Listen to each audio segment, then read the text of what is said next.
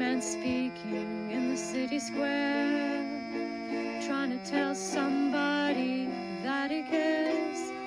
Can you blame the voice of youth for asking what is true?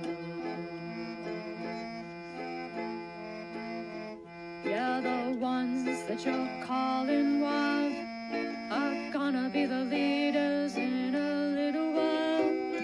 When will the lonely voice of youth cry, what is true? This our world's waking to a newborn babe, and I solemnly swear it'll be their way.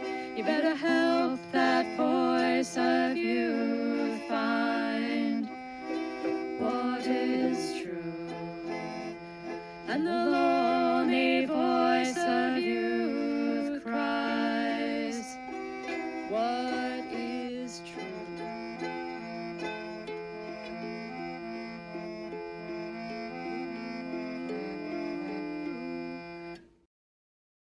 All right. I was almost late. That'll teach me to talk before I go on air here. But I'm here now. We're all here now. It's great. Hope everybody had a good week. It's a Muppet live stream. We're going to roll up a bunch of different things. We'll give it a shot. I got a page of notes. I don't know how that happened.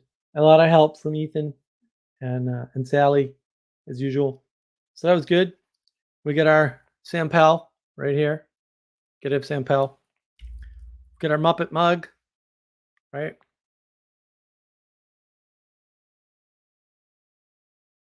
Very important. Buy one, shop at shop.markofwisdom.org. We've got some Carolina Lapsang tea. It smells delicious. Oh, very good. And get some Jordan almonds. Obviously, we had somebody who isn't quite thoroughly as retarded as I am at draw on the board. So thank you, Sarah. It's good to have somebody who can do things you can't. Fortunately, everybody I know can do things I can't.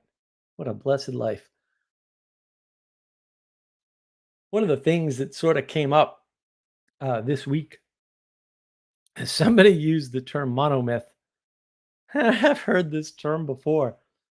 And it's so weird. It's so strange. And I think that probably this idea of the monomyth is all wrapped up in people oversimplifying what's going on in the world.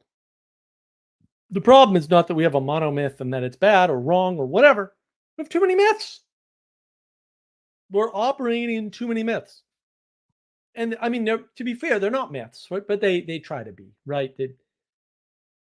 It's like imagining their myth is merely a story, right? Which it is not, right? A story is a flattening. A myth is not flat. You need both. I'm not privileging one over the other. I love a good story, but you need a myth or a mythos or something, right? And these people are trying to tell a different story to make reality different. That's what they're doing. And so it's not a monomyth. It's that we have 5 billion stories and people are trying to live within those stories. And, it doesn't work. Stories are flat. Can't live within them. Can't live without them, but you can't live in them. Whereas a myth, yeah, you can live in a myth. And the thing is, they're telling these stories, trying to alter reality, but myths reveal reality. They don't change it. But we've lost that whole concept to the postmoderns, to the postmodern ethos. So what is it that people are pointing to? Well, one of the big problems is sort of wrapped up in individualism, I would say, which is the idea of the single hero, right? Or the great man, right? That hero's journey where there's basically one guy or one top guy. That's all BS, right? It's a misinterpretation. Good stories don't do that. They don't point to that. You can look at, say, the Marvel stories, right? Where it's still not single heroes because it's the Marvel universe. There's lots of heroes, right? but we identify with only one of them. Like maybe you're a Spider-Man guy, or maybe your hero is Iron Man, or maybe you're a Hulk guy. Whatever. It doesn't matter. I'm with Thor, man. Um, you identify with Loki, or what? But you're identifying with one. You're ignoring the role of the relationship, even when it's there, because it has to be, right? It has to. You're not in the world alone. This individualism isn't real, can't exist. You're not in the world by yourself. And you can contrast that with something like Jason and the Argonauts, right? Where Jason goes out and grabs all kinds of great men to go with him. And sure, he's the leader, right? But he's not the single authority, because he's got these other guys who have specialties that he does not have, much like this live stream, much like my channel, Navigating Patterns. It's not just me.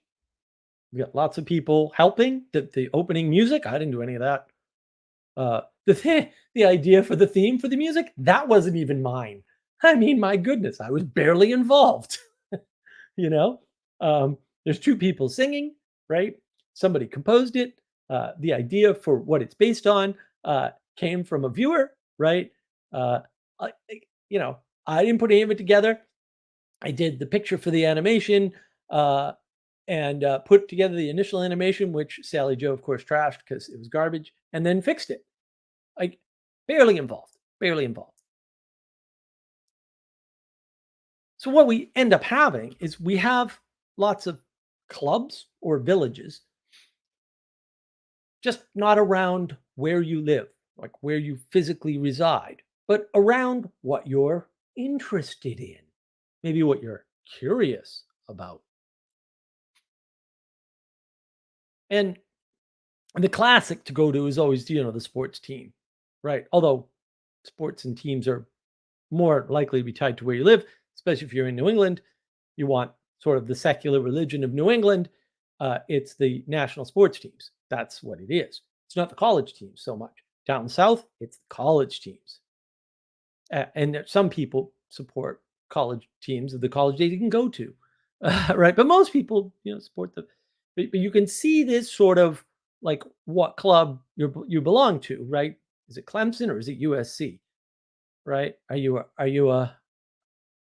an Alabama guy, or are you a Michigan? Is it Michigan State? Right? Like, you see that, right?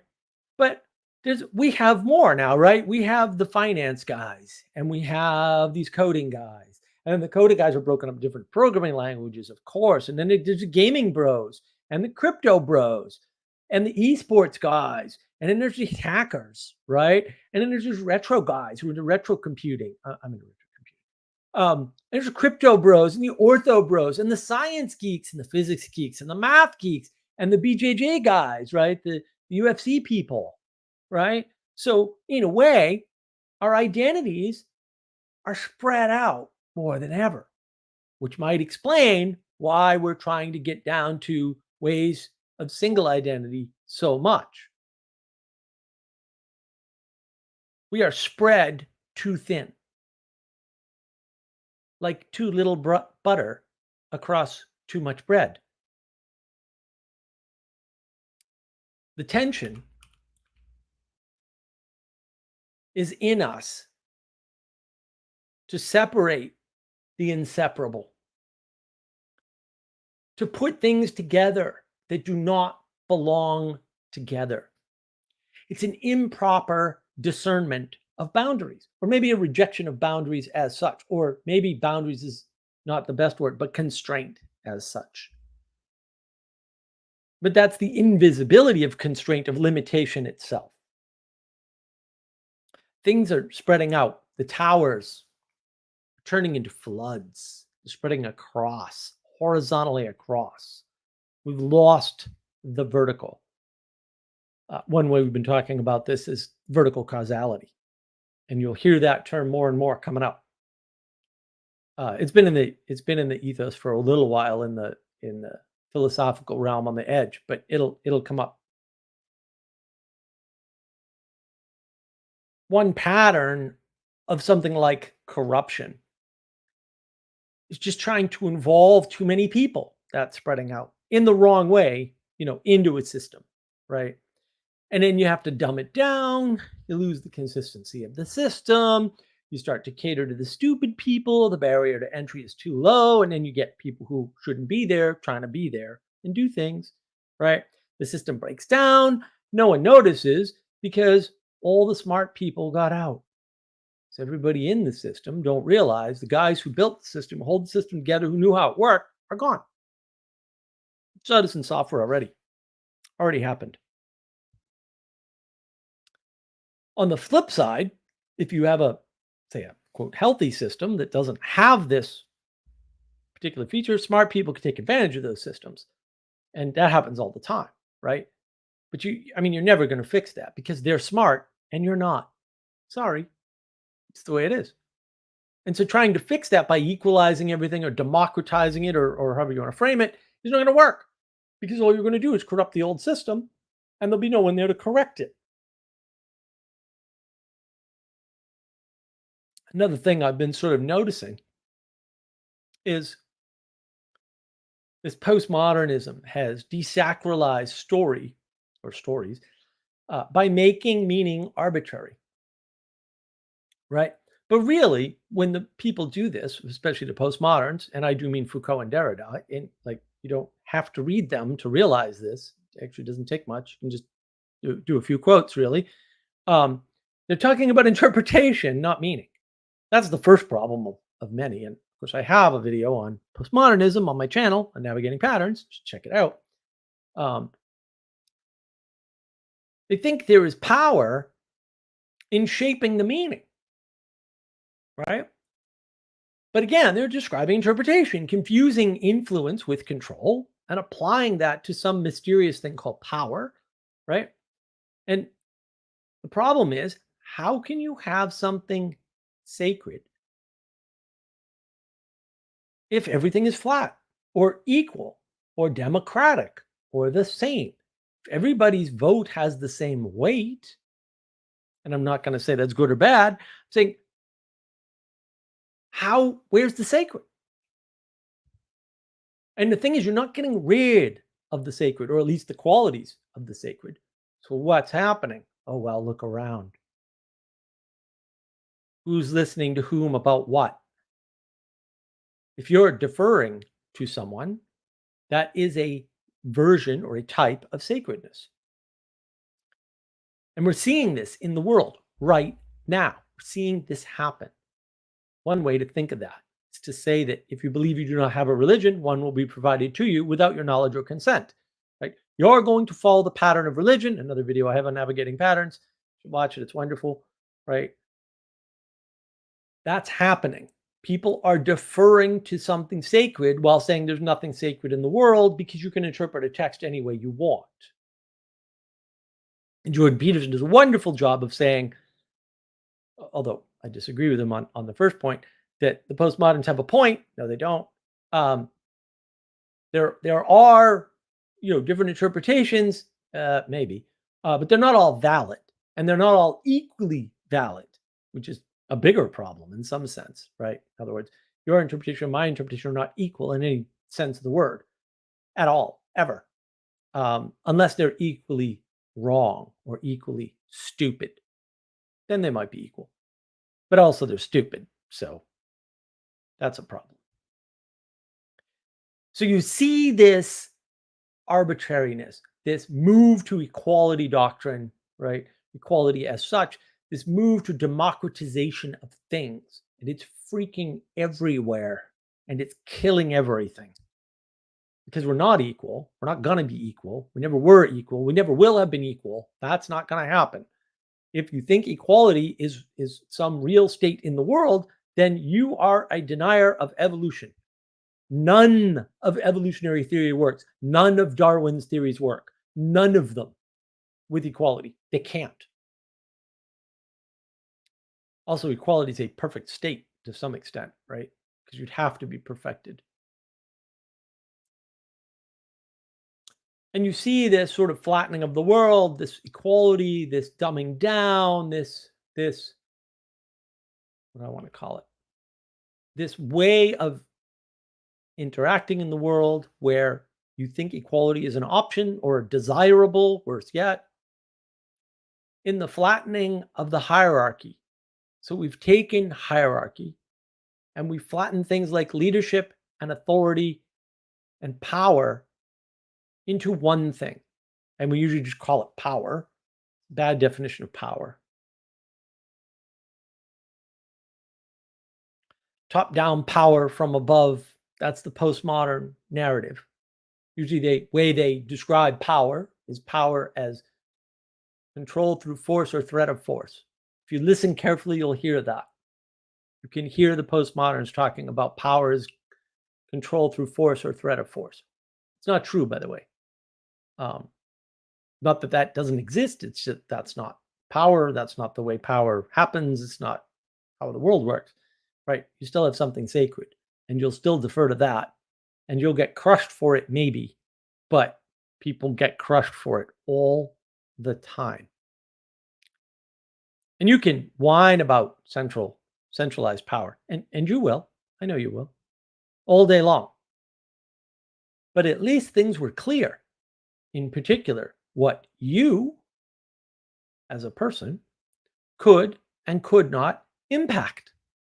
And therefore, where you, as a person, should and should not spend your energy or your time, energy, and attention. Super important.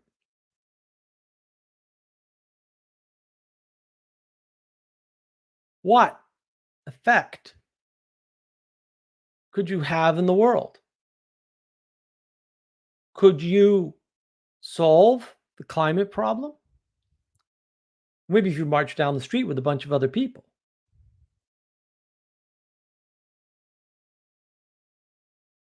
Maybe you could stop starvation by marching on Washington and forcing him to allocate a bunch of money. Maybe you could save the climate by making sure the bill passes will reborn corn in our cars to destroy them. At the cost of gas mileage, by the way.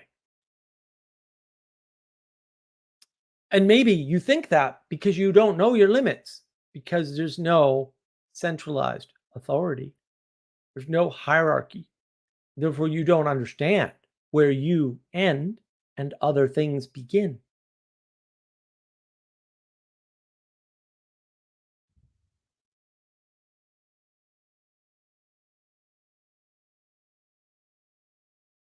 When you have a king, he's able to resolve disputes. At the bottom, right? King hears from the people directly, at least a good king, and guide the middle, which is the nobles, right? It gets implemented back down through the bureaucrats. At least you know what's going on. Now, this system is imperfect.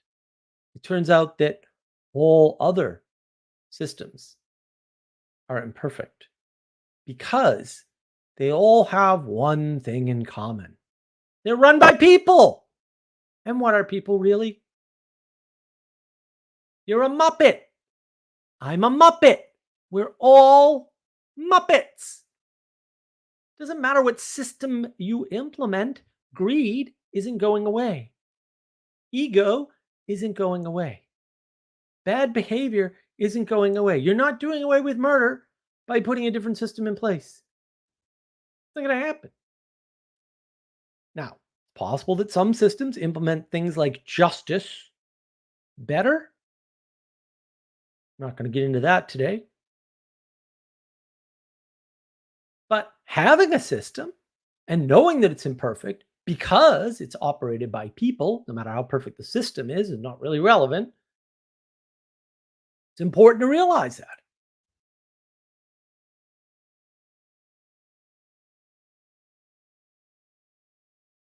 So you know you aren't going to change the minds of a noble or a bureaucrat. You might change the mind of the king.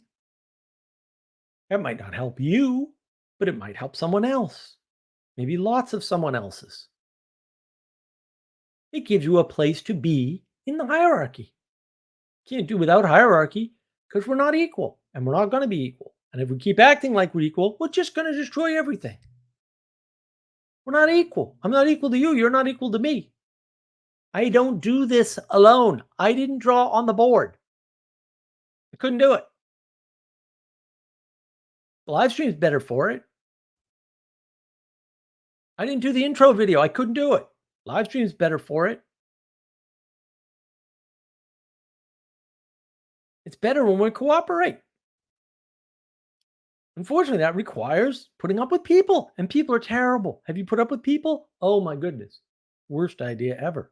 Also, no choice.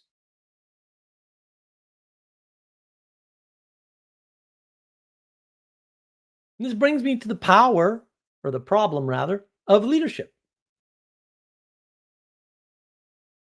A proper leader trusts the people that follow them. They're not pushing people, they're opening the way.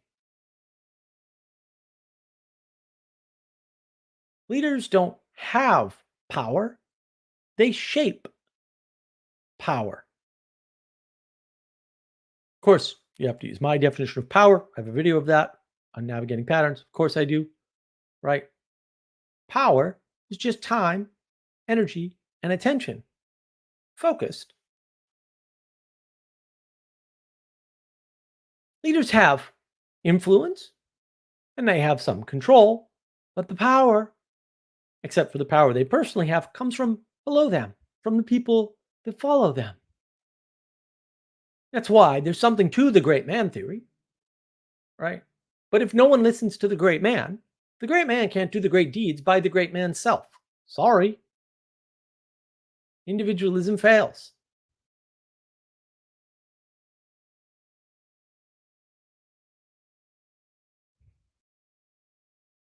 Power comes from the other people. So most great men never emerge.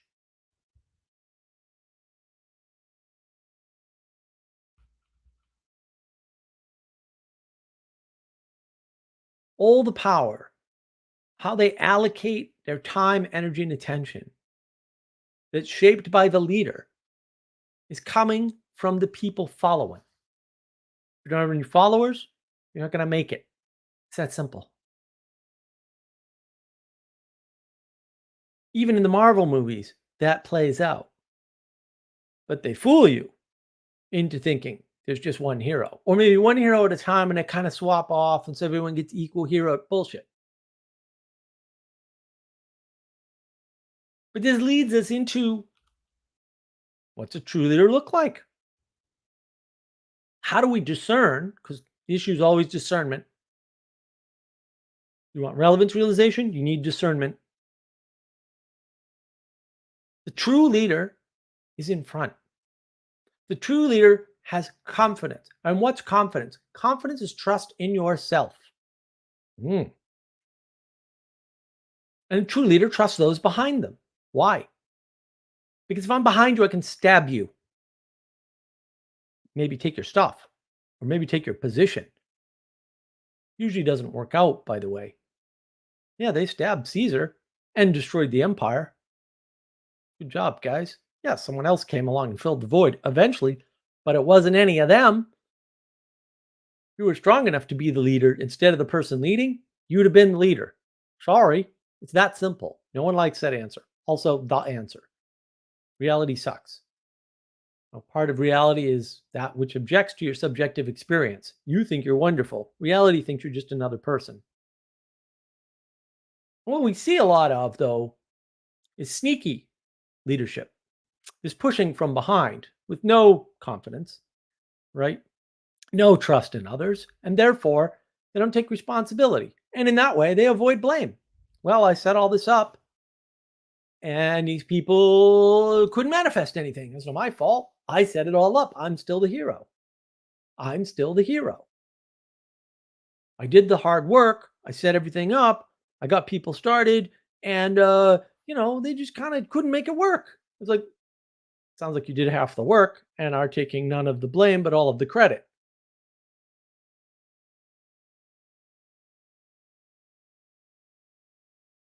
And there's this other category that I've struggled with all day. I think I got it. The advisors, right? They advise without authority or experience, which might be the same thing. They lead from the side, right? They're not behind. They're certainly not in front because only the proper leader is in front. They're leading from the side. They're beside you. They're not taking credit, but they're corrupting things, right? They're not doing things, but talking about them, giving advice, right? They're not talking about things they've done, right? And this applies to doing things that are, say, too specific to you as well, right? Custom solutions that are specific to one person are not solutions for the masses. Maybe Goggins' tactics will work for you, but likely not. You're not David Goggins. So maybe you can get away with what he's doing and it'll work for you, but probably not. And there's nothing wrong with that. I mean, he should give out his advice and the people who can use it should use it. But it's worth knowing that just because he has advice that works for some people doesn't mean it's going to work for you. So, how does this leadership outline pan out? Well, thanks to Ethan, I'm going to tell you. Let's think back to the Lord of the Rings, shall we? Let's look at something like the Steward of Gondor. He won't give up control, right? The battle is at hand. The enemy is actually at the gates. Gates, at the gates. There. Army, gates. Bad. He's up in the tower, actually telling everybody to flee. Gandalf takes control, right? Knocks him over the head, right? And he goes down to the gate where the enemy is. He's basically in the front. And he tells the troops, whatever comes through that door or gate, it's going to scare you. But hold fast, you're the men of the city. You're the protectors of the city. This is your thing. This is what you do. This is why you're here. You can see the weak leadership and the strong leadership.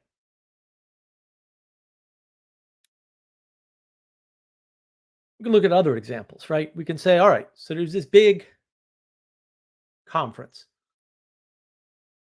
This stupid little ring.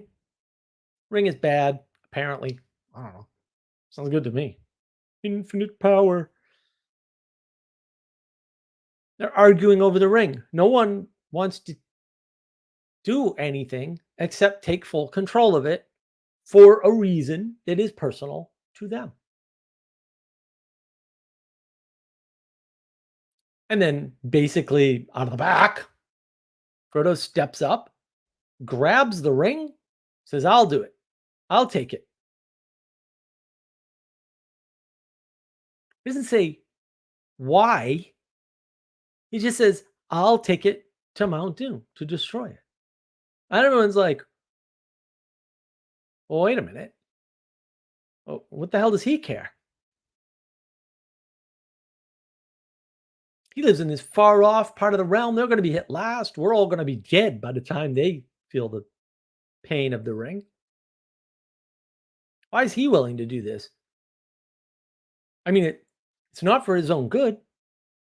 I mean, in some sense it is, but like no more than it is for ours and more immediately. So why is he willing to do this?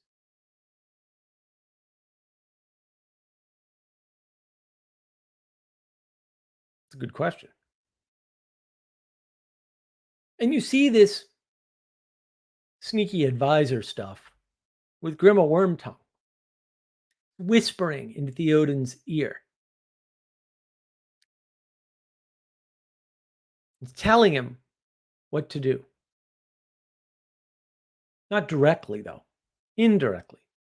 Right? He's framing everything. He's putting in his own frame, like the postmoderns do, by the way. Just saying. Might be a pattern. The hour is late. What are they doing here? Why are they questioning you, my king? You're the king. Why should this wizard come into your kingdom? It's a good question. Unless it's not, unless it's meant to manipulate. And then when that control goes away, the movie does a great job of this. The king returns, in some sense.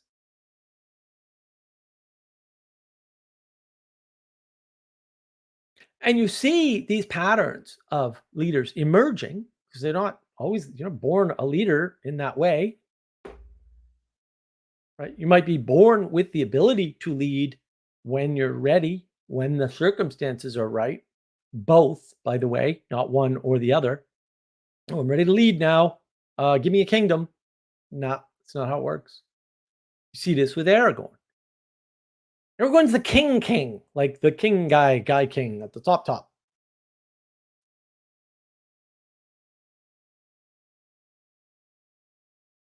And what does he do?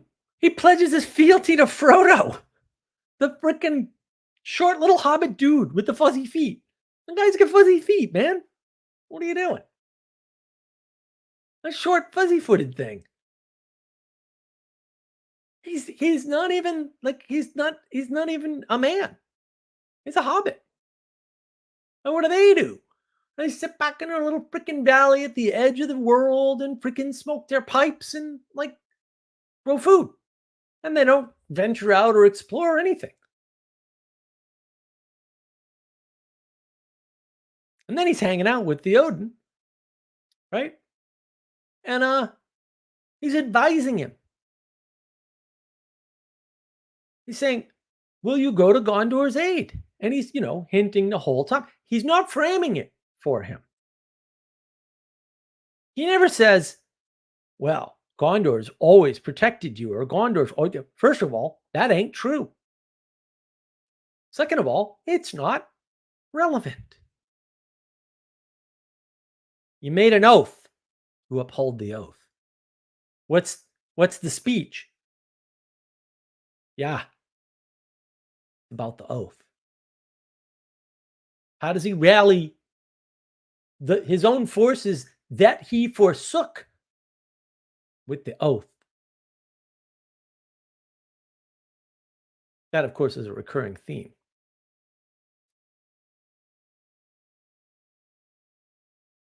But you'll notice Wormtongue, when he had control through Bad Wizard, he's alongside the king. He's beneath and next to him, talking in his ear. He's the real leader, but it's not proper leadership. There's no blame.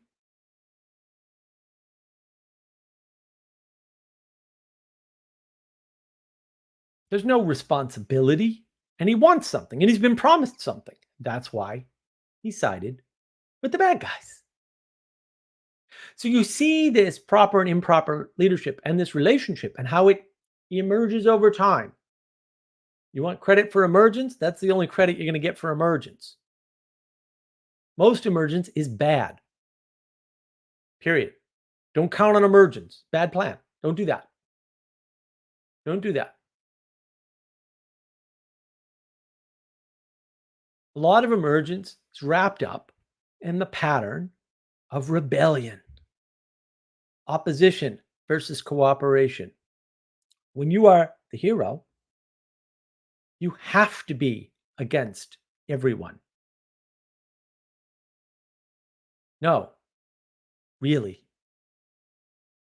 You're the guy at the top. You're alone.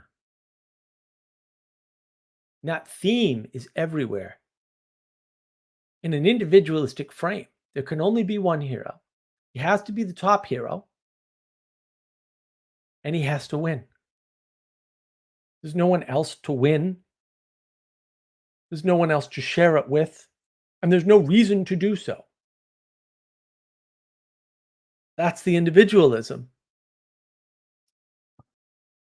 And that's the universalism because we're all heroes. We're all individuals. So we're all the same in that we're individuals. It makes no sense at all. But when people say that, it just makes me want to scream.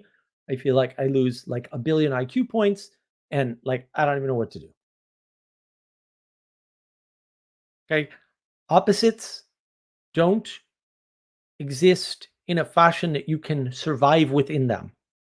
Same for contradictions. Same for paradoxes. That you're if that's the world, you're not in it. Anywhere you think that's the world, that's not the world. Because you wouldn't be in that world.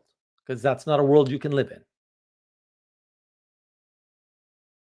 When you're the hero, you're alone.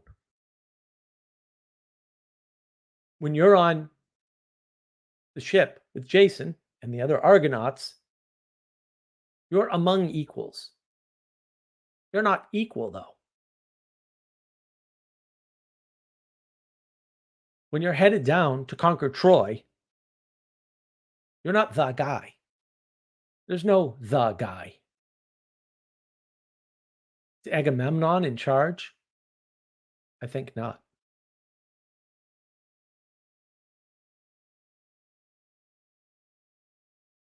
That theme of being alone is everywhere. That is the intimacy crisis. You want your individualism? Now you're alone. Sure, you want your individualism? Sure, it's worth it? I know it's a good trade off. Also, you can't actually do it. And if you were trying to do it, you'd be in a cave in the woods by yourself. You're not doing that because you're hearing this. It's not hard. It's a nice filter. It's real easy to know. How sincere are you? I used to tell people this all the time. Oh, you want anarchy? Why are you living here? Why are you living in a city? You can't be an anarchist and live in a city. Those are just completely opposed viewpoints. For real. You can't live in them. Either you're not actually an anarchist, which is always true, by the way, or you're a liar. Like, I don't know what to tell you. You can't live in a city and be an anarchist. That's nuts. There's plenty of anarchists. They just don't live in cities. I don't see them. They're not going to see me. They don't cooperate. It's not hard.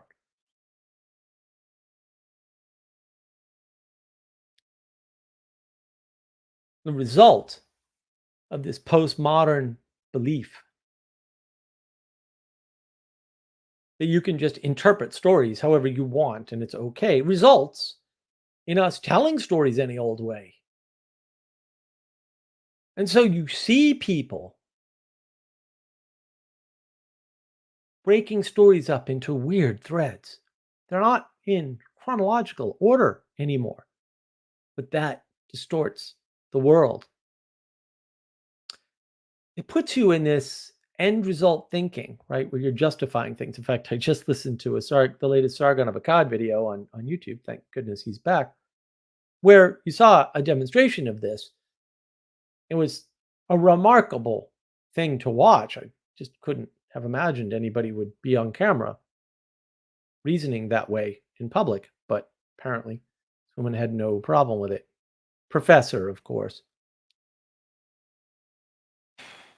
Probably an IQ of 80, by the way, but whatever. Problem is when you distort the world, when you rethread things out of chronological order, you lose the enchantment of the world. You lose synchronicity and unexpected threads and connections because you've traded the end result. So I've mentioned this before. I was listening to Geddy Lee's book, My Effing Life, and he tells each thread of his point throughout his entire career. So throughout the book, each chapter or 2 chapters or whatever contains the entire span of his career, but just different aspects of it. Look, I'm not saying that's invalid or useless or whatever, but gives you a real distorted view of what happened. So at one point, He tells the story of, a couple of particular albums, right? And I don't remember which albums they were. I'm not a huge Rush guy. Uh, and in another part, he's telling the story about his drug use. Now, these people and their freaking drugs. Like, I don't know who you're listening to that did drugs. All the people I've ever heard who did drugs, especially the celebrities who talk about it, uh, it's not a net positive for them and their artwork. Like, I mean, I'm sure there's one or two out there that say that it was, but like, I haven't heard them ever. And I've heard a lot of these. They're always like, So at some point, he's doing the coke, and he says, "Yeah, it wasn't great for my voice." Really genius. And then he stopped doing it, on his own, and a lot of people didn't stop around him. Unfortunate for sure, right? But it was the thing back then, or whenever that was, and whatever. But also, those albums didn't sound as good as they could. That's good to know. But you don't get that sense the way he tells the story, because the drug use is in the middle and unconnected to the albums that he was recording at the time. You don't see that thread. You don't see that connection, but you also miss the enchantment. I don't know what the enchantments would be. I'm not going to do a treaty on that book, or any other for that matter, for this stream. But when you cut things up in that way, and the first show to do so, which is actually one of my very favorite shows, was the show Connections, which was a British show that got replayed in the US on PBS, of course, which I was a great fan of growing up in Boston. There's lots of PBS.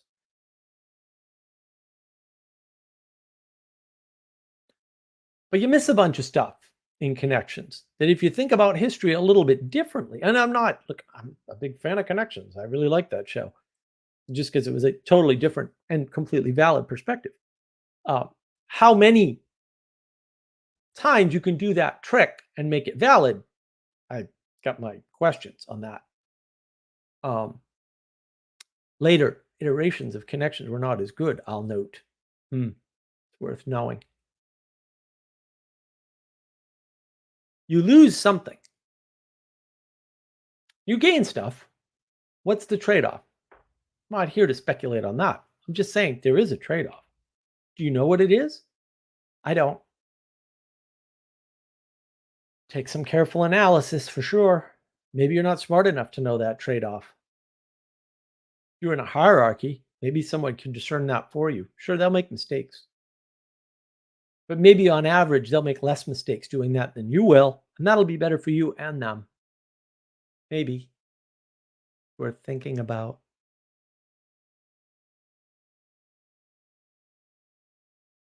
One of these sorts of frames that we are stuck in, this idea of running towards versus running away, right? Well, we run away from pain and towards pleasure. Okay. Now, I don't know who came up with that, but you need to take your 75 IQ idea and shut up. No, we don't.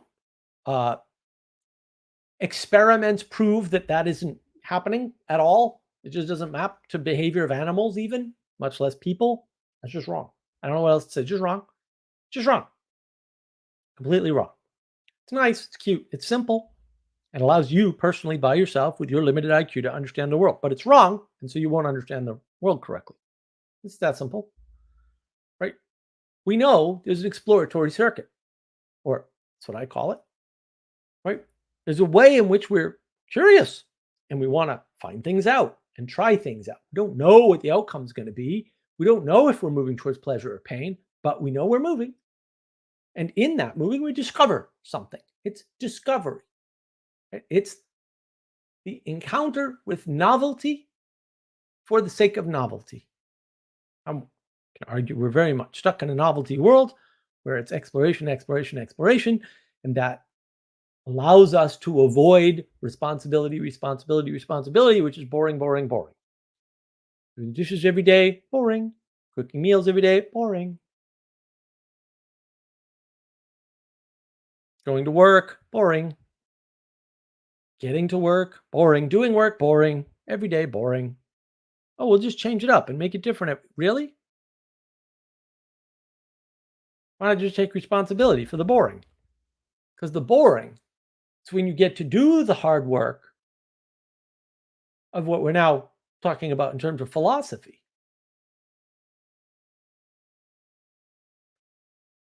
The wisest people I know, the most philosophically minded people I know, all work with their hands and drive or do rote, repetitive work for long periods every day. Weird, huh? You know what they don't do? They don't code. That's for sure. People who code, idiotic philosophers. Good Lord, they're stupid. Ugh, to a man. They don't game all day. Jordan Peterson and Destiny. Oh, I game 8 hours a day. What? When do you have time to read this stuff to find out if you're right or wrong about your ideas, which you're all wrong about, by the way? Actually, factually incorrect. 100%. Every single one. It's amazing. Never seen it before. Somebody spew out that many ideas and be wrong about all of them? That's a miracle. It's a miracle. Miracle of stupidity. And this idea of running towards and running away and exploration is probably all wrapped up in play, some form of play. We need play. Play can be exploratory or it can be goal oriented. Goal oriented could be for a goal or away from a goal. I used to be very good at making up games. When I would babysit my cousins, I made up the classic game, which I think everybody makes up eventually because it's obvious. Rediscovering things people have already discovered, like Marxism, obvious. Lava floor. We had various forms of the lava floor, various iterations of it with different characters and creatures and things that weren't lava necessarily, or were water, or you had 3 steps or the monster would eat you. It's all floor is lava. Same game. But it was fun. I'd make up different variations. It was a blast. My cousins loved it. They still remember it. That's away from the goal, right? The bad thing is the lava. Everything else is okay. There were other games I made up that were purely exploratory. We really have rules. We sort of got guidelines, things you don't do, things you do. You see what happens. There's a lot of games you just proclaim a winner. You don't have the rules for winning set in advance with points.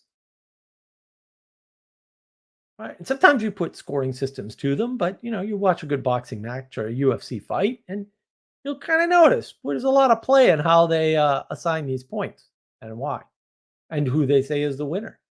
And oftentimes these games are kind of overt in that, yeah, we just kind of make a decision among the judges, and that's it. Not like baseball. Different types of play. We should think more about that. Another sort of theme that's been rolling around is people want to be seen or validated or accepted. But those are all different. Validated is like a positive acknowledgement action, right? Like I validate you. I support your viewpoint or something. Whereas acceptance is usually you not feeling bad about yourself. That's really what it is. I want to feel accepted. Oh, don't feel bad about yourself. Problem solved.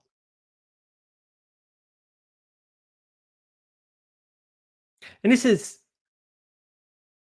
the pattern of therapy. I want to be seen. Why? Are you worthy of being seen? Are you on the internet anonymously and then going in your real life, I want to be seen? A little weird. Just saying. You're going to be validated towards what? Oh, I killed a man and now I want to be validated. Oh, I bet you do. Oh, no, no, no. I don't want to be validated. I want to be accepted. I'm sure you do. Also, no.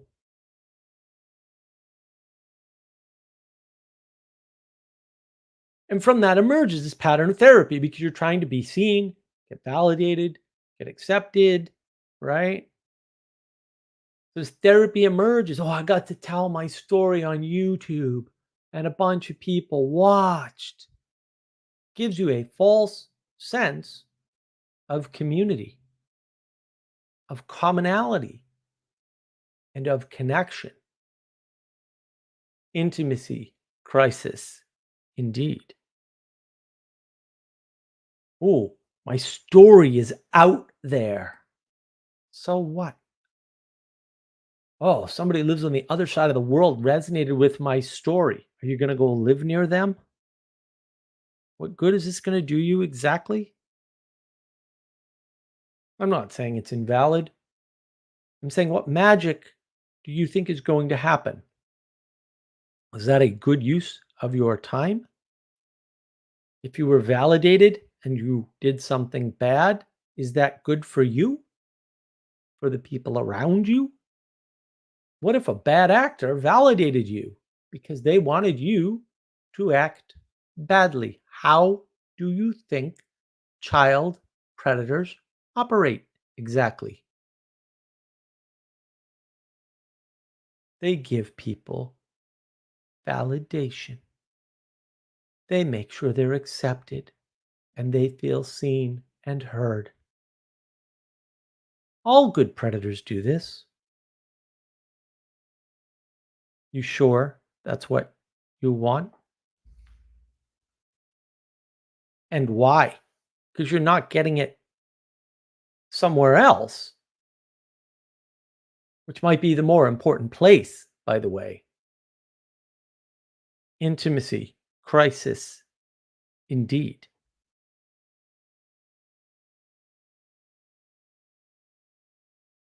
Just something to think about. Another sort of theme that I've been tracking is the nature of scaling up confuses people and they rebel against that reality. Because effectively, the reality of a single individual or person, it's a better way to say it, is not the same as the reality experienced by a group. I go to a concert, you go to the same concert, we go together. What I feel at that concert and what you feel at that concert are not the same. Sorry. It might be similar, but they might not be. We might describe them similarly, even if they're not, because words suck. But what this causes us to do in the wider world is to try to find a solution to our trauma. And then we apply that to everybody else. Maybe you went to AA and that helped you. And then you think everybody needs to go to AA and that will help them. That's not true. Maybe it's going to help a bunch of people, but it's not for everybody. Quality doctrine bad. But also, it's not how to treat groups ever. This is sort of, you might call it ironic, I guess. It's not. It's not even by design, right? It's by reality. What happens in any sort of communist or socialist regime, right? Is they're like, oh, everyone's equal, and the workers should make as much money as the owners and the managers, even though that's absurd and ridiculous because it's a different set of skills and people are different. Different people can do different things and have different limitations, right? Even though you think otherwise, you're just being dumb. You can't be an individual, certainly, if you believe that. So I don't know how you're holding these two things in your head at the same time. You shouldn't. They're in conflict. So what happens is someone has to run things. And if everyone's the same, everyone should be treated the same. That's true. But then everyone's in the gulag. Because the gulag is just a work camp. It's not like they're not working. Just that they're working with prison guards instead of voluntarily working or being refuseniks, as my friend was. He was a refusenik, freaking hysterical. It's just that whole history just cracks me up. That pattern emerges because the scaling up confuses people. If you were equal to everybody else, socialism might work, but you're not. If you were equal to everybody else, you also couldn't be an individual or even a person because you would be indistinguishable from everybody else. You might say you wouldn't be able to tell where you ended and other people began. Boundaries. You wouldn't know your boundaries, your limitations, your constraints. Sounds good not to have constraints. I too wish to be Iron Man. Wouldn't that be wonderful? I just need enough money. Because if you look in the comic books, the people with money can become superheroes without being from another planet. Ah, monomyth? I think not. I think we have lots of myths. Some people want to be Superman. They want to be from another planet. Some people just want the money so they can be Batman or Iron Man. I don't blame them, but they're stupid. Sorry if that's you. Also, you're stupid. Fix it. The world needs you to be better.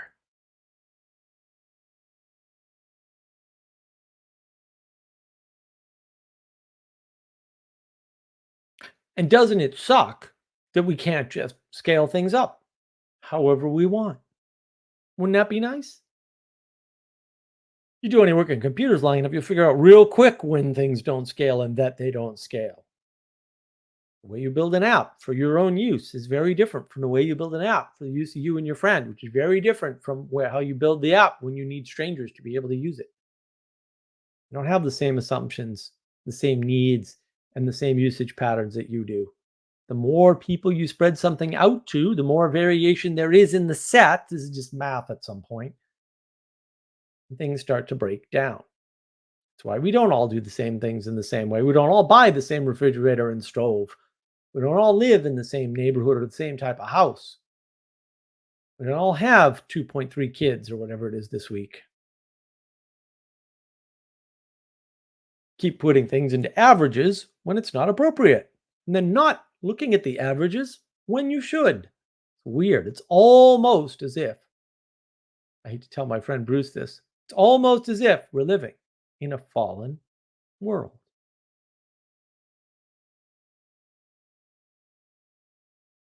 This sort of leads me into another deep confusion is that a lot of people seem to think sharpening their skills and building things are pretty much the same. Like, oh, I got better at this. And I'm like, all right, but you didn't build anything. And they get very upset for whatever reason.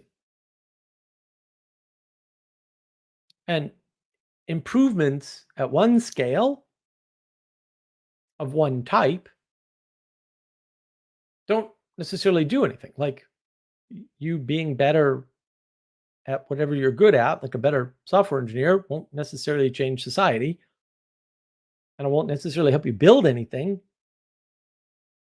Like if you want to build something as a software engineer, particularly by yourself, you could have a lot of different skills. Like being the world's best at algorithms is going to help you do that at all.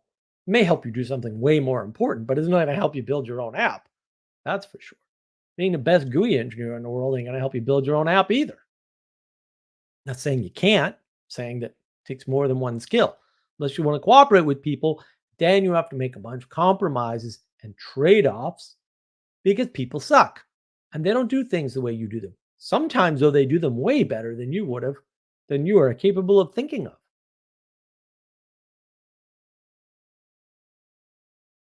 And we confuse the improvement of the person with the improvement of society. You need to be better in a certain way to make society better.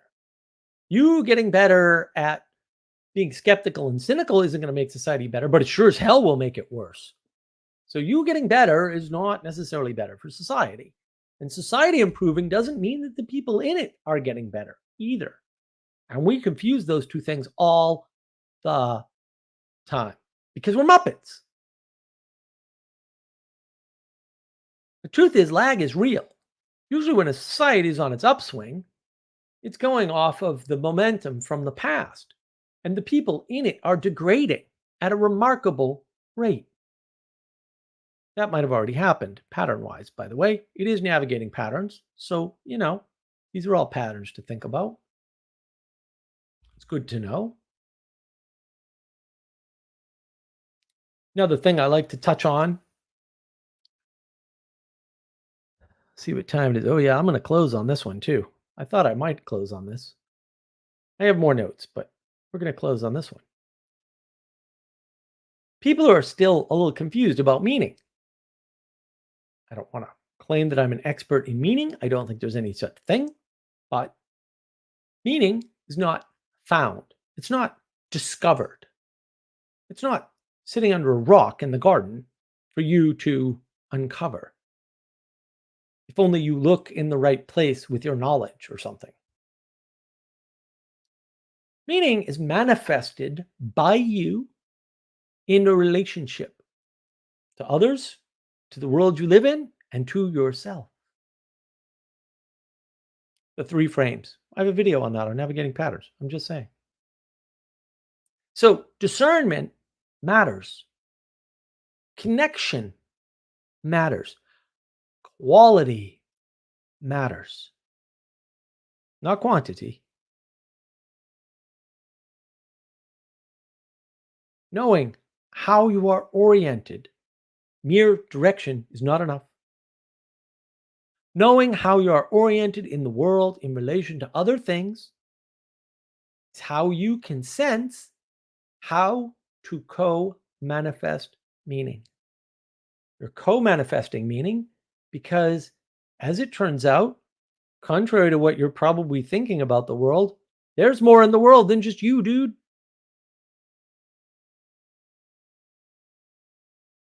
You were born into something.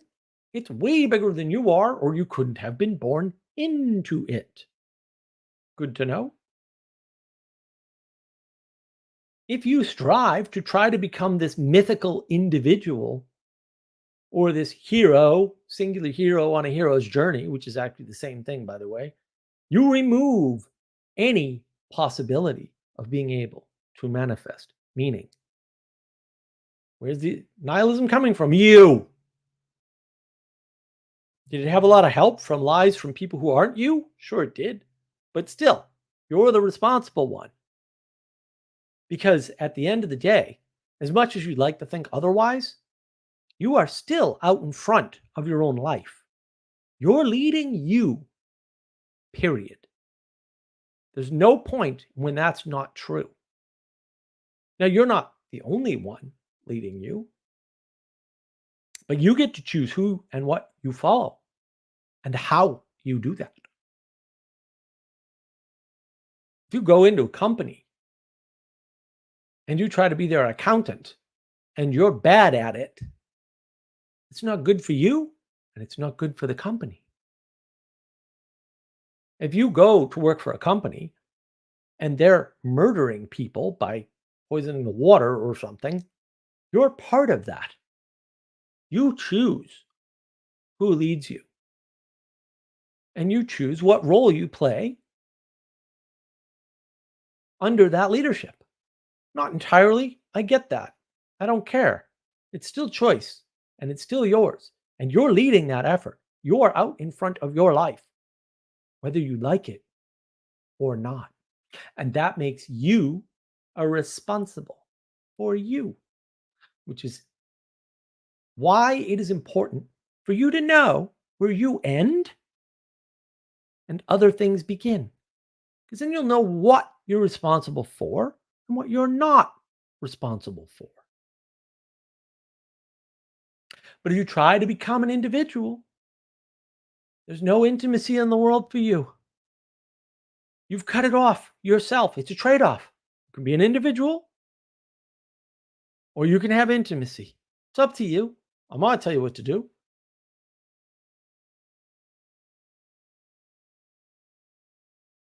And when you try this, people will hand you false meaning. They'll just give it to you. Hey, you want some meaning? You could be part of the climate movement because you're desperate for intimacy. You're desperate for a quality relationship. They'll give you a quote quality relationship. They'll tell you exactly how many times you have to march on Washington or go out in the streets and yell at people you don't even know about their choices. They'll be happy to do that for you. That'll serve their ends. And you'll be following them, whether you think you are or not. And why? Because you don't know where you end and other things begin. So you're very prone to ideological possession, is what Jordan Peterson calls it. They'll use your desperation, which you do not even see in yourself, as a handle to manipulate you. You want to be an individual? You can go march for your climate against your neighbors. Good job, Muppet.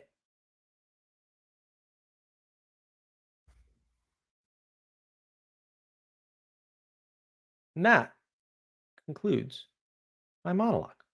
I hope it was decent. I have no idea if it was or if it totally sucked. Let me go through the comments because I didn't really read them.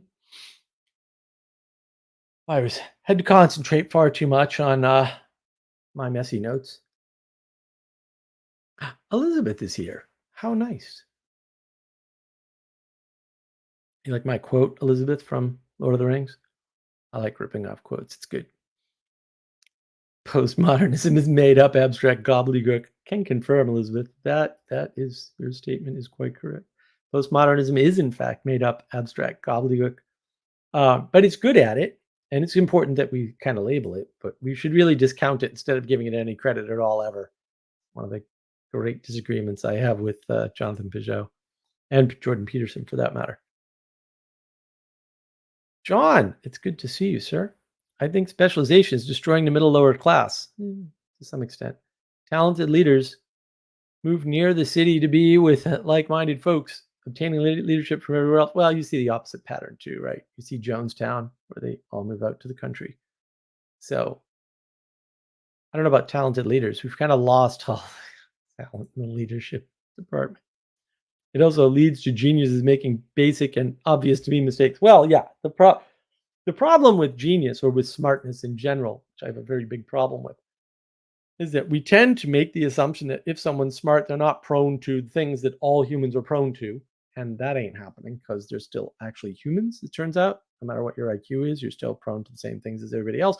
Because it turns out we live in a fallen world and we're fallen people. Sally Joe. That's an interesting perspective, John. Yes.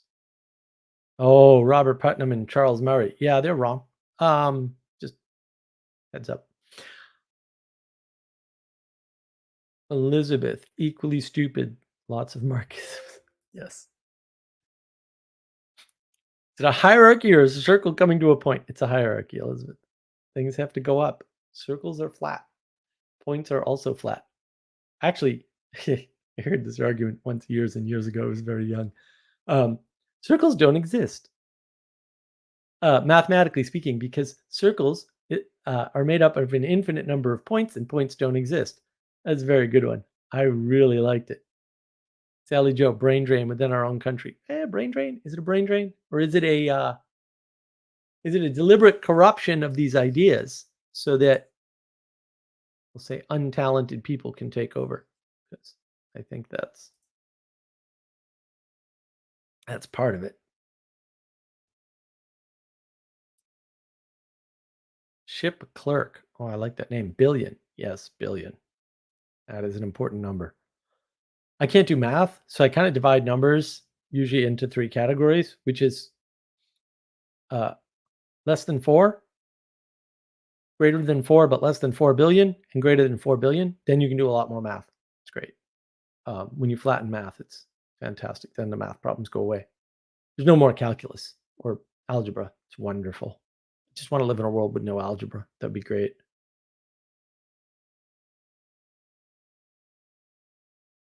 What else do we have here? Let's see. John, yes, I use that first step of path of least resistance with atheists for a reason. Easy to grasp. Yes. Yes. Words suck. Accurate. Yes. I've been playing with the idea that the Bible is a solution to us moving off the path by choosing language. Very, very tentative. Interesting to hear your thoughts. Well, look, if you rely on language, you're screwed because language has to change over time, right? Because it's determined by our attention, because the world is attention, because Jonathan Peugeot is right about a lot of things, including that, right? And so what it ends up being is that if you rely solely on the words, you have to update the book constantly. And you can't do that because you can't do it, across a scale of people at any reasonable time frame. Uh, you could take the Amish route and just stick yourself with some obscure dialect of German that no one's used in a couple hundred years. Or you could take a different path, right? A different path might be updating the language all the time, right? Trying to come up with a new language. It's more accurate and precise, right? But ultimately, you need other things other than propositions or mere propositions, which flatten the world, in order to be able to navigate the changes and the scale of the universe. Like, I don't know what else to say. Like Jonathan Peugeot, and I've got to get on this. I have a clip of the audio, but I haven't done anything with it. I said I was gonna, but reasons happens. And Jonathan Peugeot did a Q&A on the Awakening from the Meaning Crisis Discord server years ago now, probably 3 years ago, maybe 4, I forget. And I have to paraphrase what he said because early Jonathan Peugeot. Basically, he said the reason that he doesn't like the practices, the idea of practices, and this hurt me very deeply, by the way. It still does. Still don't like him for it. Still angry with you, Mr. Peugeot. Uh, it's minor anger. Don't worry. So the reason why he doesn't like practices is because the reason you go to church is to do something that sometimes you don't want to do, right? Is to get up and go to church, however far away that might be, to be with people that maybe some, maybe none of which you're particularly fond of at the moment. Maybe you've got serious disagreements with these people and do something together. That's why you go to church, to learn that skill, which is kind of like the skill of disagreement, kind of like learning to get along with people you disagree with. And sometimes the person you disagree with is you, by the way, because sometimes you don't want to go to church. You go anyway for something higher, incidentally. I don't know why I would have to say that. I feel like I do, in case people aren't paying attention to the vertical causality, because we tend to discount it. I thought that was fascinating because, to me, it's like, oh, the problem of the world today is people don't know how to do things with people they disagree with. That's why when people are like, look, the solution is more conversation, I'm like, oh my goodness. More conversation is just going to reveal more disagreement. We don't need more of that. We need more barbecues. We need more campfires. We need more singing together. That's what we need. And that right there, although the singing together was more the Washington D.C. event that I went to, the campfires and the eating together thing, that was Arkansas, right? That was our little convivium summit, which is great videos online for that, by the way. You check those out. Those are the best talks in the Peterson sphere by far, bar none. I don't say that just because I was there.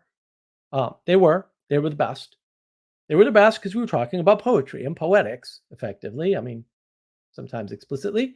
Ted does a fantastic job of this, by the way. Just fantastic. Like the man's brilliant. He really grasps ideas very well and very quickly.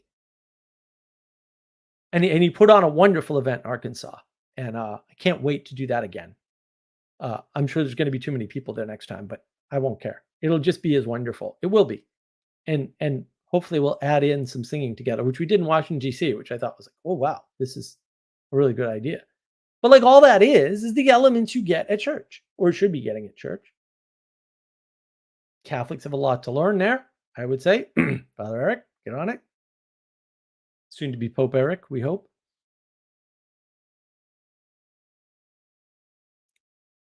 But yeah, that's the problem is you can't rely on propositions.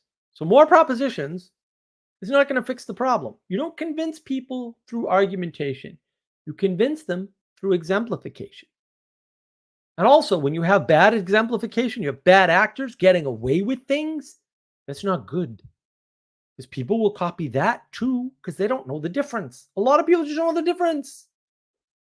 Can you imagine having a high IQ and voting Democrat? What are you, high? Come on. Got a certain point, guys. Like, I don't like to get political, but also, like, at a certain point. Like, what are you doing? Did you not notice? For real? Are you still watching CNN? Did you not notice? For real? And you have a high IQ? That's not doing you any good, buddy. You know what you should do? You should get rid of those IQ points and figure it out. Like, really? Seriously? You weren't paying attention at all. John, this is a lovely comment. Thank you. I finally understand your distinction between conversation and community. Thank you. You're right. Well, thank you. I'm glad you. Yes. Community is about participation. And look, I'm not denigrating participation or communities online. I'm an online community builder. That's what I do. Right? I mean, it's not the only thing that I do, thank goodness, but this is a big thing that I do. My attempt to get into communities here has failed miserably, by the way. So, for whatever reason, Northerner in the South, just being me, it's probably enough right there, right? Lots of things, whatever. Not really putting the effort to lead a community. Yeah, guilty as charged. Lots of reasons. Maybe invalid. Don't know. Not in a position to judge myself because I know I'm Muppet. I'm not. We're not unclear on our own Muppetry here. So look, that's what I got. That's what I'm going with. So if you want to jump in and join the conversation, we discuss any of the numerous topics with very common themes, threads, and patterns that you want, or you can discuss really kind of anything you wish. Whoops. Did that work? It did. Okay. Little bit of thing. There we go. I posted the link. I'm going to pin the link on navigating patterns because I can. Can't pin it anywhere else that I know of. I don't know what I can do on X. I've never tried. One of these days I'll have to figure out what X can do for me. What can X do for you? I can't even figure out how to look at their metrics. I don't know. They also won't freaking authorize my account or review it or whatever they're doing. And maybe I'm just misunderstanding the procedure there because it's not clear. But, yeah, I had to do a catch-up stream. I'm seeing a lot of weird stuff. I want to talk about things I saw. I don't know how other people seeing them, although the fact that Sargon of Akkad put out the video today that he put out, I was like, oh, well, I guess I'm not the only one seeing those patterns if he's putting out a video on it too. So, yeah, I addressed some of that.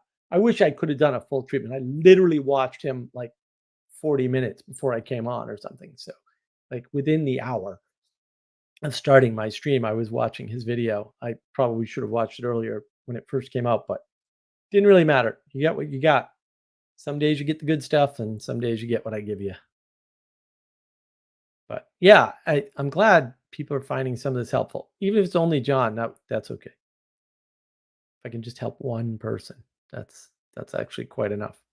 And part of the theme was you got to take responsibility for leading your own life because you are. You have free will and choice and agency, right? Time, energy, and attention. That's your power, right? Your ability to shape it towards a goal or towards exploration, because both of those are valid, right? But ultimately, the world needs you to be better. That's part of the theme here. And hopefully I tied some or most of that together for you. John, welcome. How are you doing? Hi, good to see you again. Great to see you. How are you feeling? Good. I'm having a good week. I'm trying to get in the habit of like waking up early and taking a cold shower. I saw that's what like Mark Wahlberg and The Rock do when they posted their schedules. So I'm like, Oh, you know what I mean? There's something to that. Like getting your day, the momentum of your day started before you go into work. Because I work 10-hour shifts, so after I come home, I'm like, Oh, you know what I mean? Oftentimes. yeah. But I'm good enough to talk now. So yeah, I guess. How are you? I enjoyed the show so far. I'm enjoying it. Oh, yeah. The monologue made sense and all that. Because I'm always worried with the Muppet live streams that I'm not going on a theme. I need to like go back and catch up on what all the other Muppet live streams are. It's like but so like with the term Muppet, you mean like people who are like what do you mean by the term Muppet? Yeah, you're a Muppet. I'm a Muppet. We're all Muppets. Right. Mean Well, Muppet, I mean, a Muppet is a spirits? type of a puppet, right? Yeah. And they're sort of being ruled from below, right? They're not a marionette. It's not top-down power from above, right? They literally being ruled from underneath. Okay. Yeah. Right. Oh, there's a lot of symbolism in the Muppet thing. It's just okay. I need, like I said, I need to watch your initial streams on that. I saw those ones have a lot more views too. So I think people are like catching on to that. There's something there. Yeah. Some people like ideas, concrete sort of themes, and some people like the kind of wild and crazy God sort of thing, right? I like both. They both help. I would hope so. And a lot of this is just experimentation for me and to see what I can pull together and things like that. And I sort of struggled with this week because I was sick most of the week. I wasn't feeling great. And then on Wednesday, I'm like, oh, what am I going to do? And then I'm like, you know what? I just need to do a roll-up stream because there's all these little things. There's no big thing screaming at me, that there's no one theme that keeps recurring. There's a bunch of little themes. And maybe they've been recurring for a while, but there was nothing like this week was like, and I mean, I have stuff, right? I have a list of live stream topics that I could fall back on, but none of them stood out. Sorry. Huh? You said you made that list, like you wrote a list of like topics that you can like pull from each. I have probably 200 videos that I want to make. And then I probably got like half a dozen live stream topics I want to do. Cool. No, that's do you like when do you usually decide? I think last week you said you just decided, but like do you have like depends. Okay, it depends. I guess it depends on the thing you're talking about with I mean that's actually kind of good keeping the spot. Discernment, judgment, action, those three. With things like that's so live and community based. The spontaneous aspect is really cool because you watch this and it's like it's very like infected with like with I mean, a lot of things that I've seen recently. You know what I mean? And it's good to like kind of ruminate on that, I guess. Yeah. Well, I get a lot of feedback from the folks on the Discord server, on the Market Wisdom Discord server. Yeah. Right. And so my interactions there inform what I'm going to do in the live stream.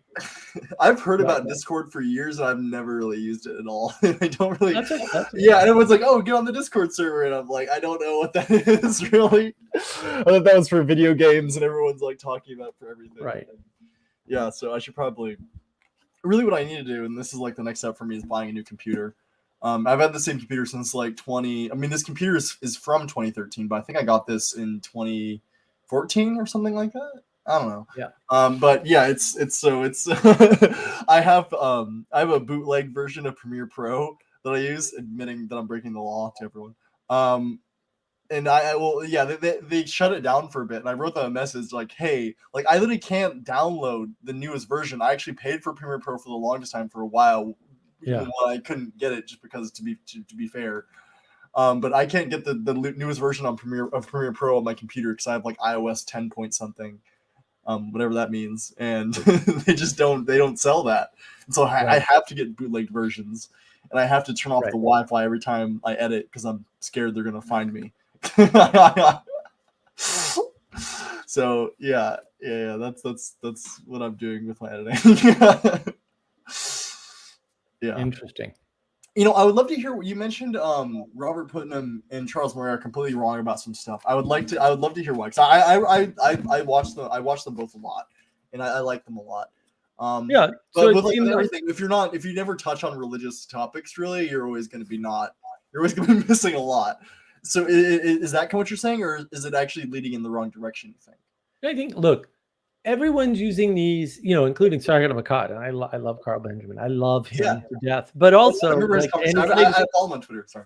yeah, his latest video, it's completely wrong thing, right? Because he's reasoning from ethics and morals, and then matching people's behavior to how he thinks the ethics and morals will play out, right? And like everyone's doing this. Like, I'm not, and so what they're doing is, like, if your thesis is cities bad, country good, and like, this is an old theme, right? Like, the US is based on this. Wait. Cities bad, country's good. Is that a recent thing in the US, or is that no, from the founding. Why do you say that?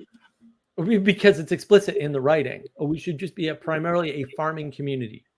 That's what we should be.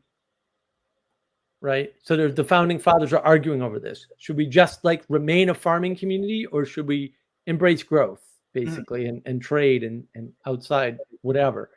In the US, we can actually decide. We could still we could close the borders tomorrow and have almost everything we have now, and it wouldn't really affect us at all. Like, there's no reason in a landmass this size with the resources we have available that we need to go with that. Europe, you can't do that. We'd probably be better off in a lot of ways. I'm not anti-immigration. I'm anti. Not anti-immigration. Completely. That's retarded. We're obviously retarded. Close the borders. No, but I'm anti-interventionist, right? But not withdraw from the world. But also, I don't want a third world war. And if Europe's going to blow itself up, maybe that's what Probably will. I don't know. I don't know. I'm seriously you know what? Well, that's too bad. Maybe that's only going to resolve when enough people die and get tired of dying. Yeah, and we don't need to be involved in that. I think we'll end up in the 1984 situation where it's going to be. I heard this from John Mershire, but that actually sounds right. That you're going to have a lot of consolidation of power where Iran will take over Europe and the Middle East and all that, and China will kind of settle in the East and take over Russia. Think about that. That sounds right. I'm that's reason. I'm okay with that to some degree. Because actually, I think if it's a natural consolidation, you know what I mean. And I don't think. But John, globally, that's all reasoning from a certain assumption, axiomatic assumption, right? Okay. So that reasoning, and this is what I'm talking about. That reasoning is saying, look, countries are real, powers top down from above, and then one power is going to consume another power. Okay. Mm-hmm. That almost never happens. It's almost never happened. And not that it's never happened, almost never happens. So what about the United States? You wouldn't count that. Nothing like that happened in the United States. You could argue that United States is a more. There's obviously differences. No, how would you? Wouldn't you say the United States is a functional Europe or something like that? No, how would you get the United States if that were true? How would you get the United States? It used to be England, dude. We were the UK. We were England. Yeah. If the top-down power from above worked, how is the US? Well, I don't think that ever happens. And that I don't think it works over oceans, and I don't think it can work over oceans, even if you have satellites. And I think that's okay. How Germany? How do you get Germany? How do you get Germany? Austria? They were part of an empire. If top-down power from above worked, how did a large empire break off into small countries? People bit off more than they could chew, I guess. Yeah. So I guess it's just the top-down power from above doesn't work. Oh, okay. Even if your statement is true, no, but I think power from above doesn't work. Yeah. The reason why I'm describing that, the reason also why I'm being tentative, because I'm saying it would be probably voluntary, because I think just you don't see this so much right now, but a lot of the South American countries realize that maybe I'm wrong about this. Please tell me. This is just the way I understand things. Is that a lot of South American countries are fine with being top down under America because they like the protection and trade that they offer. They're not and they also under just let them manage themselves unless things get out of hand, and then the United States kind of steps in. But they're not under America. The United States doesn't step in. All we've ever done is ruin their governments for them in secret. I agree with that.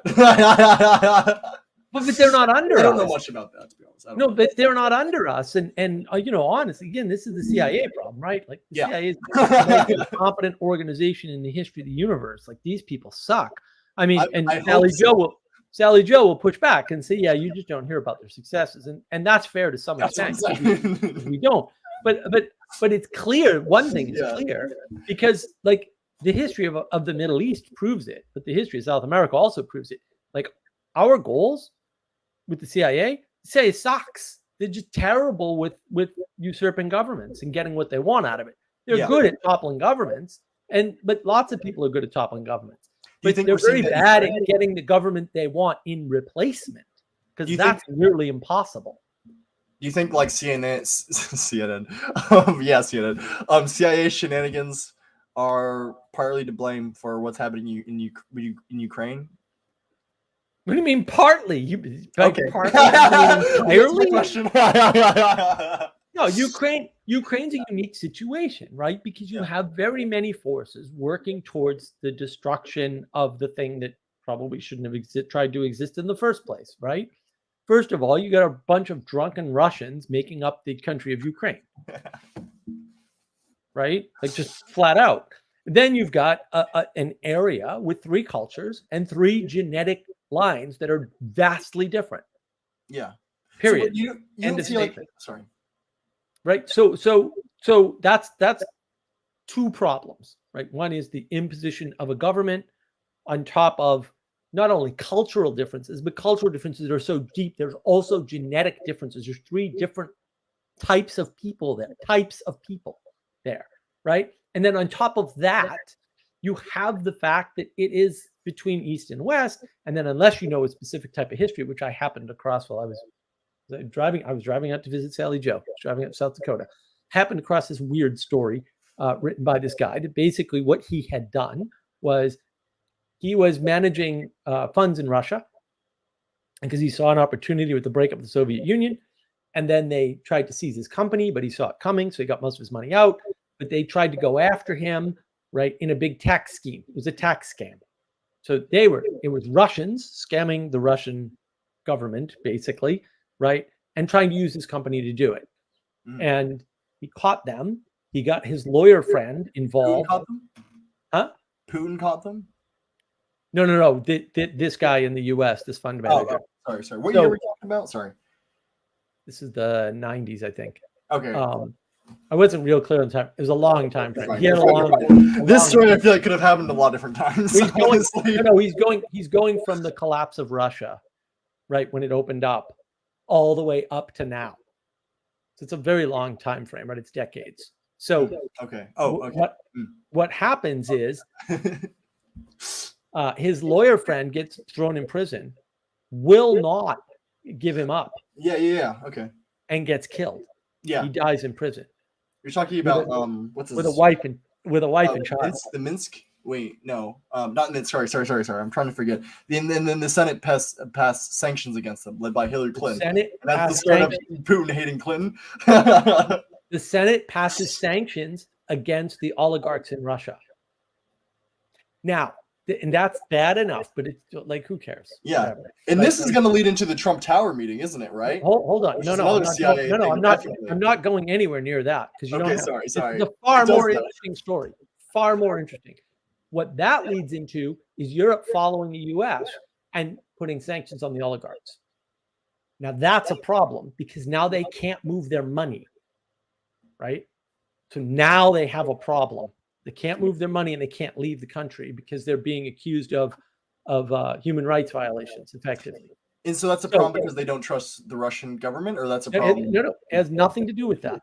Okay. It's just the Russian oligarchs are involved in bad behavior, and because Russia has committed human rights violations through the oligarchs, basically, or on behalf of the oligarchs, they're trying to freeze the oligarchs' funds. The U.S. starts this thing, right?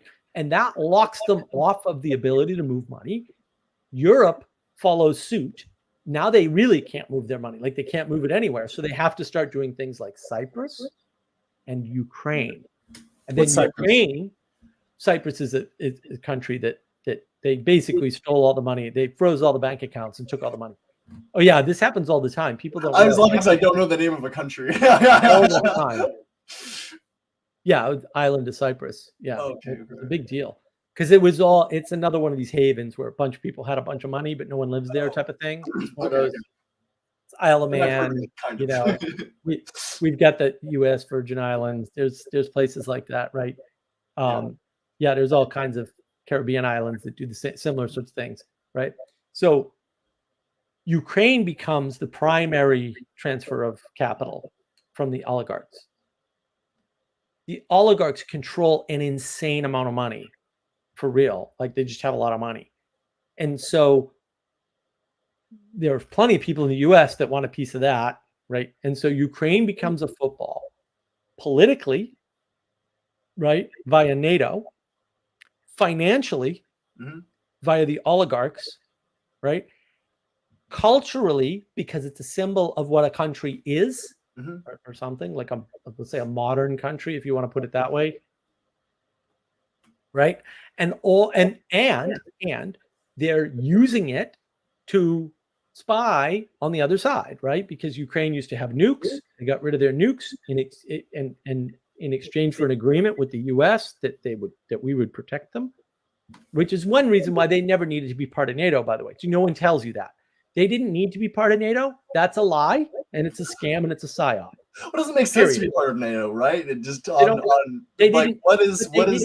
like strategically, I don't understand how you could argue that they should be part of NATO, except for like dumb ideological reasons. No, they should.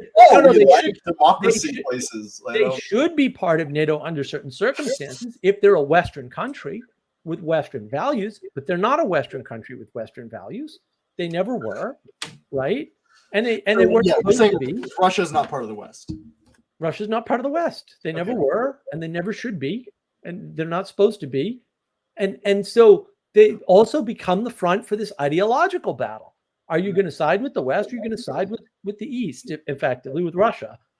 It's a good question. Like, it's totally up in the air in some sense. I mean, I would say they're not Western. They're never going to be Western. They shouldn't try to be Western. There's problems with the West. And so all of this. Oh, thank you, Ethan. Very nice of you. I do appreciate that, Ethan. That's wonderful.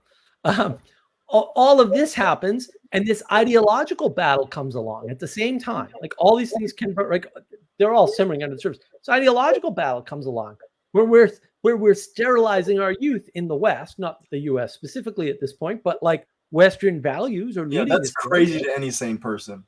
That the most powerful country in the nation is like, or in the world is like, we don't know. we don't know what we're doing on any level, but don't worry. but we don't do it first, right? It's England or something that does it first, or at least on the sterilization. Yeah. What do you mean? They're the ones with the transitioning children.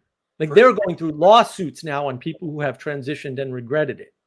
Like we're not there yet. We'll be there in years. Oh yeah. You think so? My first step was that's immediately we'll get to the point where people are.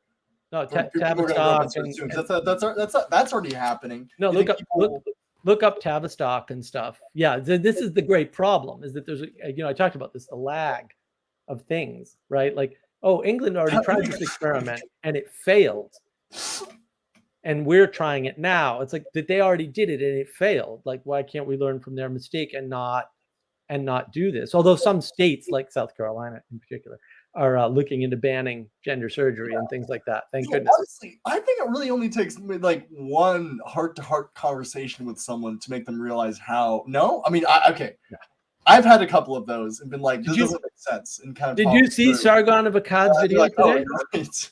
Huh? Did you see Sargon of Akkad's video today? You can just watch somebody I haven't seen a couple of those videos in a bit. I watch his latest video because I remember how he got popular with the. Watch bug posting. Watch bug posting his video today. Like, if you want to watch how people can't hear, can't think, can't logic, can't be rational or reasonable, like you just watch that, and it just like I watched it, and I've seen this stuff before, and every time it knocks me over. But the people who can't understand that, they're not leaders, they're followers. And the people, like, you know what I mean. So I mean, do you think are you She's a convinced professor, that there's still enough goodwill? John, she's a professor at a college. Well, that means nothing. She's leading people in a classroom. Right. She's But, leading like- people in a classroom. Okay. Yeah. You're going to be led by someone. I get that, but I mean, okay, so like for instance, I'm gonna bring up a conversation. It was with an older guy. He was like he's in his 50s, and I had a conversation with him about this. And it didn't like I said, I don't know. And this is just one case I'm thinking about in particular, where it's like I for sure, you know, we had the conversation be like, what the fuck? You know what I mean? And then at the end of it, he was like, okay, I see what you're saying.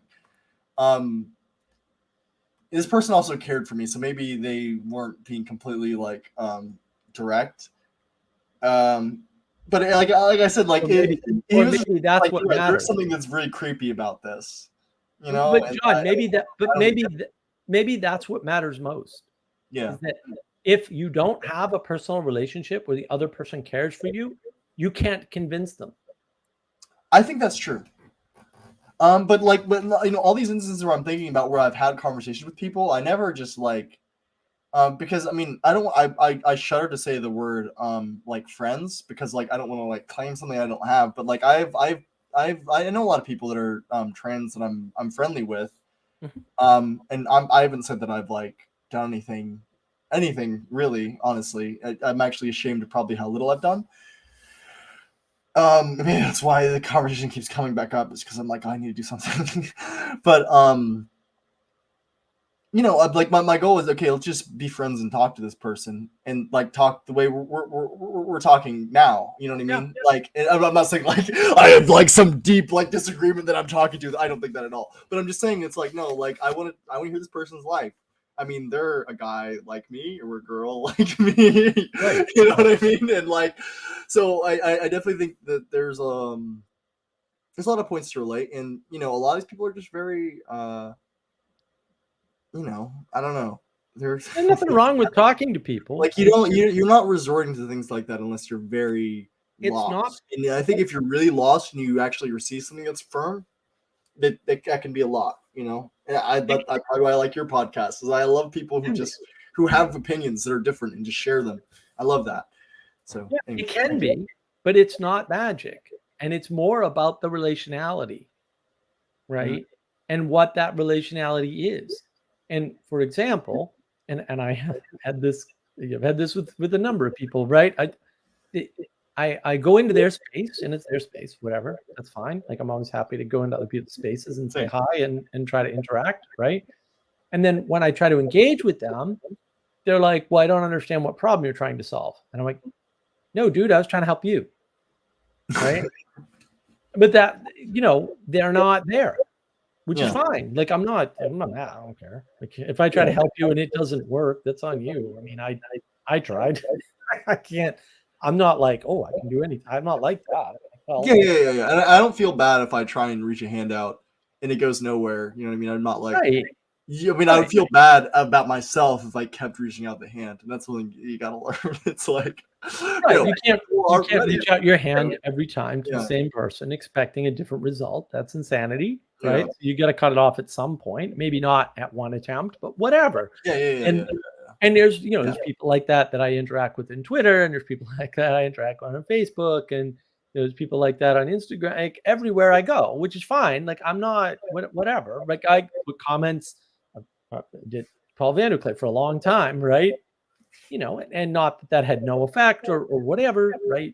But also, you know, end result did not work out. So, you know, moving right along, there's plenty of people to pay attention to, right? And so you just, you know, you take your power, your time, energy, attention, and direct it elsewhere, right? And that's better for you and the world, because you know, it's not like you're going to face down the ultimate evil and defeat it by yourself, and so you don't put your time, energy, and attention there, right? Yeah. You know, and this is something that came to mind. Like, we got to get good at using spells. Not really, but like, you know, when I was in LA, one of the things that one of the coolest things that happened was I would hear people communicate to me ideas that they heard. They're not conservative; they're very liberal. But they would start communicating ideas to me that were completely contradicting with every other thing they held. that were conservative and religious. They'd come up and say these things to me, and they didn't hear from me.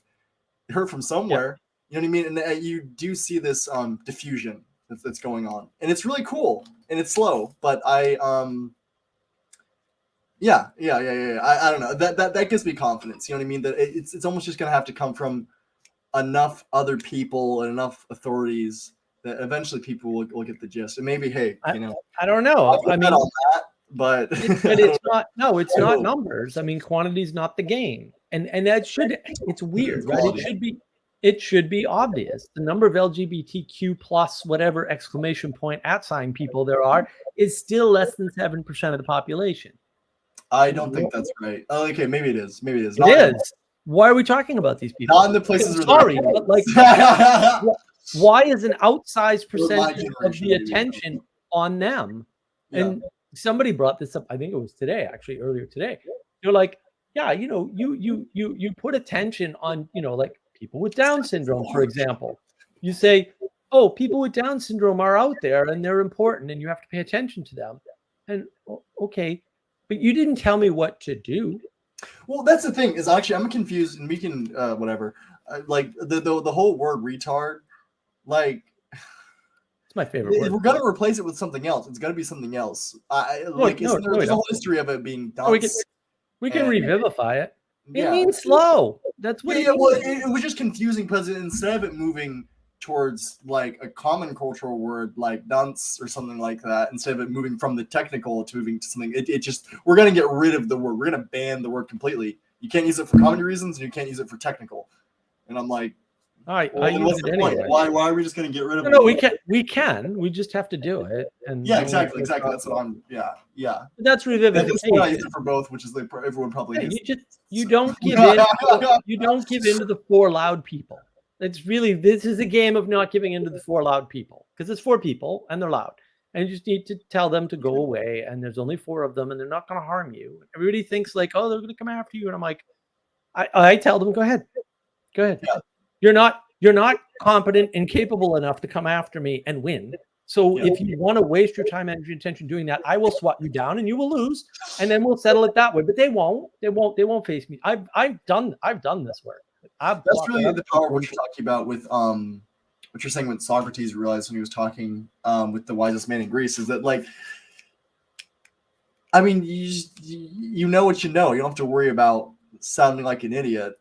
You know what I mean? If you just somebody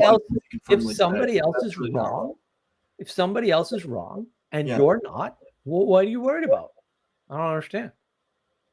I'm worried about them making decisions and them getting authority for corrupt reasons. But authority, but again, the problem with authority is that nobody understands what it is. Right? Okay. Yeah. Like Anthony Fauci is not an authority on anything. He's just a blowhard who claims that he's the science. It's like, so what do you say that he has? Because he has something, whatever it is. It's not good. A microphone. A microphone. Okay. So is CNN. So power. If that actually mattered, John, then why is it that way before COVID, Tim Pool was outdrawing CNN? Tim Pool. Yeah. Well, why isn't he, managing the cultural story? The answer is he is. Oh yeah.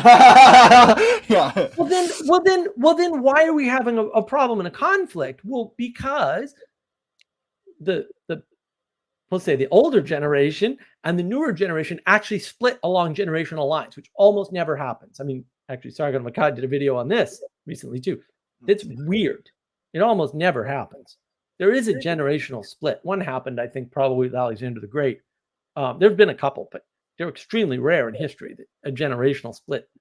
Generations don't matter in history for the most part. Nobody thinks of it that way. Because the environment is changing faster. Do you think that's going to happen faster? Continue. I don't think it's because the environment's changing faster, right? I think it's a coincidence of a change in technology with a movement in ideology that's probably always there, but gains some force or foothold due to usually technological reasons, right? Mm-hmm. So I have an article out on the petersonsphere.com website, right? And that sort of explains Jordan Peterson stepping into this breach effectively and bridging the gap. And it's been talked about like this before. Like Jonathan Peugeot said at one point in one of the Peterson interviews that he did, he said it's almost like you have a foot on two different islands, and those islands are spreading further and further apart. At some point, you're going to have to decide because you're trying to hold them together and you can't. And that's kind of like the old world versus the new world, sort of a motif, if you will, or a pattern. And yeah, that'll be wild if that happens. It's correct in a way. At some point, he's going to have to jump ship. And to some extent, he did. Right before, he was trying to say, "Oh, the universities need to save themselves," and now he's like, "No, I'm just starting Ralston College, and you all drown if you want. I don't, whatever." Right? Like, to some extent, he jumped ship. Right? I mean, not in every way, not in everything, but he did. I mean, that happened. In another way, he stopped doing interviews with the mainstream media. I miss those.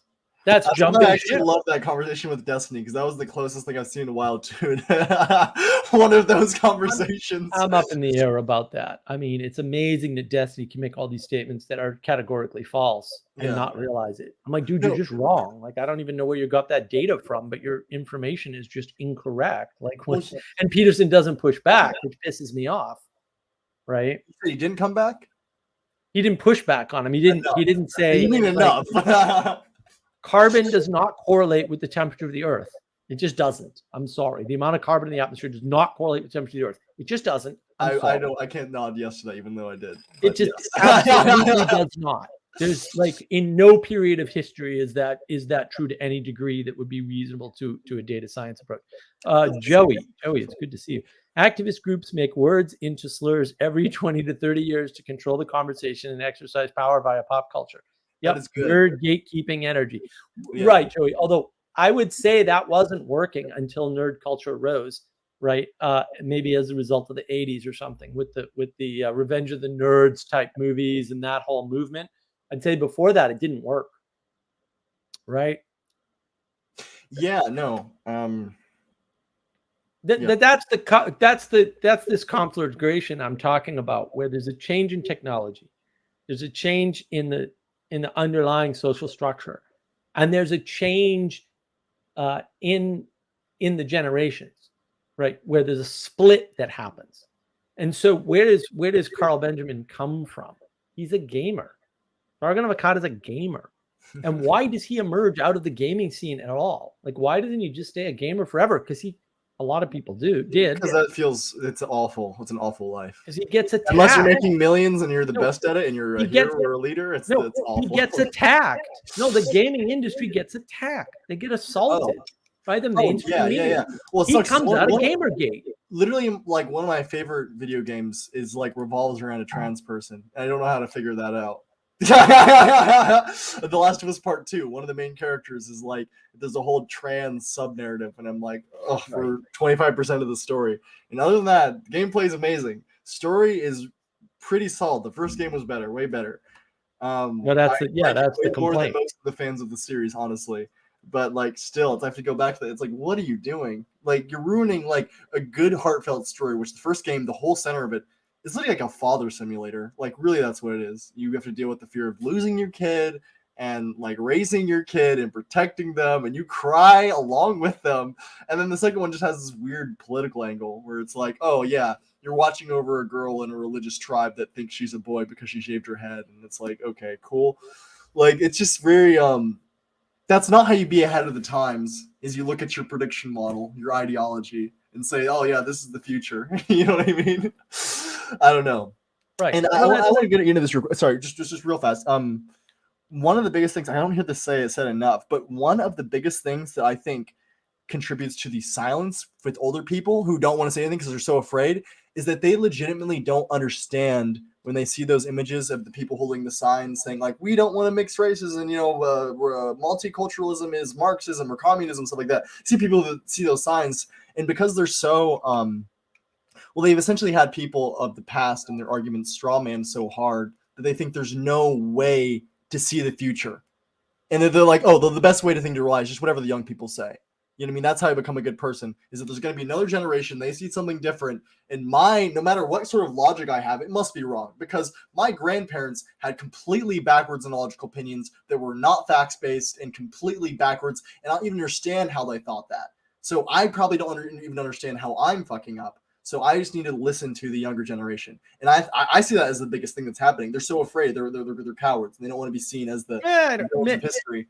Maybe I might put it back to Joey's great comment. Please, I disagree with the nerd culture.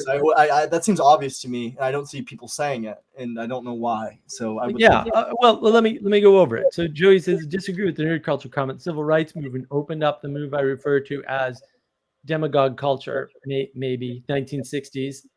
Maybe I see your point there, Joey. Right? The R word, censoring for YouTube, was actually the politically correct term that replaced cretin, imbecile, mongoloid. Yeah, and we still have those words. And if I call someone a mongoloid, I'm not going to be taken off anything. I mean, maybe I would, but like not generally. People look at the word mongoloid way harder than the word retard. It depends, but it depends how accurate and precise it is, right? So retard got a flavor. But that was what you were calling people generically because they were slow, right?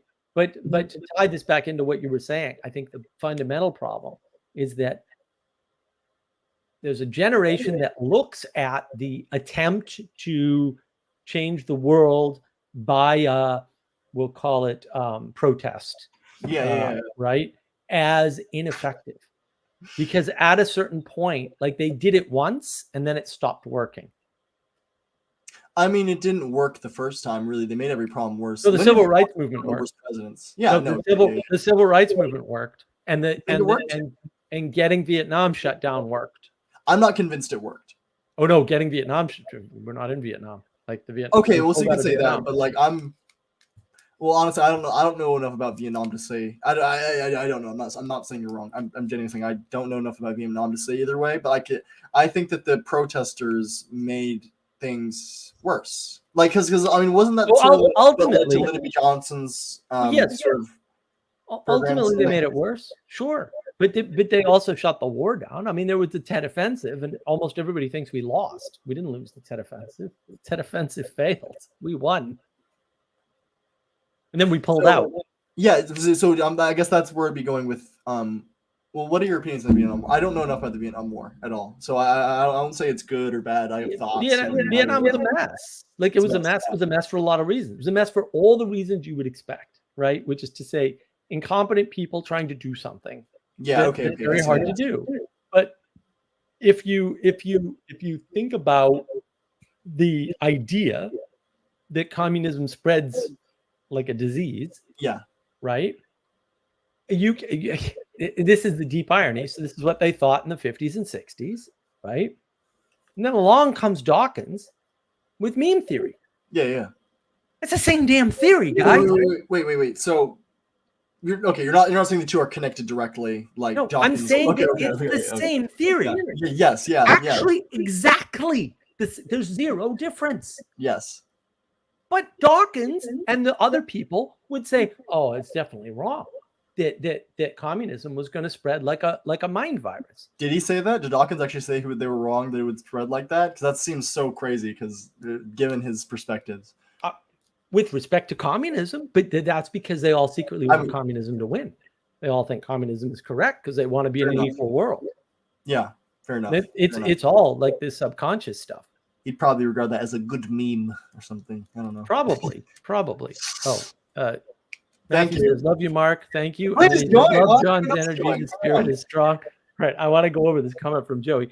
Jesse Jackson has, I think, 4 papers spaced 15 to 20 years where he changed what Black Americans should be called, and the Associated Press picked it up as the standard. Yeah. I agree, Joey. I mean, there's a lot of manipulation going on in the media, and there has been for a while, and that was part of the problem. Negro is a much more special word than black, honestly. I think. I mean, just sounds like a cooler word. I don't know. I thought for a while that we should change that back. Just cooler, but that's a harder thing. Matthew, military industrial complex, stretching your young legs. Well, look, I mean, the military industrial complex was coined by a military man to warn you against the very thing that happened. Take that or leave it however you want. It's not like nobody thought of it first. We're using his term because he knew what was happening and told us to avoid it as the president. And did we listen? I don't. That's tough. It's a tough call. Militaries have their own agendas. Yes.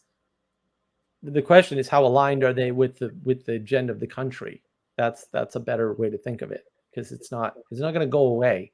You're not going to say we're going to get rid of the military. This happened in ancient Greece too, right? And Joey, every change completely ignored and often contradicted his previous argument. This idea, pure power movement, this postmodern idea of power is what we're suffering through. I mean, that was the part of one of the threads of my monologue, is that these postmodern concepts, which are wrong and stupid, by the way, and literally can be ginned up by any 3-year-old, actual 3-year-olds. Talk to a 3-year-old. They'll make the Foucault argument. They'll make the Marxist argument. They will. You'll hear them. They obviously haven't read and understood any of that material. So why is that? Because Foucault and Marx made arguments that 3-year-olds come up with, guys. It's not that hard. And you're ascribing to them intelligence that is not there. I'm sorry, it's not there. Anger, resentment, clever articulation are there. Okay. To be fair, like, people knew about gravity before they knew about gravity. You know what I mean, right? Right. That's the thing. That's the thing. All right. What's Matthew saying here? Plus turmoil of leadership against agencies betrayed to voters and assassinated. The CIA probably assassinated JFK. But you agree with that? Everybody should have figured that out. That really just sent me down, losing my mind. By the way, I think back of what was the one fact that started. Well, there was a lot of things, but that was one of the out there facts that was the tipping point that started the spiral. Yeah, I mean, look, the voters are always being betrayed, and not even by the CIA. The voters get betrayed all the time by all kinds of forces. Get over it. The FBI. There's no. Yeah, I mean, the thing is, the things you complain about going horribly wrong in a democracy are the same things you complain about going horribly wrong in a kingdom. They're just manifest differently. At the end of the day, it's the same maybe problem. It's slower in a democracy, or maybe not. I don't know. It turns out, unbeknownst to literally everybody, for some reason that I haven't determined, that no one's figured out that all the problems are caused by people. And without people, there are no problems. And so you should expect that any system you come up with. Be careful what you say. Be careful what you say. Any system you come up with is going to manifest the problems that people have, because it's manifested by people. And we can start having intelligent conversations about why Athenian direct democracy fails and why that's a bad idea, and why we should embrace being a democratic republic and not a democracy in the US, because we already know why that doesn't work. So I don't know why we even have the discussion, right? And maybe we don't have a perfect government or know how to implement one. We should just talk about that, because that's kind of important. So yeah, sorry. But not assassinations. Oh yeah, you sure about that? Not assassinations. Yeah. Well, look, I mean that's part of the. And you know what the worst part of it is? The problem with the CIA is usually not, we'll say directly, that they have stupid ideas and that their ideas are impossible, because that's definitely the biggest problem. But it's that when you put people in positions to implement ideas like that, because you set up infrastructure or give them access to things, they tend to go rogue. And so that happens all the time. There's a bunch of unsanctioned CIA murders that the CIA did not want to happen, but their agents went rogue. That happened all the time in the CIA. We know this. It's well documented. Did they make the documents?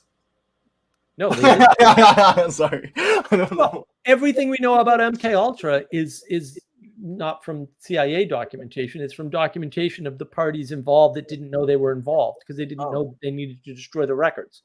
Oh. So we have good evidence of what MK Ultra was up to and why and how it went down. Just not from the CIA, because the CIA was smart and destroyed all their end of the documents. Just that Harvard University didn't destroy their documents. They didn't.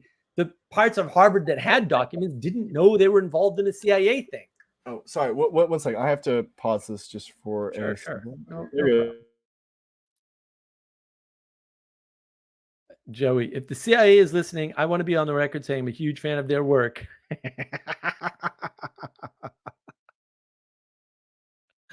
Okay, Joey, I'll let them know. Matthew, depends on the timeline. Maybe assassinations are more frequent. Wait, who knows how it's. The problem with assassinations is lots of people assassinate lots of other people for lots of reasons, and that's the problem. And some assassins, like Robert F. Kennedy's assassin, don't know that they're part of CIA plots to this day. What are you going to do with that? Like, where's the resolution there? If the CIA can brainwash you and turn you into an assassin, which that's been done. It's been done by more than the CIA, by the way. Then what do you do about that? What do you make of that? How do you deal with that? I don't think you have an answer. I don't think anybody has an answer. Like, yeah, killing is a problem, especially when it's deliberate killing for a political purpose. You know, was Jack Ruby actually a CIA guy, or was he just really heavily affected by JFK's murder? I don't know. I don't think anybody knows. I think the CIA is like, woohoo, we're so glad that happened. We wish we had thought of it. I'm almost sure of that, by the way. Not that they didn't nudge things. Oh, here's where you're wrong, Matthew. Truth matters. Not saying I have an answer. Matthew, let me prove to you right now that the truth does not matter to anybody at all ever. And then I'll get to these other comments. Here's the problem, my friend. Let's suppose that you had somebody who was fairly well off, highly placed in the government. So you had some money, right? Couple, 3 houses, whatever, you know, fair bit of governmental control. And he came up with a scheme to disrupt the energy market so that he and his buddies could make 1% off of that disruption of $1 trillion market, which would make them all, you know, billionaires, basically. And let's suppose that scheme got exposed because we got all of his emails, all of them, and we could see it. And let's suppose they were dumped out on the internet and reported on by CNN and the other news outlets. What do you think would happen? Nothing happened to Al Gore. Nothing. That happened. What I'm describing is an actual event that actually happened in actual society. Nothing happened. No one cares about the truth. No one. It did nothing. It had no effect. Let's suppose there was a climate scientist or a group of climate scientists, and they ginned up this idea of a hockey stick. And they did it through data manipulation, through clear data manipulation, which violates every policy of data science and good mathematics and honesty and decency in science. And all their emails were dumped. And it was reported on that they had faked the data. Do you think anybody would do anything? No one did anything, dude. It didn't happen. It was reported on. No one did a thing. The truth does not matter. What matters is what you do and how you act. That's what matters. Facts do not move the world. That's the age of gnosis thinking that I tweet about on a regular basis. The age of gnosis does not change the world. The fact that Al Gore got caught and that the scientists that did the hockey stick graph got caught changed nothing. To this day, I have arguments with people about this. No, dude, you can go read the emails. I did personally, me, physically did. Because I was big into the hacking community back then. And I'm like, oh, these hackers hacked all these emails from Al Gore's server. That's great. No one cares. Anthony Weiner's laptop. Hunter Biden's laptop. Oh, you didn't know about Anthony Weiner's laptop, did you? Hunter Biden's laptop. No one cares. That's as close to what truth as you're going to get. No one cares. Naked truth. Yeah. Ixnon, I heard that I am inclined to believe that both McCarthyism and anti-McCarthyism were CIA ops. They weren't CIA ops. Like, a lot of things happen without any intervention. Like, there are single actors and agents in the world. This is the irony of all these rebels. Like, I want to go off and start my own thing. Okay, if you go off and start your own thing, is that a CIA op? Directly or indirectly? Do you know? Can you tell? Maybe the CIA set things up and made you paranoid so that you go off and start your own thing. Yeah, they did that with Jim Jones, guy. I keep like a 5% chance door open that I was and am being psyoped. They did that to Jim Jones. That's happened before. We know they did that to Jim Jones. We know Jonestown. We know that happened. We know that was a CIA op. They've admitted to it. Can you tell me about that? I don't know about that. There's a bunch of people went off to Guyana and tried to form their own thing, and they ended up drinking Kool-Aid because their leader, their charismatic leader, made them. Jonestown. Yeah. Jonestown. That's Jim Jones, Jonestown. That's a CIA op? Yeah, dude. What do you mean? Okay, well then now all my fears were warranted. What are you talking about? Okay, what are you talking about? Hold on. Matthew, this happened. I love Mark's hypotheticals. Yes, I do psyop people by using hypotheticals and then mostly not ever using hypotheticals. We're just recounting real stories that you can validate on your own. Assuming you're not lazy, but most people are lazy and will never look anything up. Mark's hypotheticals are top tier. Thank you. Thank you. Hold on. Joey, CIA nudges. It does not build from scratch. Their most successful operations are nudges, Joey, for sure. It's when they put boots on the ground or significant boots on the ground that they fail. That's yes, true, Joey. Yes, but that's correct. Ixnat, I want to say that the truth doesn't matter, but 100% of what you do is more pragmatic concern. Right. Well, and pragmatism is probably a live stream I need to do soon. Joey, the way empires have always been built is by supporting the underdog in their civil war on your border. That's true. Usually the way you build an empire is you find the anarchists, because anarchists are dangerous and bad, and they will kill people and bomb innocent people, right? Because they're ideologues who don't think they're ideologues. And so they're very easily manipulated. And this is going to come out. I'm going to do the Russian Revolution with Adam, and that's going to be that. My Adam videos are the best. My history videos are awesome, right? So we're going to do the Russian Revolution, and what you find out, because it's as clear as a bell in the Russian. It's harder to see in the French Revolution, but it happened in the French Revolution the same way. In the Russian Revolution, like nobody disputes this, zero dispute, right? The Bolsheviks are a bunch of anarchists, right?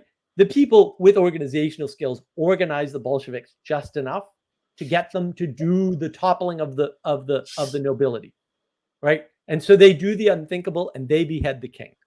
And now that creates a bunch of chaos effectively, right? Yeah. And so now that the royal family is destroyed or partially destroyed, depending upon whether or not you believe that the youngest daughter survived, whatever. Yeah. Fun conspiracy theories, right? That I actually enjoy. It doesn't really matter, right? They destroy the entire, hierarchical structure, right? And then they come in, arrest all the Bolsheviks and murder them. And no one cares, right? Everyone's like, yeah, get rid of those Bolsheviks. They destroyed our world. And now there's no order. So someone comes in and brings order. And it's Trotsky and Lenin and his buddies. And they're like, yeah, you guys are going to save us, right?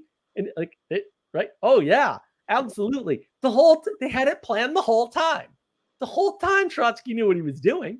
He's evil, by the way, just in case anybody's curious, but he knew what he was doing, right? And the French Revolution is the same thing. The anarchists, like they take down the government, right? And then they can't rule things because they don't believe in that. And so the killing machine perpetuates itself until it eats all the anarchists. Would you locate like these organizing conspiratorial like activists in universities in America, as far as people who want to flip the board over because they're like, I deserve to be on top. I'm smarter than the politicians, sort of thing. And so go out, minions. Like that sort of. If you think of so confession time. This last minute change, I just want to get it right. So give me a sec to view my notes here real quick. This last minute change to advisors as leaders, the leadership of it, advising with Grimmer Wormtongue and that whole thing. Up until like a few hours ago, I wasn't using the term advisor, I was using the term intellectual. It's the intellectual class that manipulates people from the side. They say, oh, well, really, really kind of one of you, and we're oppressed like you, and you need to rise up with us, and we'll help you rise up. And then, once you rise up, the world will be a better place. That's the intellectual class that does that. That's who does that. Who does that. Why? That's Trotsky. So hold on. So let's look at what happens in the milieu. Stalin and Hitler are like, oh, the intellectual class seems to believe in this socialist thing, right? Whatever, this equality doctrine garbage. We know that's not the way the world is, because they're both geniuses. Like, you can say what you want about Hitler and Stalin, they're both geniuses. Yeah. And they're way smarter than a anybody good else. definition of the word. They're light years ahead of everybody. Maybe a bad definition. I don't know what you'd say. But they're light years ahead of everybody else intellectually. Just light years. They know exactly what's going on. They're exactly right. They implement their plans. Their plans come together perfectly for a very long time. They can't hold together for various reasons. Don't want to get into them now, right? They manipulate that class. I mean, and this is Solzhenitsyn in the Gulag. Oh, we all supported the Russian, the communist cause, and then they put us in the Gulag. Of course they did, you moron. And Stalin knew who you were and what you were going to do or try to do, and he knew who the threats were and weren't, because he's smarter than you. He knew exactly. I mean, there are mistakes that are made, things are implemented imperfectly. He knew what he was doing. Right. In the end of the day, that's why it fails. But he knew what he was doing. How smart or how good your plan is. He knew what he was doing, and he was right. Hitler was the same. Like, they hijacked the intellectual class. Oh, okay. They knew that what the intellectual class was trying to do wasn't going to work, right? Trotsky did the same thing, right? They were hanging out in these cafes with these ideas and sort of nudging them in a certain direction.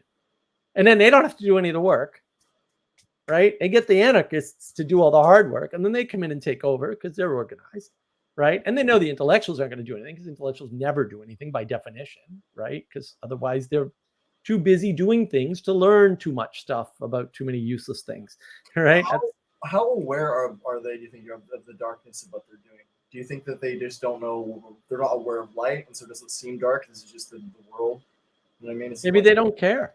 Yeah. Okay. Maybe if your father beat you when you were young, you just don't. What difference does it make? Yeah. You can have a good life now. You're going to die anyway. I shouldn't smile when I say that. If you're a nihilist, what difference does it make? You should get whatever you can now while you're alive. That's not wrong. Yeah. It's evil. Yeah, that's such a basic right? But it's not logically incorrect. It's not unreasonable, and it's not irrational. It's evil. Because I almost forget, because I've been living in the world for so long. We're like, no, morality and all that is real. I need to step back and, it's like, no, you can be out of perspective. That's right. Wait, and it's no coincidence that all of these idealists and all these people like Karl Marx and stuff have these dark pasts. Like they had bad upbringings, really bad, like really bad.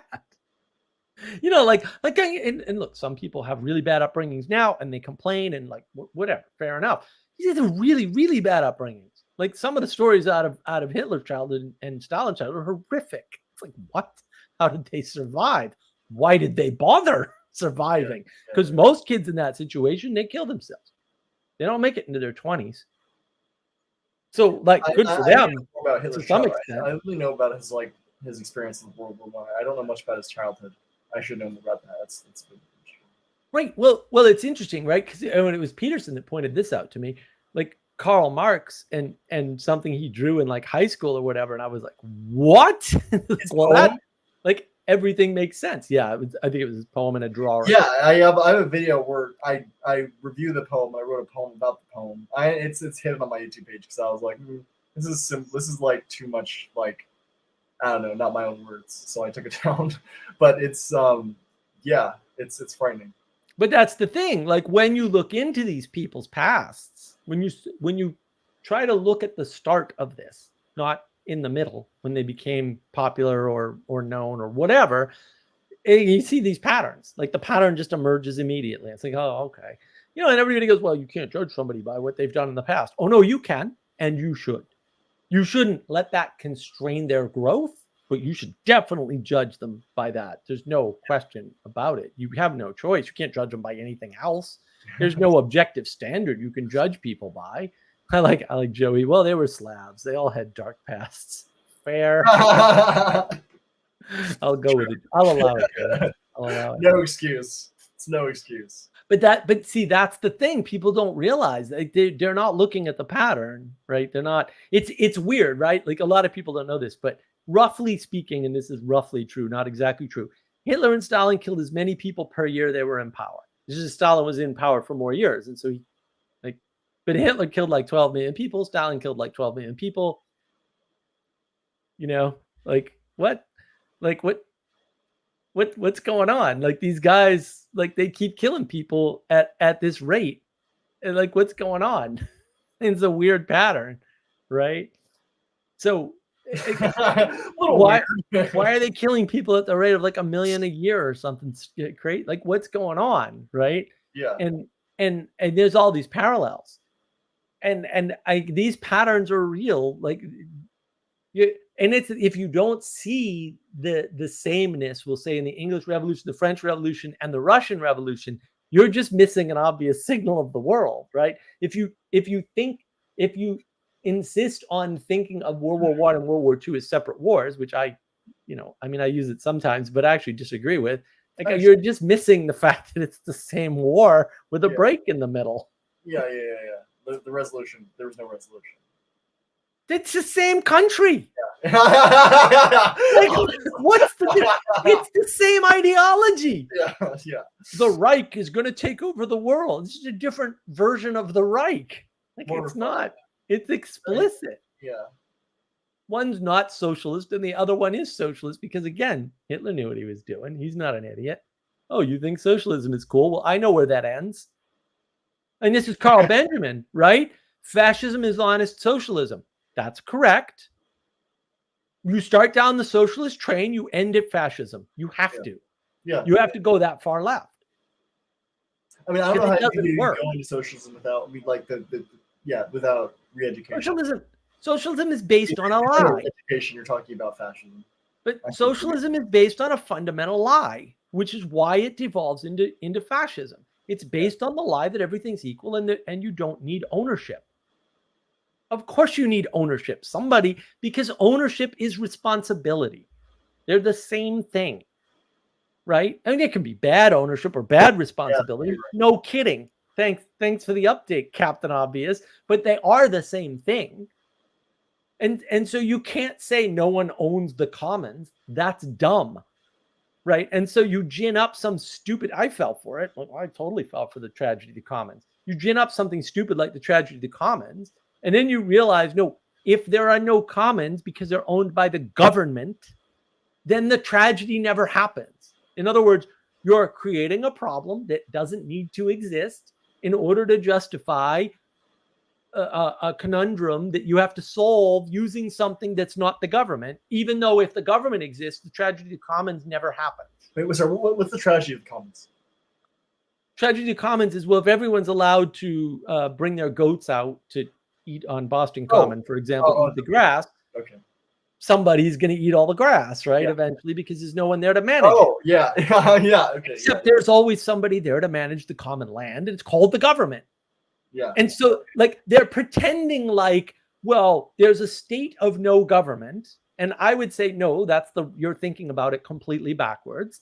The government is always the thing that mediates the commonality. Always. It's the thing that's responsible for the common space. That's what the government is. You always have to have that because you always have common space. It's that simple. And then then the tragedy of commons never happens, and then it never needs to be resolved. Now, you can argue that all governments resolve the problem of common resources poorly, sure, but that's also all governments, by the way. And what you're really complaining about are the people in the government that do the thing and not the government, because the government doesn't have any power because it's not a thing. It's an abstraction. That abstraction doesn't contain agency. It's just like capitalism isn't an agent in the world and therefore cannot be responsible for whatever it is you think it's responsible for, because only agents have responsibility, and the only agents are people or maybe some higher power. Agents together will make a higher power agent. That's the way I kind of think about it. Like, I don't actually have a very good distinction, and I should.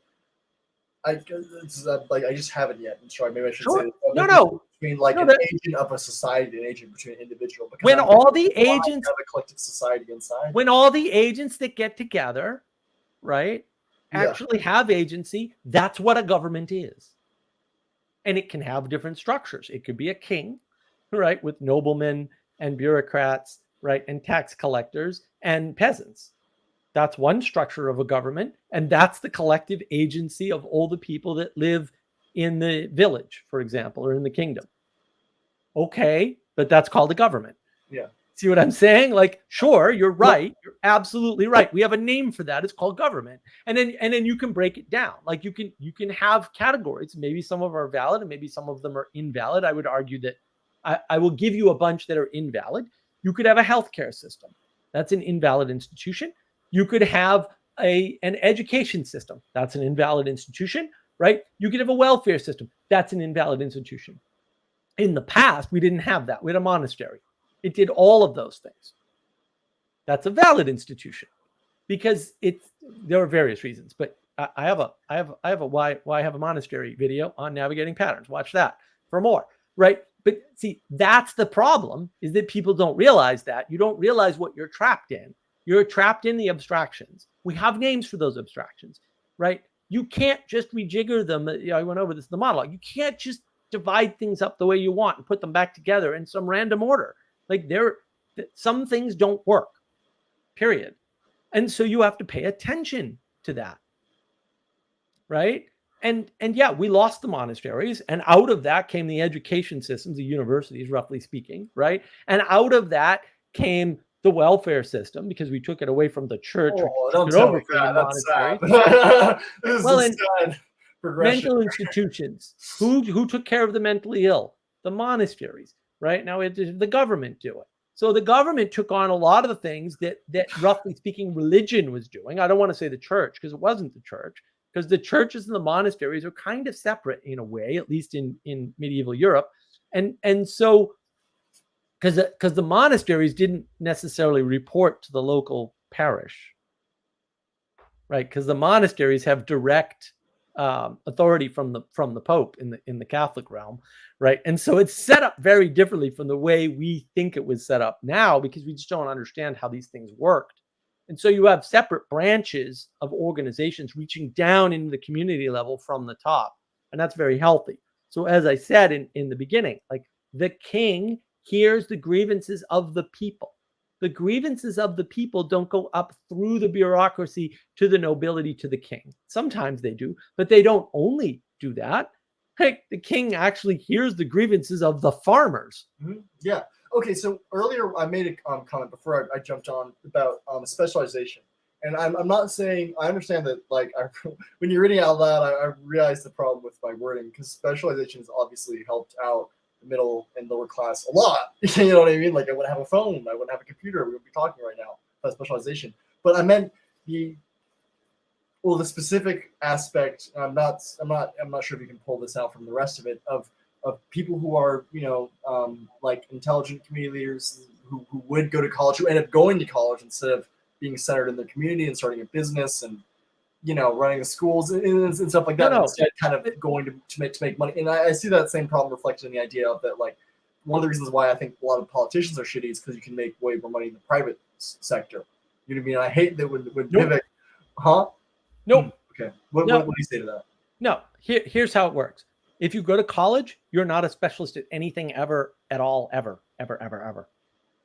College has no specialization, has no ability to specialize. If you become a welder, what about the real degrees? If you become a welder, you're a specialist. Okay. If you become a machinist, you're a specialist. If you become a gunsmith, you're a specialist. If you become a plumber, you're a specialist. Okay, those are specialties. Oh, okay. So what's your distinction between that and something like going to school for like marketing? You know what I mean? What's your distinction between those two things? As marketing is way too broad. I guess I'm hearing that in my words.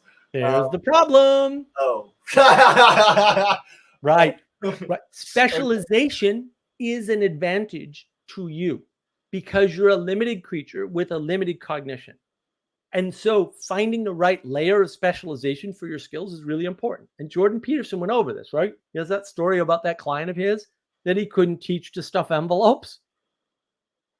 Where do we put him in society? I'm not claiming I have an answer to this. I'm saying there are people like that out there. I don't know how many there are, by the way, but also I bet you've never thought about it either. That's important. And then what's the scale of that? Like the big move right now in the US, I've talked about this before, is towards starting your own business and being an entrepreneur. The problem is almost no one can do that. Okay. Yeah. You want evidence of that? I've started like let's see. Well, now I've been involved in 15 startups. Okay. 15 how many? 15 I live in the woods and I don't have a yacht. Okay, guys. So, well, just to tell you how that went. Now, I've also read the 10-day MBA, which if you're going to become an entrepreneur, read that book. It's Steven Silberger. Excellent book. The number of skills you have to have awareness of to run a business is huge. It's like 12. Yeah. Okay. Most people can't master one skill. You just sorry, like the average IQ says that. Like that's just the way the curve works, right? The chances that you're on the better side of that curve are not good for you, right? By definition, it's a math problem. By definition, the way the curve is structured, most people aren't there, and you are most people, right? You have a yacht, then you're not there. It's that, and you're in the US. It's that simple. Europe's a different problem. Completely different problem because the money doesn't move in Europe the way it does in the US.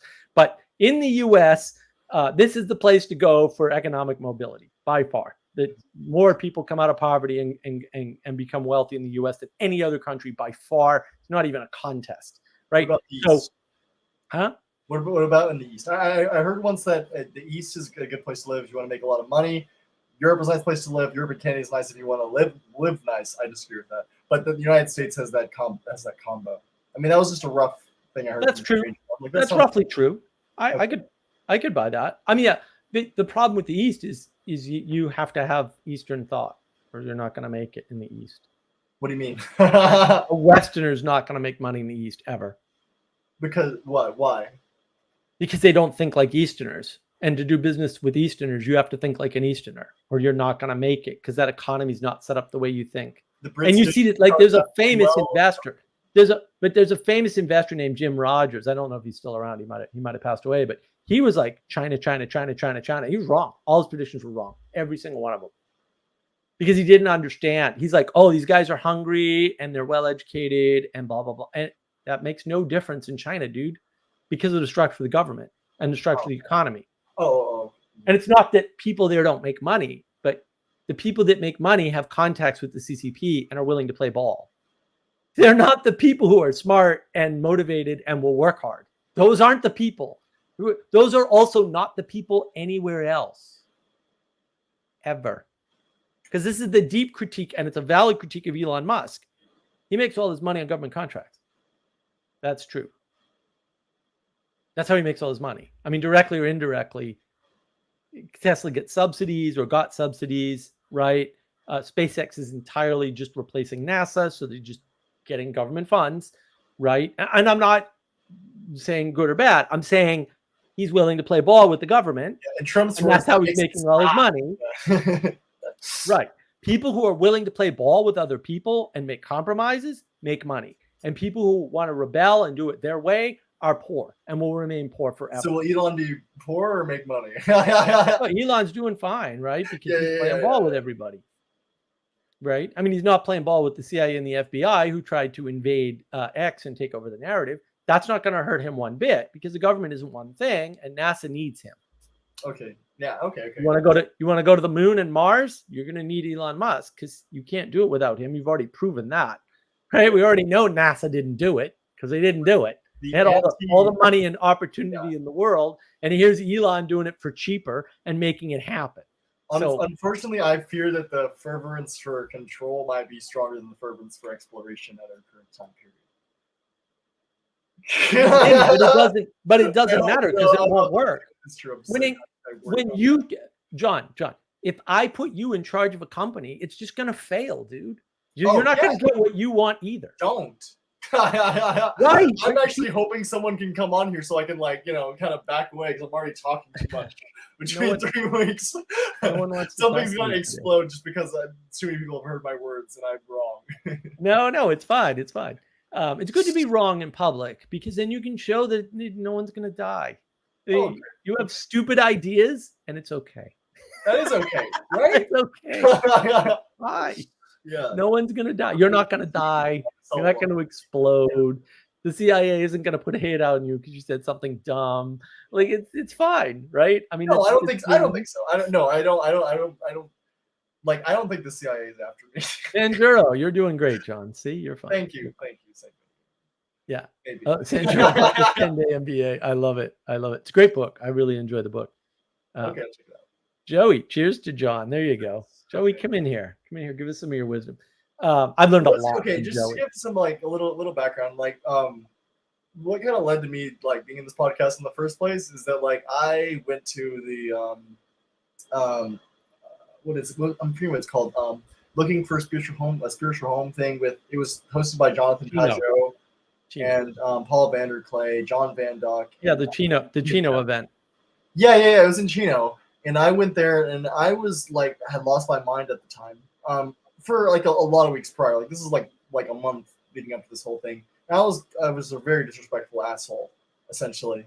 Not like yelling at people or something like that, but I thought everyone there, because like I said, I was in the middle of losing my mind. It's a genetic thing. My brother too, but like, thinking that like half people there were secretly working for the CIA, including most of the speakers, and so like, yeah, I was acting, and so like I have a very I don't right at the moment, as even as narcissistic as I am, I feel very uncomfortable eating up so much talking space because I'm like worried that like, do I have like an unconscious thing that like pushes me in these sorts of places that's like evil, and that's why I was there.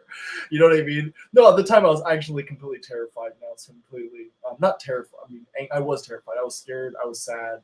I thought some of my family members were dead at the time, and like unrelated to this, kind of related because I was acting very suspicious. Like I think it ginned up some things. But like I was like up all night for a little bit because I like pissed off cartel members that I randomly met, and I thought like, oh, well, the CIA is after me if I pissed off random cartel members, and they're gonna kill me tomorrow or something like that. And so like, whatever. And that happened. That coincided with the day before the event, and so like I was kind of out there and out of it, and yeah. Anyways, I just felt like I was an asshole, and loud. And I feel bad. Overall, I'm happy of the thing I went through, but I feel uncomfortable as far as like not deserving to be in this space for a little bit. And I jumped in. I don't know, because I just felt this right thing to do in the moment. That's why I jumped in, even though the earlier day I was like, no, I shouldn't join this conversation today because like I've had enough. I think I've had enough screen time. I think people have seen enough of my face. So like I don't know. Yeah. But I thought I was hoping maybe she will next week. I saw that you were talking to Catherine on Twitter, and I was hoping that she would jump in. And I would like to more formally apologize to her face, because yeah, like I didn't say anything mean to her, but like if someone like looking at you like that in the audience, and then like vaping like every time you talk is like not cool. Hey Sally, thank you. Sally says you're doing fine. Yeah, thank you. Like, Okay. I mean, I think one of the deep problems that we have, John, is, you know, like I was saying earlier, like if you're wrong about something, you're not gonna die, and people defend their stupid ideas because they think if they're wrong about something, a few times actually. Well, but if they think that if they're wrong about something, they're gonna die, and so showing people that that's not true, right? Like just exemplifying that is a good thing. Like it's helpful to people, I think. If you, but by the way, yeah, it's okay to be wrong, but if you think that the Russians are gonna meet with you with some planes in Mexico to fly you to safety, maybe you should. Maybe you should check some of your logic a little bit. Not your logic. The logic's perfect, and that's the problem. That's right. Right. That's the problem. Yeah. Lots of things are logical, reasonable, and rational, and totally wrong. Yeah. And more importantly, most of the things that are logical, reasonable, and rational are evil. 100%. And that's where people get messed up. 99.99999% of those things are. Right. When you don't pay attention to the quality of your ideas, but their consistency and their quantity, that's when you run into trouble. quantity is a big thing. Yeah. And it's Well, funny. a lot of people at the agree. time, it was a double coincidence. I mean, coincidence. Right. Where Right. I was betrayed by some friends, and also then I left them, and I didn't have any friends. You know what I mean? Oh, And yeah. so I had this idea of betrayal after dealing with the JFK shit. You know what I mean? Then alone in an apartment that's musty. You know what I mean? Yeah. And so yeah, that's that community. You gotta have that community. You know, I tell people I think that you can probably solve mental health with family and diet. I had a diet tool list recently, but yeah, mainly family. There shouldn't be first of all, mental health professionals don't care about you, and they just give shit that doesn't help. And honestly, if you're losing your mind and you're trying to grasp reality, the worst thing that you can do to someone is take them and then put them in a hospital with other crazy people, Right. and nothing familiar, and everything about your life doesn't matter anymore.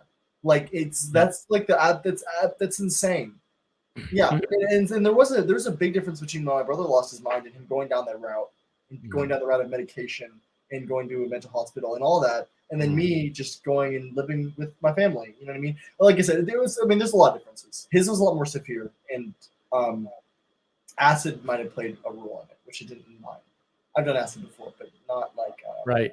Yeah. There's a big correlation between psychedelic drug use and schizophrenia that nobody likes to talk about, but it's in the data.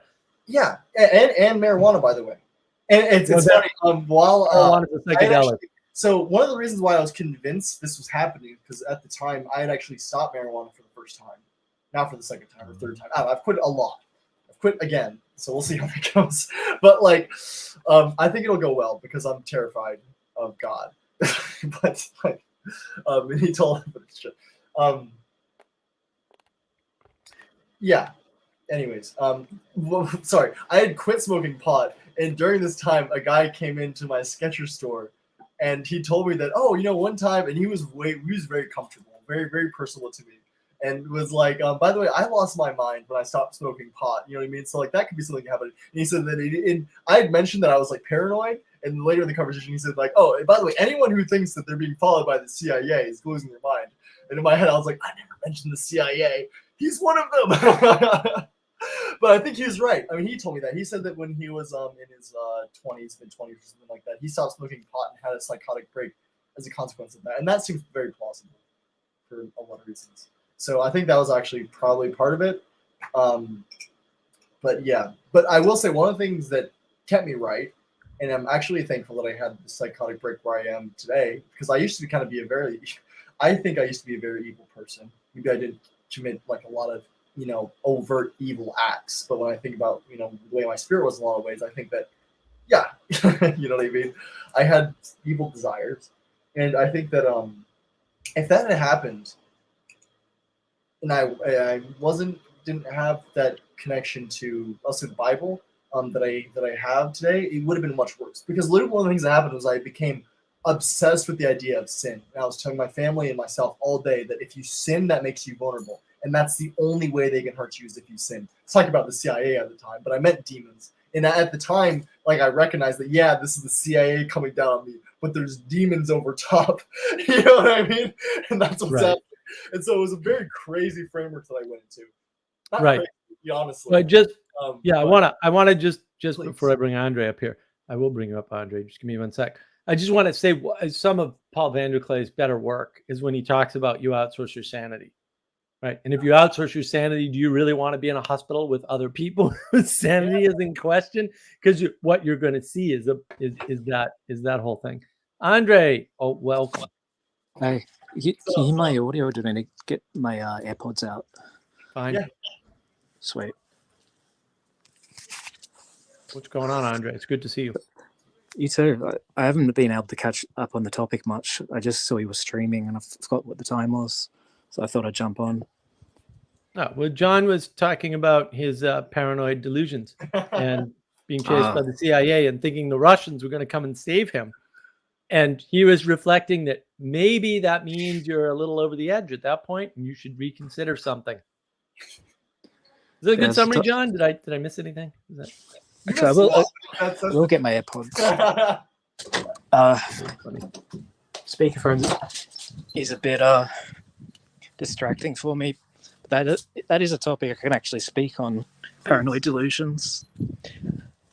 I didn't get so much CIA delusions of grandeur, or I think there's delusions of persecution. I looked up later, like months after my episode, and what I was sort of picking out was exactly that, but I didn't have a term for it.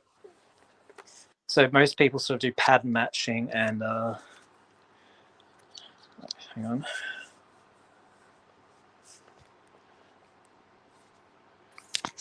They do pattern matching and like connecting the dots that aren't there, and you keep searching for more and more dots that have no sort of boundary. Yeah. Hang on, I just need to change this audio. No, I wanna just go through some comments real quick. Sanjuro, One Threw Over the Cuckoo's Nest. That was the worst book in the world. Really destroyed the entire universe. Joker 2. I love the movie. Really? Oh, I haven't read the book. I love the movie. Oh yeah, Ken Keyes ruined the world, or the U.S. Anyway, Joey, the worst thing you can do with mental patients is put them all in the same hospital or in the same Discord server. Let's talk. Tell me your facts. I think Joey did that for me. Thank you, Joey. Yes. Never mind. We won't name the Discord server. We don't have to. We did talk about it earlier. Joey knows. Sandro, Joey knows. Yes, Joey does know. Joey knows a lot about that. And if Joey's talking about his Discord server or the Discord server I was on, either way, totally applies. Yeah. One of the things I was trying to do when I lost my mind is that persecution thing was that theme was very, like I said, like an event of feeling like deep betrayal was one of the things that set the whole thing off. Like I remember, like after that happened, one of the next days I was watching a podcast and I was like, "This guy's a government spook," because my friend, who I thought was my friend, you know what I mean? And so like that kind of all played into that, and then weeks later after this, I remember I was reading the Bible and I was like literally deciding what character, who am I, like what situation I am, and I flip flopped a lot, but I ended up really settling on the persecution thing on Job. And so like at the time, I thought I thought the CIA hired the cartel to kill me in a way that would sound believable. So I thought was what happened. And so I thought I had to give myself a disguise, but I didn't want to cut my hair. But I saw in the story that's one of the things that Job does is that he cuts his hair, and so I bought a little pocket knife and I cut up all my hair and put on all the wig. And like I said, anyways, but like I kept using the Bible as a guide to what I should do. And when I was in Mexico, I'm like, am I Moses? Am I supposed to go to South America right now, or am I Jonah? And I need to go back and warn people. Like, what are you asking of me? And yeah. I decided with Jonah, I think, and that's one of the things that allowed me to go back home. I think in a way, I'm not sure because I was stuck there. Oh hey dude, oh I'm too weird. No. I get it. No, Andre's in Australia, and Australian internet is run by kangaroos and wallabies. And occasionally the wallabies drop a bunch of packets. Good to know. Hey, there he is. He's back. You didn't scare him off, John. Don't worry. You're not going to scare Andre off with a story like that. He's got his own stories. Please. Is it Saturday there? Yeah.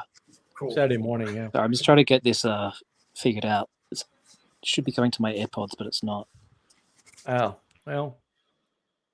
The internet is evil and technology doesn't work. So I'm scared. It's the insanity of Airbud technology.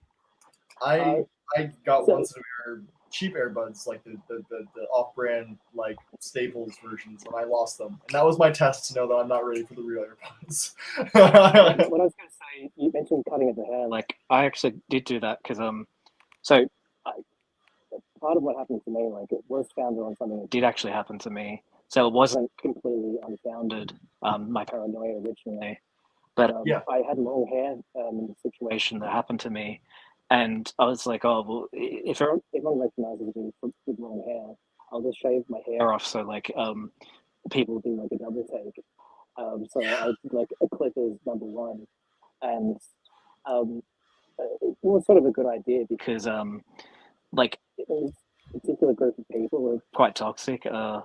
I was sort of recognizable with long hair only. They'd only seen me with that, and was the only time in my life I'd grown out long hair, like my 35 odd years. Yeah. So I was like, well, yeah, it will be a bit harder to spot me in public like that. Yeah. But then that delusion comes in of like, how are people from the other side of the world going to be spotting me in public? And I'm like, well, what? Maybe they've got friends who like also in Australia. And what is that? Where I live. Because we have like slightly different like rational reasons of how we got there, but I know like my brother too.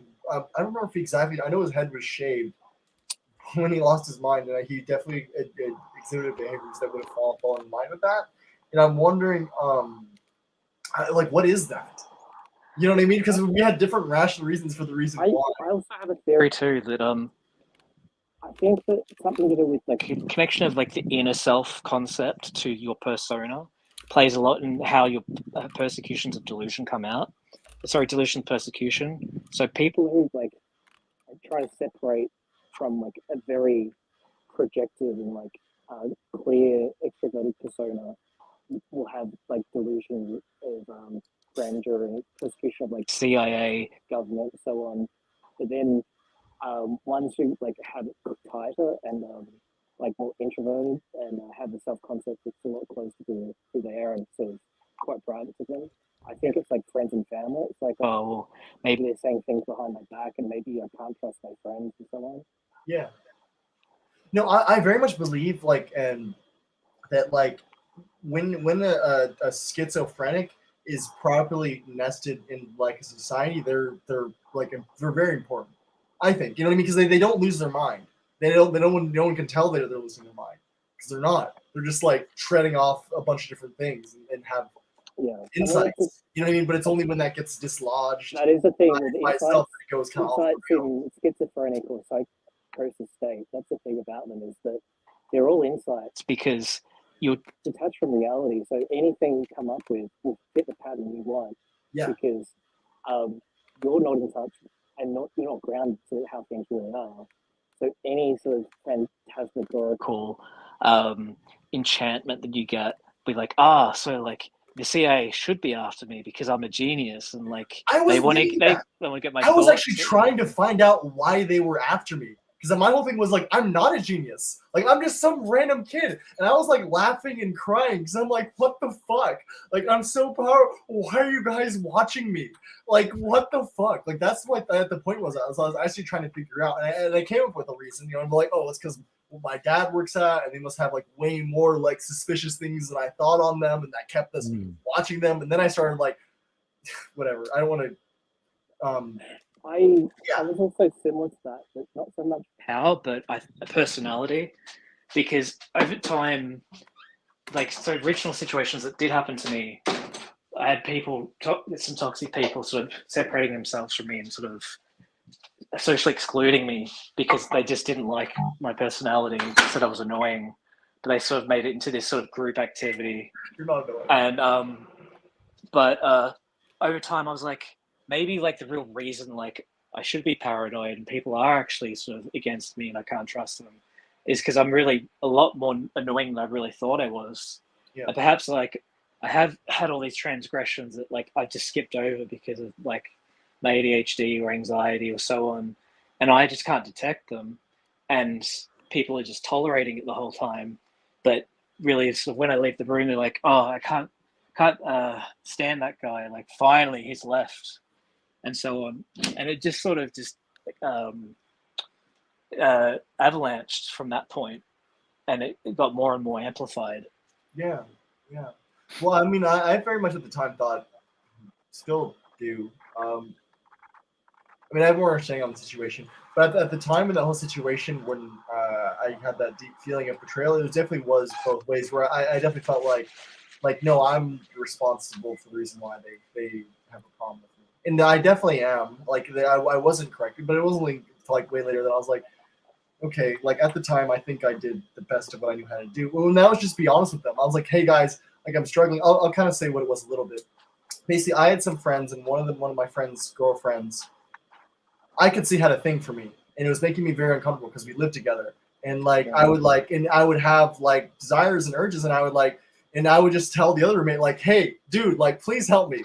Like I don't want to do it." And he would just like tell me like, "No, you're wrong. I was talking about." And they essentially just like, "Well, John has a thing for my friend." You know what I mean? I'm like, "That's not what it is. Like I don't have a thing for your girlfriend. Like I mean, I do because I'm a guy, but like I don't because you know what I mean? Like I don't know." And so like I had to yeah, and so learning how to deal, a thing I'm trying to learn how to deal with is controlling myself like that. Because like I think for a while it's like I've always loved girls, and then suddenly like I very suddenly became like more attractive just because like I don't know what it was. I think it was just a confidence thing. That's really what it was. Nothing about me physically changed. It was just like suddenly I'm just more confident or something. Yeah, we don't know ourselves well, but we're told that we do. Right. Yeah. And we're told that indirectly. Yeah. Right. We're told, oh, this person knows what they're doing. They're doing it deliberately. They know how to do it, and they're implementing exactly what they intend. And that well on us because we think, oh, if they can do that, we can do that. Yeah. And we think that's not true. And see, Joey has a healthy sense of this. Joey says, I'm really not good enough to have imposter syndrome. The correct attitude to have. Yes, you can be, and yes, you are. Joey knows he's a Muppet. And Sandra, I just looked up Ken Keyes' biography. Yeah, yikes, talk about Evil Town. Well, the thing about Ken Keyes is that the book and the movie moved the attention of the nation, effectively, at least in the United States, onto a problem. It is a real problem, which is the abuse of mental patients in hospitals. Maybe because hospitals, mental institutions shouldn't exist because should be monasteries.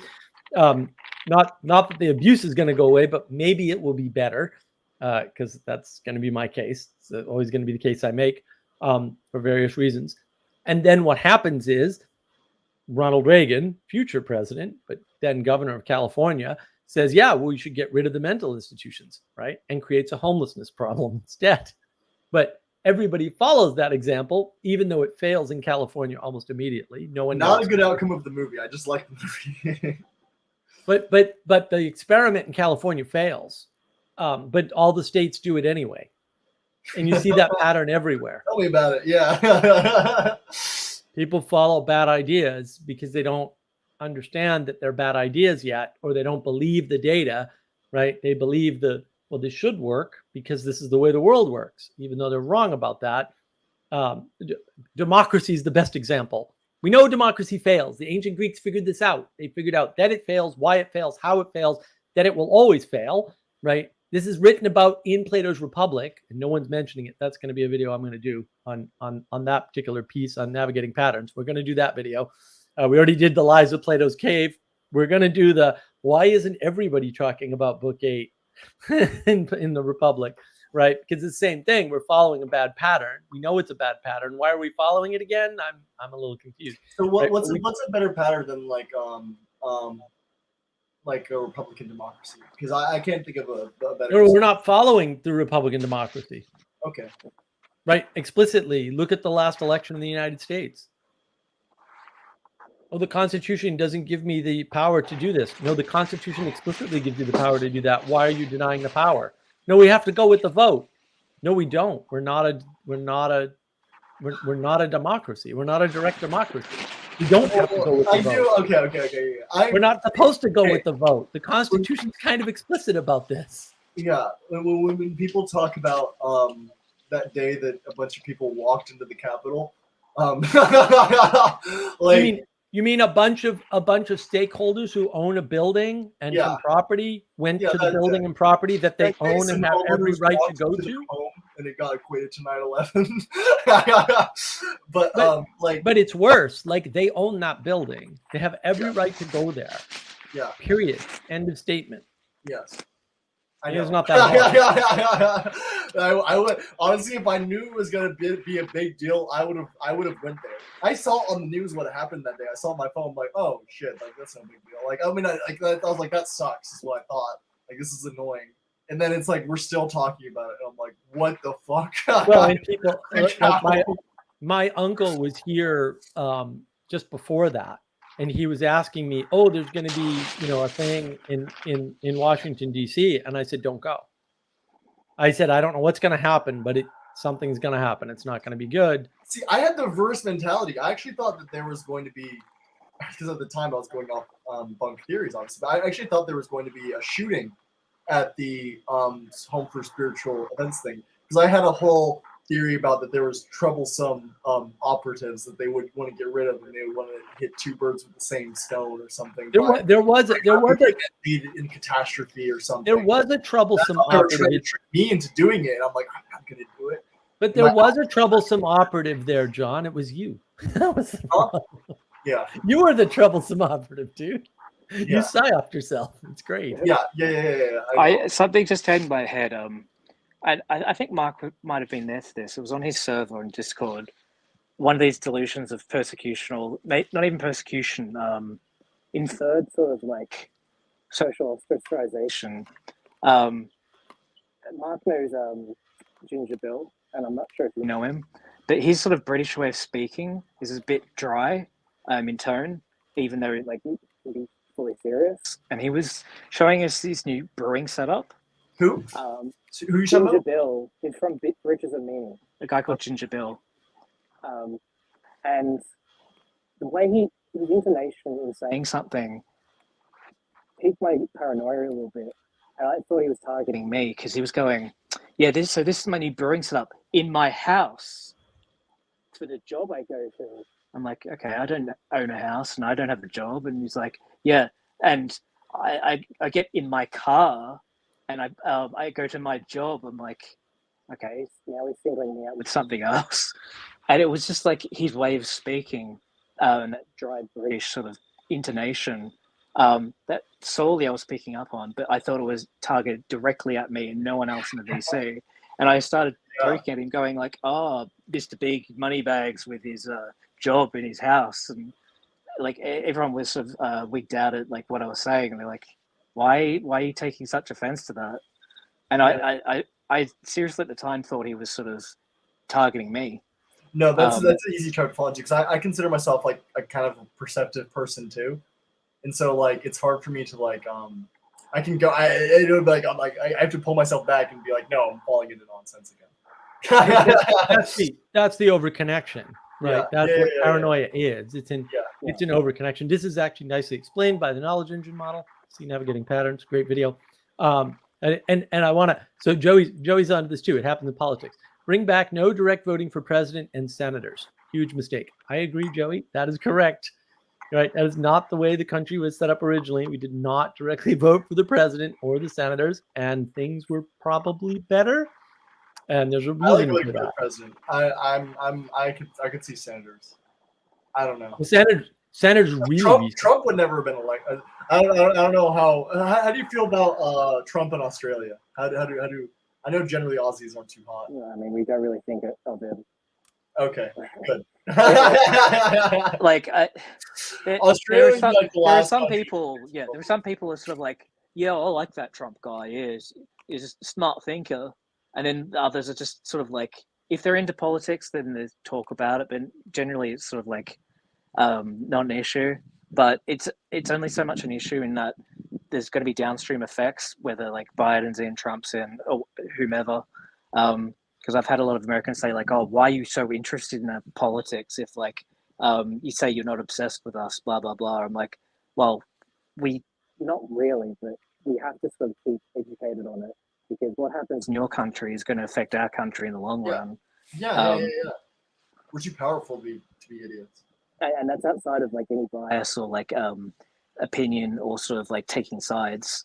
Like there's a general sort of conception that if Trump said he might be sort of a bit wackadoodle with his decisions, perhaps, or if Biden running again as incumbent, is that right? Yeah. Biden's pretty like blasé and milk toast. So like it's like a non-threat, but like it's sort of also a bit what's the word? It's like incompetent in a way. Like, I told Mark I looked at his policy decisions and what he's achieved in office, on the White House website or whatever, and like they're all just sort of ticking boxes of what they said they'd do, but hasn't actually done anything thrilling or exciting or like really progressing the country forward, from what I see. Yeah. Andre, your audio is still cutting in and out from when you put your earbuds on. It's really strange. Those long stretches of being in and long stretches of being out. Let me grab this comment. Sandra, is it proposition crossed with poetics equals paranoia? No, Sandra. If you follow the model, you're basically heavy weighting on poetics instead of using propositions and procedures, right? And so what you find with I mean, you can hear it in the stories here, right? What you find is they're making connections that don't exist. They're poetic connections. They don't make any sense logically, rationally, and reasonably, right? Which is the left side of the brain. They only make sense if you overconnect. So overconnection is a function of poetics entirely, or too much reliance on poetics, because it's not a balance because there's four things, but it is kind of a balance between left and right, in that the rational side of your brain prevents you from making bad connections in many cases. It's not the only thing that does that, but it prevents that. And that's why you get things like, you heard it in John's story, right? Like, so John's like, why is the CIA after me? But I know the CIA is after me. Why is the CIA after me? Right? But the why is the CIA after me rationality should say, obviously the CIA can't be after me. Right? Well, that's the thing. Like, I remember, like, there was because like when I was losing my mind, like, it's not like I became a different person. Like, I'm still very much like the guy you're talking to. And so, like, I was on a plane trip. I went because like it lasted for a long time, and after I went to Mexico, and that was like kind of the peak of it. It was still there, but I went on a plane trip to go somewhere else. And on the plane trip, I remember it was also because I ran and I was dehydrated, but it was also because I was just doing so much. Like, my skull literally felt like it was like splitting, trying to like reform my entire thing of my childhood and my whole life. Because essentially, I got to the point where I started believing like that people from my childhood life who I felt like betrayed me was like, oh, they're also CIA. You know what I mean? And it got really crazy. And like, in trying to accept that, like, yes, the world actually is this crazy. Like, it literally hurt my head. You know what I mean? Like, I've never had a headache that bad, and I was sitting there like a splitting headache, just like beating. Like, how do I get this all put together? You know what I mean? And I did. I like what you're saying, because it's sort of Sanjuro, and they are continuous, so they keep connecting. Interesting. Well, you just heard it, Sanjuro, right? They keep making you can't unmake the connection. And keep trying to find a way to make the connection, and it's continuous, right? And also, by the way, Sanjuro, package on the way to you, sir. Mailed out this morning. And then oh, here we go, Joey, the Harry Truman Show. That's good. I heard the Truman Show. I would play the Truman Show music, and I would cry and weep like my whole life is a fucking lie. How dare you? Yeah. But there's a tell right there, right? If you, sir, think that we live in the Truman Show, and yeah, I'm looking at someone in particular, Mr. Kale Zeldin. If you actually think that, you are paranoid. You have an actual problem that you need to get addressed. Wait, does Kale Zeldin watch these videos? I doubt it. Maybe. Okay. I don't know who watches. What did you say with the knowledge engine? You guys interacted at all like that? You started talking to him. I heard. No, I saw his tweet the other day, and I was like, "This is crazy talk. Why is he crazy talk?" So, what did you say with the knowledge engine? So you said propositional, sort of like rational, and then you got the poetic. One of those goes through the perceptible, right? So would you say they all do? Right, because that was the ring I did on the outside when we did that graphic. So with that disconnection and the continuous pattern matching, it would shift the perceptival so that you continuously change your perception to match those inaccurate connections. Yeah. I mean, again, the way this works with the double arrows. Oh, shoot. This is the old one. Opponent processing should be cooperative processing. My bad. I got to fix that on this one. I just uploaded the older version to StreamYard. That's the only change I need to make is change opponent to cooperative. It's cooperative processing. So again, the information goes up and it gets modified by these four the signals go up and get modified by these 4 ways of informing, and that goes back down. That's why the arrows are up and down. So that goes back down, and rejiggers the perspective. And so if it's heavy on the poetic, your perspective is going to be continuously rejiggered to believe the thing you already believe, based on the information you already think you have, and all the information is going to get skewed towards that connection. And so the feedback loop starts again, because the feedback loop's there. It's just when it's in balance, when you're using all four ways of informing the world to rejigger your perspective, you can stay roughly with reality. It's whatever. You're kind of in the flow. That's when you're in the flow, really. Sorry. Well, it's very funny the way it feels is like it's very ground up. Because I think that Betrayal set a lot of it up, but I didn't actually start suspecting consciously that my roommates were secretly CIA people until a couple days. 5 days in or something like that. You know what I mean? And I was driving to Mexico and something occurred to me, and I was like, "Oh, no way!" You know what I mean? Right. And I was trying to hide it because I thought people were reading my mind at the time. Right, so, but you can see. I should say. But John, you can see where Dawkins gets this meme idea from with the meme infections. I'm not saying there's nothing to it and he's totally wrong or anything. I'm just saying, duh. No kidding, right? The ideas reinforce themselves over time. Of course they do. Things we're exposed to, right? Even if we expose ourselves to them internally, right? In other words, if you get stuck in your imagination, and that happens to people all the time, there's nothing necessarily bad about it, it'll reinforce itself. And then the next thing you know, you're paranoid. Yeah, that will absolutely happen. And that's the problem, is we don't have a good model for that. Well, except for ours, I would say. But that's a little self-serving, but it's my live stream, so it should be. And people don't understand that. And that's why conversation won't fix it, because you can talk to people all you want when they're paranoid, and it ain't going to get them out of their paranoia. It's so funny, yeah. Like I said, I was my same person. It's so sorry, finish what you're saying. But so it's funny. Those same people, the exact physical same entities, will say, "Well, you can't tell somebody to be not depressed. That doesn't work." But then they'll be like, "You can talk somebody out of paranoia all day long," and I'm like, "Dude, you're making any sense at all. Yeah. Being totally, completely inconsistent, right?" And that's the problem. I want to address it, Sandro. And the flow balance allows for more quality updates in the frame. Flow is not necessarily balanced. Flow is a focus on one side or the other, because you can be if you're an artist, your happy flow state, we'll call it, is in the poetic. But if you're autistic, your happy flow state is in a procedure. And some people can do both, right? Some people can't. It just is. I mean, we're all different, unfortunately. We're still not equal. Sorry.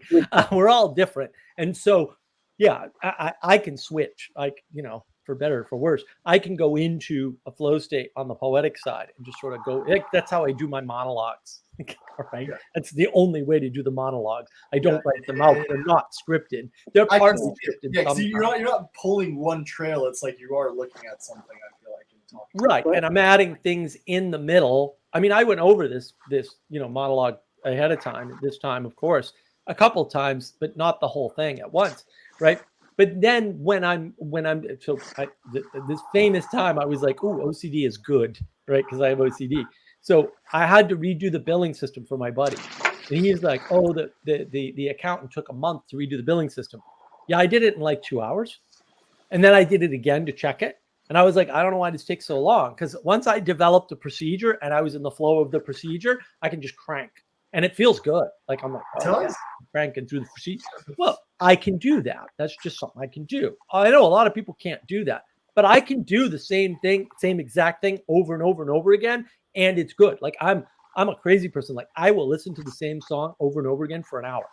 Yeah. Same 3.5 minute song. That means nothing. Sometimes it's I really enjoy that same song for a day. But look, we've got to take Joey seriously. What if the CIA just wants you to be paranoid? Right? That's the overconnection. Yeah. I guess regarding the flow state, I was thinking paranoia seems like being in a flow state, but it's enchanted and it's lacking complete grounding. So it's like a flow state that can't really take you anywhere. So you're stuck in like a sort of like you're ebbing and flowing, but it's not between reality and like creativity. It's just stuck in that imaginal space. Yeah. Well, mine, like I said, I'm not even sure. Mine, like, like one of the dream, like I had a very vivid dream. It was basically, do you know who Brian Keating is? Yeah. I had a dream that like we were two snakes like having sex. I don't know. I don't know. It's irrelevant, but like I don't know. Sorry, I forgot what we were talking about a second ago. But like, yeah, I don't know. But like, I don't know. I feel like I learned something from that. I guess you know what I mean. So I didn't feel like I came away with nothing. Yeah. I mean, if you're putting, I DM'd him and let him know. yeah, but when you get information, right, and you put it together, you can learn something. That's true. That definitely happens. I want to address this question though. Benjamin Franklin actually asked something reasonable for once. Do you think that history has directionality to it? No, like Hegel thought. No. Look, throughout everything Hegel says, your life will be improved a billion times easily, right? Hegel's retarded, and it's just that simple. For example, was the Industrial Revolution inevitable or was it evitable? Which means does that make? I never hear that evitable. Like that. Yeah, well, I look, change and patterns are inevitable.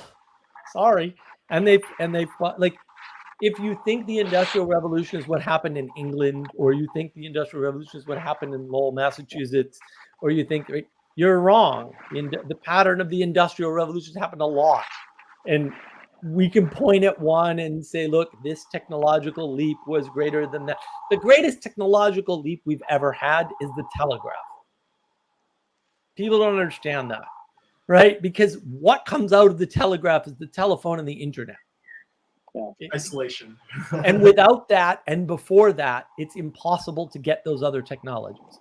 And so the telegraph is the leap, right? It's the separation between like having people on horseback with notes versus having electricity like shooting through signals like at rapid communication speeds. Yeah.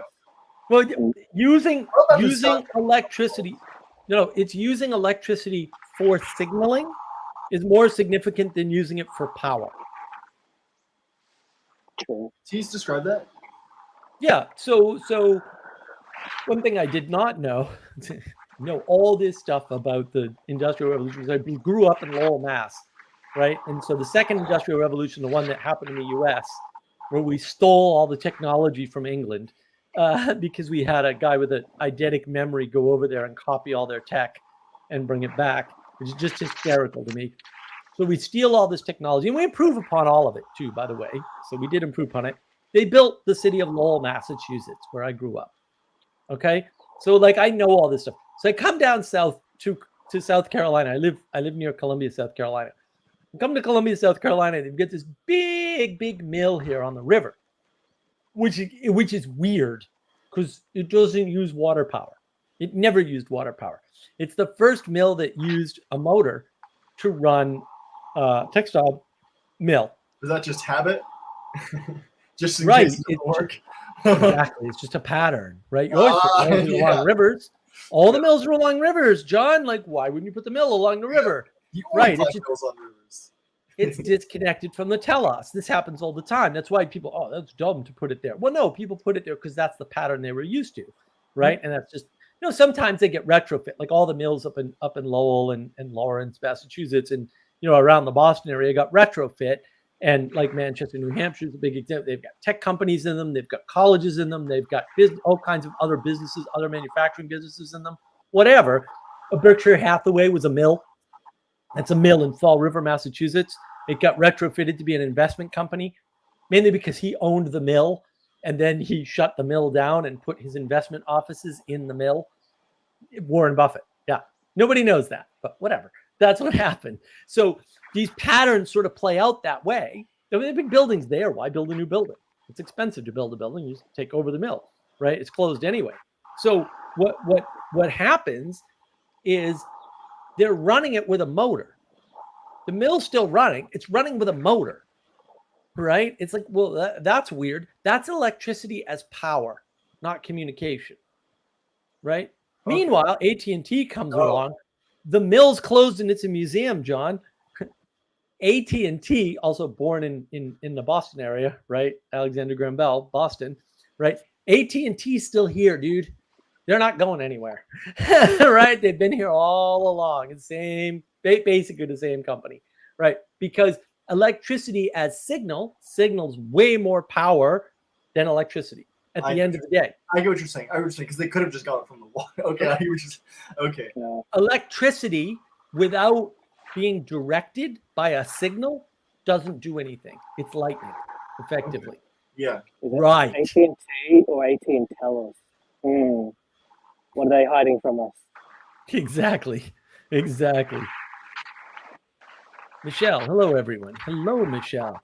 Sam Juro. Telegraph was also what Neil Postman pointed at and begins his book in Amusing Ourselves to Death. I haven't read that book. I've heard a lot about it. Probably. Joey, the introduction of a new mode of communication has always preceded mass genocide, printing press, telegraph, radio, TV, internet genocide. When? Wait. What? Joey, did you see Echoes of the Past? Wait, sorry. Echoes of the Past, Joey. I was thinking about this Echoes of the Past video before Adam and I recorded it, and I went, oh, we haven't done the Russian Revolution. And I said, oh my goodness, what does that mean if I put it in the frame of Echoes of the Past? I panicked. I was panicked for half a day till I calmed myself down. Yeah, same problem. Internet genocide, when? Well, hopefully we had that. It's called cancel culture. That would be my argument. I'm going to stick to it. Otherwise, I would get depressed. Joey, so I think we are safe from the internet until the government actually takes control of it. Well, I don't think the government can, but whatever. Hillary might have been a risk for this, but Musk and Twitter takeover proves a reasonable sense. That's a reasonable way to think about it, Joey. Okay, so my thought about that is that, like, the reason why they would have trouble interfering or wouldn't interfere in domestically very strongly as they would comparatively to on the internet is because there's no precedence about what they can and can't do. You know what I mean? So, like, I'm not, like, as far as I know, like, the free speech laws aren't very solid on the internet as far as how they can interfere. So, like, you think it'd be possible they could be utilizing some loopholes there? I don't want to make people paranoid, so I don't really want to talk about this too much because that made me really paranoid. It was like, are there spooks on the internet right now? And I was like, trying to find spooks on the internet. I got a buddy. So I had my buddy. No, John, I have a buddy. Very, very smart guy. Very smart. Eidetic memory for numbers. Fucking ridiculous. And guy's ridiculous. He's insane. I love him to death. He's great. He would be on the internet talking to people. Well, and this is years ago, too. This is not new. This is like 10, 15 years ago. And then somebody would pop up and be like, well, I'm actually not a girl, whatever. And you're going to go to jail because you solicited a minor. And he's like, no, I didn't. You would never do that. He's like, no, I didn't. And so, like, they were out there doing these catfish routines, the FBI and stuff, and the local state police for the state that you're in were doing this stuff all the time. Yeah. Right. The problem with the internet, from a technical perspective, is that you can't control it because it was specifically designed by brilliant minds, the likes of which we don't have today, by the way. They're just not there. I can prove that to you. Look up buffer bloat and then read the story of buffer bloat. And it's very technical, but effectively the story is the guy who wrote the X Windows system, which is the graphic system on Unix systems, had to go and get the originators of the internet protocol to fix a bug that he found that no one could find. No one else found it. He had to find it. He had to have these guys, these original writers of the TCP/IP protocol, come back out of retirement and fix the bugs because there was nobody at Cisco, nobody at Comcast, nobody at Verizon could even figure out the problem, much less knew how to write the code. Nobody at Google, none of these companies, nobody could fix the problem. Does that mean we're like standing? I mean, maybe this is obvious, but like, does that mean we're standing inside of the Tower of Babel? Yes, that's exactly what it means. Right. Okay. Right. That's my prediction. So what that means is that the people who designed the internet were so smart and they designed it to the specifications, which means it cannot be taken over centrally. Period. End of statement. Full stop. No worries. Okay. No actual Still a little worried. I want to address in general. Legit excited for Echoes of the Past Russian Revolution. No, we are not doing Echoes of the Past Russian Revolution. We're doing the Russian Revolution. We already did Echoes of the Past. We're not combining the two, said Churro. Stop making me paranoid. John's doing a good enough job. We don't. John, Hillary could have worked with SV and implemented hate speech laws. That's true. Contributed to the counter narrative. See the COVID controls. That's true. They could have. Invisible control is much better, right? That's right. It was much more effective. I mean, that PSYOP, the COVID PSYOP was so good. I didn't see it. I was on Clubhouse. Not me. Well, when you do that, you send a bunch of people over the edge. This is actually, I tweeted about this today, or reply tweeted about this today, or maybe it was yesterday. Somebody asked, well, are more people nuts, or are we just noticing it more? Mental illness skyrocketed according to any set of numbers you care to look at, because we went around, and this is the PSYOP that I fell for, social distancing. And the only way I didn't catch the PSYOP, the only way I caught the PSYOP was I was on Clubhouse at the time, and this guy, Greg Ellis, who's an actor, a semi-famous actor, wonderful book called The Respondent. Greg Ellis kept correcting people in his Clubhouse rooms and saying, it's not social distancing, it's physical distancing. There's no such thing as social distancing. And I went, oh, he's right. And then I was like, yes. Why is that difference there? Because you don't distance from people. That's evil. That's literally right. I fell for it. I totally fell for it. And not that I was ever in agreement with this. I don't even think distancing is a thing. I'm like, no, don't tell me what to do. And if you want me to do it, you come and make me, and we'll see who wins that fight.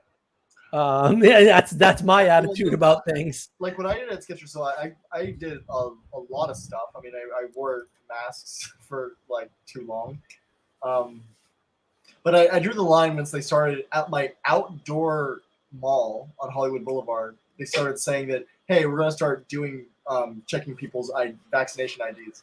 Luckily, I actually made myself important to the company and had the best sales. And so I told them no, I'm going to leave if we do that. And I'll leave and I'll find a job just fine. And so we didn't do it. And that was nice, Good. And a manager who liked me and everything. And so I guess that's the best thing you can do. Just be a good worker. You know what I mean? Right. I mean, I don't know what you, but that's giving me more away things like that. And I'm talking about all the job opportunities that were really special that I've had. Getting whatever for anything I could think of. It was because I was working hard on someone else, and I opened up an opportunity. Right. You know what I mean? So, yeah. I'm just saying you don't know where it leads. Cooperation, some form of cooperation and sacrifice on your part is always better than trying to toe the line. I want to address this. So Joey says in 2016 it was more feasible than now as we continue to progress. I don't know about that. I believe it becomes less likely. What happens is, Joey, when they clamp down on the internet, because they've actually done this several times now, just very few people know the full history of the internet. New protocols come up and it doesn't work. Sally, buffer bloat is a cause of high latency jitter and packet switch network mistake caused by excess buffering of packets. It's caused by putting too much memory in your routers because memory became cheap and the protocol was never designed to account for that because nobody thought we'd ever have lots of memory. The problem was so stupid and subtle that nobody could find it for months. The best minds in the world. Also, thank you, sir. Excellent. This is a good day for my stream. Now I just need purchases on my store. Shop at shop.markofwisdom.org. I'll get a mug. I will get a mug. I do want to have one to be official. Joey, COVID narrative had the consent of tech companies. That's true. The critical mass of that plus individual perspectives could create the pre-genocide conditions I alluded to. Well, they pretty much did, right? Yeah. It's just that lucky for us, the side that wants to commit the genocide is a bunch of incompetent, weak people who will never do anything. So we're safe for now. But if they vote, homicidal maniacs in like another Stalin or even another Lenin. Lenin was no wonderful person either. He killed a lot of people. then we could get in a lot of trouble. And Joey is correct. John, if you create value for others, you will always be valuable. That is correct. That's the way to do it. Sally, enough people have and will die from that lie to count as genocide. That's an interesting perspective, Sally. I'm not going to sleep tonight, and it's going to be your fault. We will have died of what? People have died from the lie, right? And and Lies. continue to. Yeah, right. Yeah. That might No, count as like a genocide. most. I mean, what I've seen, like, okay, so I mean, I'm not a doctor, but from what I've seen, didn't 100% of the people who died have a vitamin D deficiency? 100%. I said this is like 99.8, and I was like, what? Okay, there's all kinds of numbers out there. When you're sick, your vitamin D levels go down. But like I know I've just had vitamin D levels low just from being inside too much. When your vitamin D levels go down, you get sick, right? Yeah, exactly. Right. And I had one of my uncles had long COVID. But like my thing is like, no, he's in Ohio. He's dark skinned, and like he was inside and worried like everyone else. You know what I mean? And I don't understand. Like, I don't know. It's just so crazy to me. I've lost all trust in the medical system dealing with my brother and then just that madness. Like how I don't understand how you don't just say that. Just say that, hey, by the way, we know these things that like as far as the demographics of people being hurt, the institutions and no sun. But the institutions instead of saying that, hey, everyone should get more sun, and that one thing, which is an equal prescription, you know what I mean? Right. And if they're so worried about different ethnicities being harmed by the vaccine, where they're willing to recommend differentials as far as like, oh, we need to get what do they say, first line workers first. And the reason why they said explicitly, the reason why the first line workers were prioritized was not because they were going to spread it more often. That was part of it, but the main reason why is because they're more disproportionately minority, and so they can weigh that in as far as also getting and say that on that. Right. But that was the real reason. But John, and as far as like, they have a prescription that's equal for everyone, that lowers the chance equally, and they don't use it. John, you're overthinking this. Every racist has a rationalization for what they're going to do. But the bottom line is, if it smells like racism, it's racism. I know. Okay, but that's the issue. Maybe I'm giving them too much of the benefit of the doubt. You're giving everybody too much credit. People are stupid. They don't think things through. They almost always have no idea what they're doing, and they go with the patterns that they have. I did want to highlight, because Benjamin Franklin, there was a Bolshevik revolution on Reddit. Not really, dude. I think you need to read more history. But this did happen. Literally, Janie's come out and did a mass ban waves on Reddit. That happened, right? Of users and subreddits, and now Reddit's a leftist hellhole. That kind of happened. I wouldn't call it a Bolshevik revolution, but I'd have to know more about what actually happened on Reddit, which I don't know. Joey, current vaccine. Okay, you mean fake news flu shot? Uptake resistance guarantees that a superpower created a virus with a prefabricated effective fake news flu shot that could wipe out a political opposition. Right. Well, it's interesting, right? Because you hear the dual narrative, right? You hear everybody needs to get this. Well, the people that don't get it are probably going to die, and they all vote the wrong way anyway, so this is okay. You hear that at the same time. It doesn't happen one and then the other, right? It happens at the same time. And this is what I was saying earlier about things like sequence matter, right? Like you can't just tell a story out of order, because what happens is the fact that those two messages are happening at the same time says something different than if one happened and then the other one happened. Yeah. And one of the reasons why I know that it was like a psyop, and over time this just becomes more evidently clear. But like I made a bet with someone earlier, because I was looking at the poll data and I could just sense where people were at. They're like, "Hey, Trump is going to win in 2020. I'll bet you $100, 2020, but I'll bet you $100." And the day I got the notification on my phone, unrelated, the first time I saw it, it said like there's a mysterious virus in Wuhan. I said in my head, "Oh, I just lost the bet. Mm-hmm. And I knew, and it got blown up, and it kept getting blown up. And at the time, I was like, "Oh, this is a real thing" for a while. And then it's like, "Oh no, this wasn't."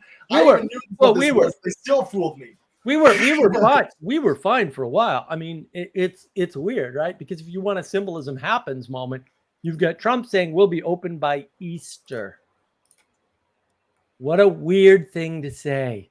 Not a nice thing to say. And it was perfect. And then he backed off of that for whatever reason. Like, I don't want to blame the guy. No, like, I think. I mean, it's the problem is that like Trump. I really enjoy Trump. Why am I like that? But like one of the things that like, he does have to rely on a lot of people. I mean, he has good instincts, as they say, or whatever. But like he has to rely on like a lot of people to like, hey, these are the different routes we have. These are different plans. And I think going back to what I said earlier, I think just the fear of being responsible for like a worst atrocity ever is so much worse than the gain of like well. I think he was just doing a risk thing, which is unfortunate. And I think he went the right decision of deferring responsibility.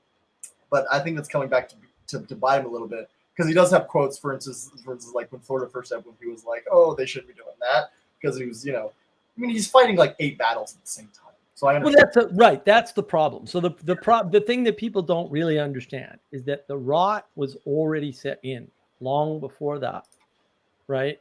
And if you don't understand, it's like complaining about the mainstream media going bad in 2014. I'm like, dude, if you look at the numbers, like if you actually pay attention to the data, the mainstream media had lost for 20 years viewership every year in the United States. 20 years. Yeah. This problem was evident a long time ago. I mean, I read that in William Barr's book about talking about the Bush senior election, and how like at the last minute they essentially just put a bunch of fake stories out. Sorry, you're making a face. Do you have right, but that? Do you not like William Barr? No. I'm just saying, like, you see that this pattern in there, and everybody ignores it, and they're like, well, now that it's completely obvious that the media is corrupt, it's like, but that was completely obvious intuitively before, because people had been fleeing the mainstream media for 20 straight years, and you ignored that number entirely. All these data-oriented people, it's like, no, this data was clear to you if you had bothered to research it. Nobody ever researches anything. Like, it's just terrible. And so it's like, no, the news media had destroyed itself 20 years before that. I have a video on the fall of the fourth estate on navigating patterns, of course. All right, like clear as day at that point. Clear as day. I might be wrong about this, but that to me was the turning point. That was the point when I knew the media was corrupt and couldn't be fixed. At that point, with the beer summit and that nonsense that happened around William Gates Jr. and all that garbage, that was the point to me where I knew for sure there was no fixing the mainstream media, that it was going to blow up or get completely wiped out. And so far, it's gotten completely wiped out by the likes of Tim Pool and Carl Benjamin, right? Yeah. And others, right? Well, YouTube in general, we could say, right? Like whatever. But it's gotten completely destroyed. And I knew that was going to happen at that point. But we need to make sure that we can still have a centralized place where we can do investigative journalism, is what I think. You know what I mean? Because I think, the problem is right now, everybody, because of Bitcoin, roughly speaking, although not just Bitcoin, thinks that decentralization is going to solve a problem. It's like, no, decentralization is a bunch of different trade-offs, but it creates more problems than it solves. Because to your point, and you're right about this, we need centralized authority. Right? Because right now, you've got a bunch of people doing, quote, investigative journalism, right? And some of them do good. After you. But some of them do good and some of them do bad. Yeah. And like, how do I know which is which? I have to watch them and do my own freaking research. I mean, I can, thank goodness, but like, I don't have the time to do all that research. And like, why would I want to? Like, I can't, Michael Moore. Half of Michael Moore's stuff, or probably not half, I'm being too generous.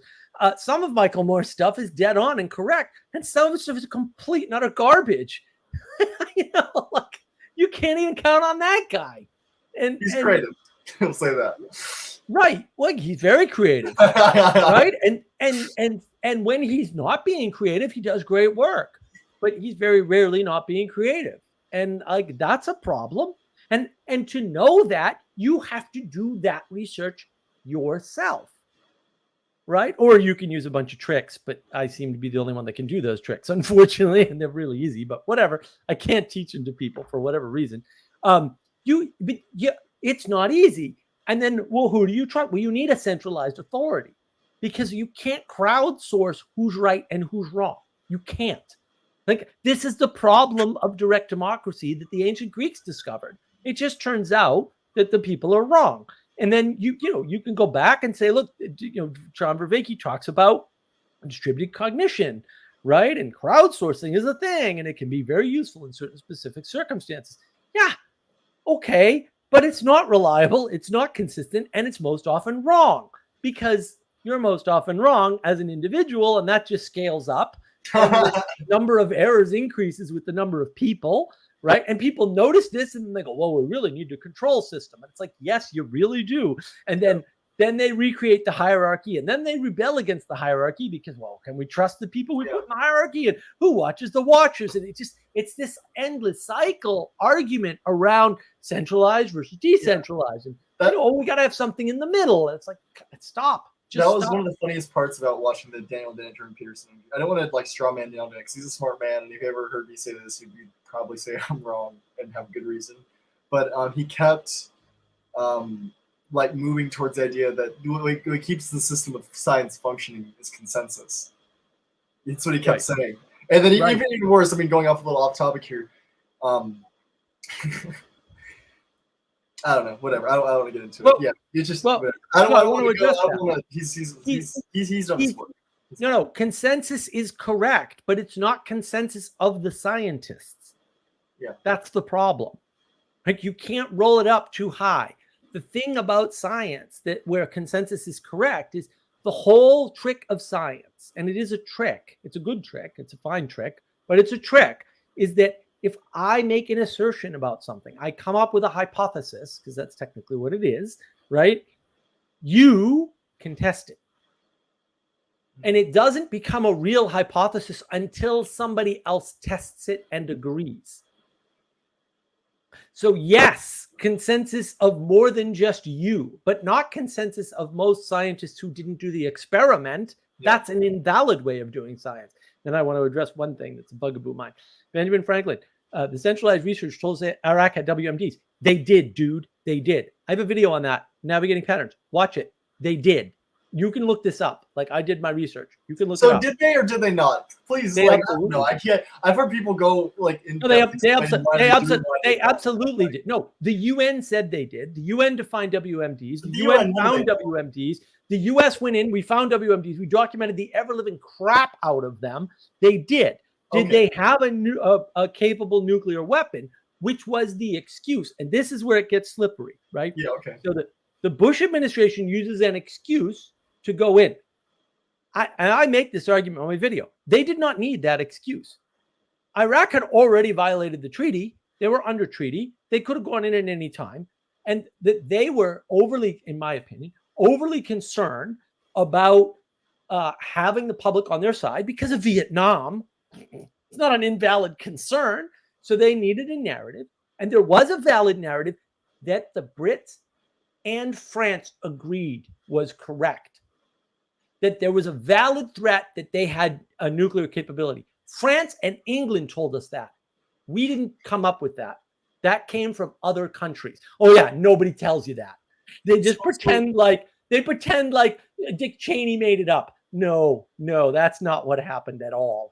I lived through that. That's not what happened. I have a question because I want to kind of get to the heart of this. The people who would disagree with you kind of say that the nail in the coffin is that, like, the way that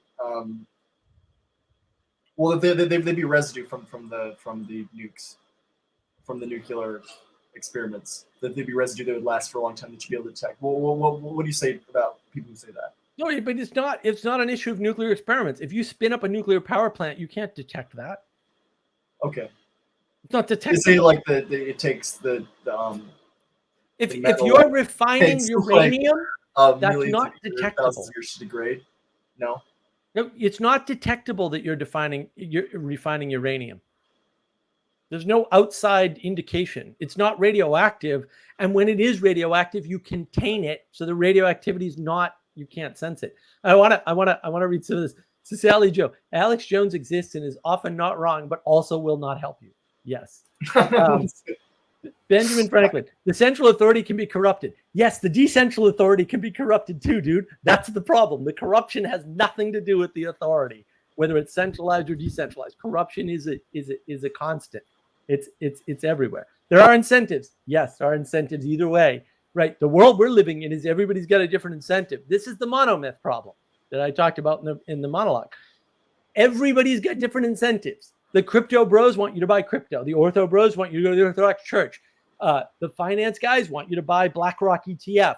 Alex Hormozy wants you to buy his freaking supplements, right? Like everyone's got incentives. Incentives don't go away.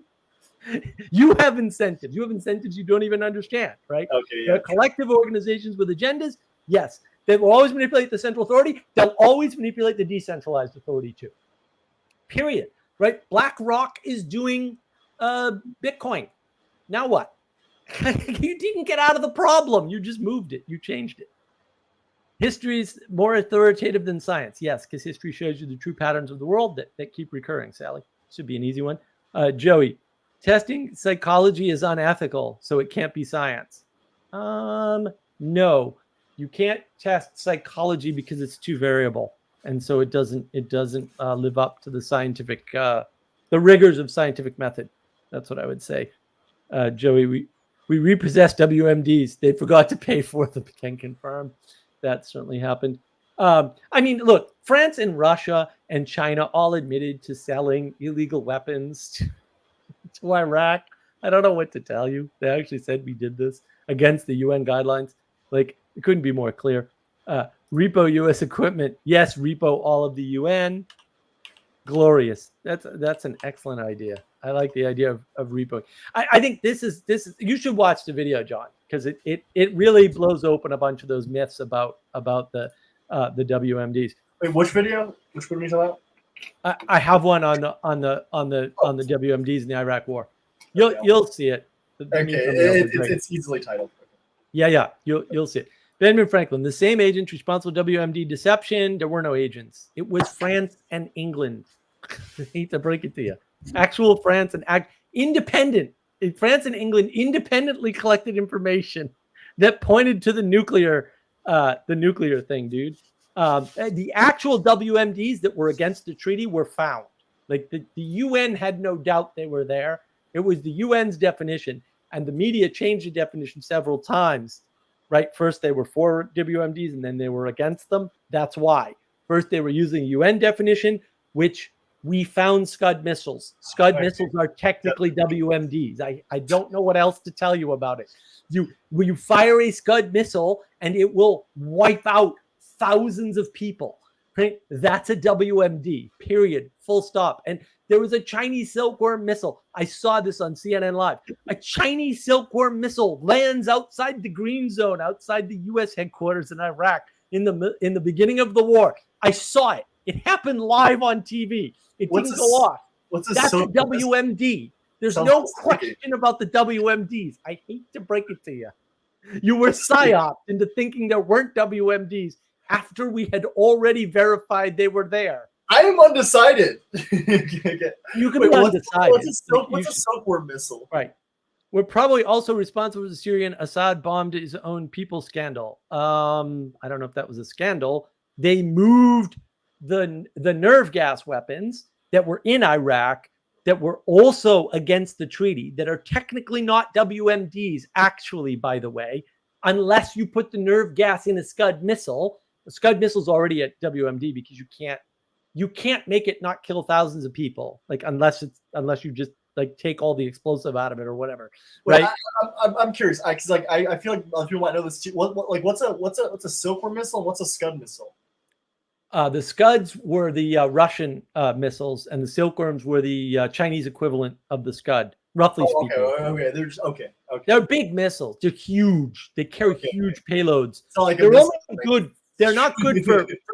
They're not good for super long distances, but they're really good for long enough distances that in the middle of the Middle East you can hit anything around you.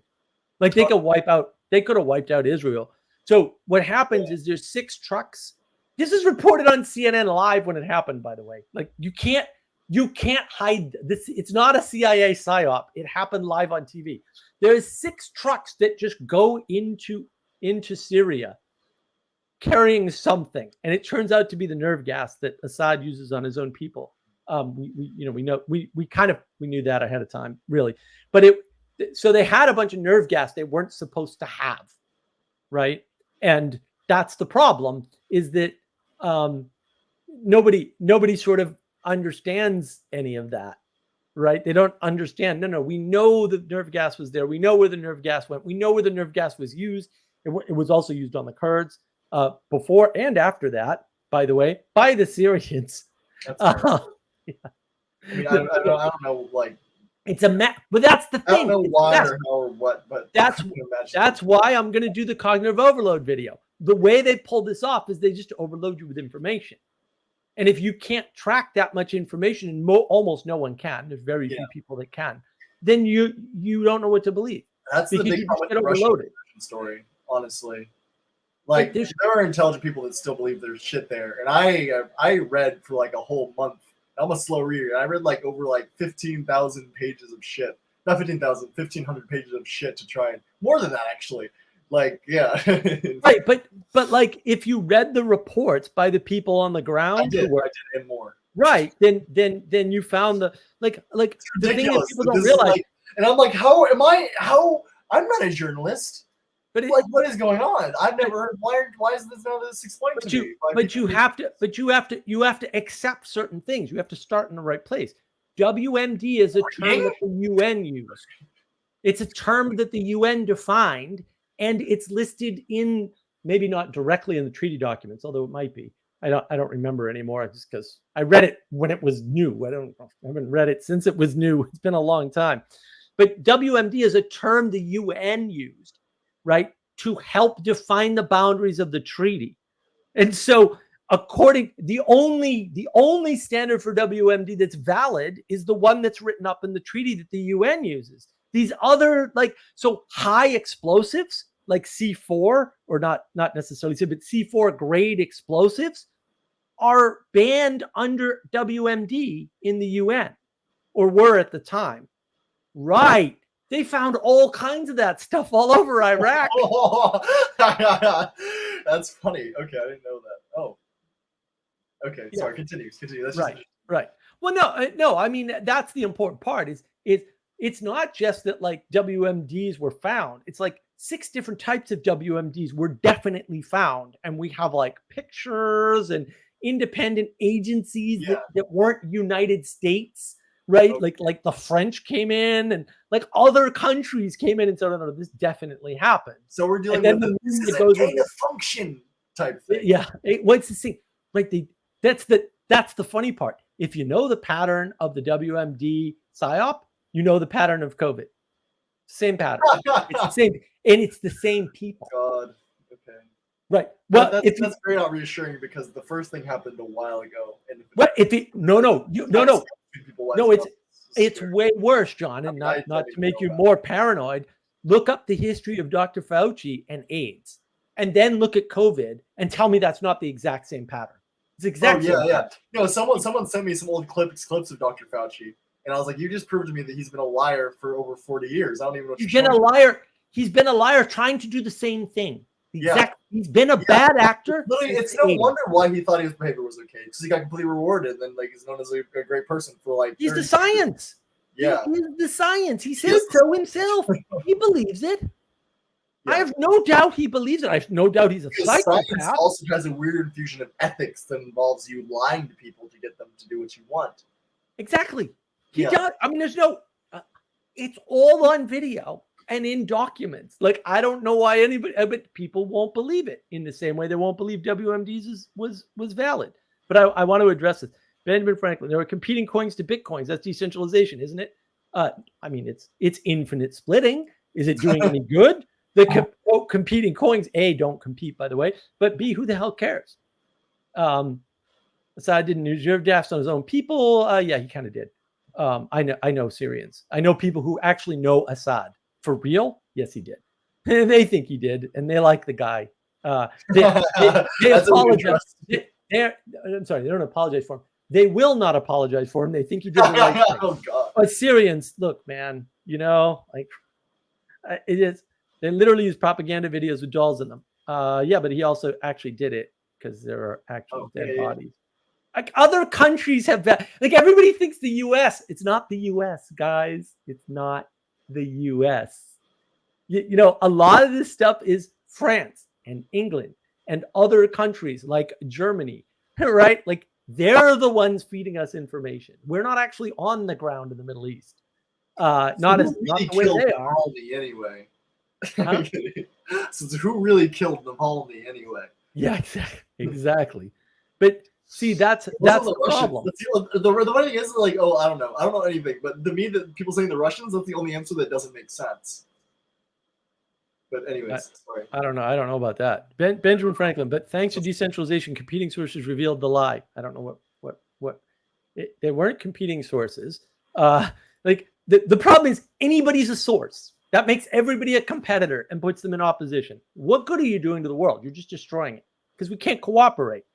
It's better to cooperate with a common lie than it is to deny everything, which is what we're doing. Everybody's denying.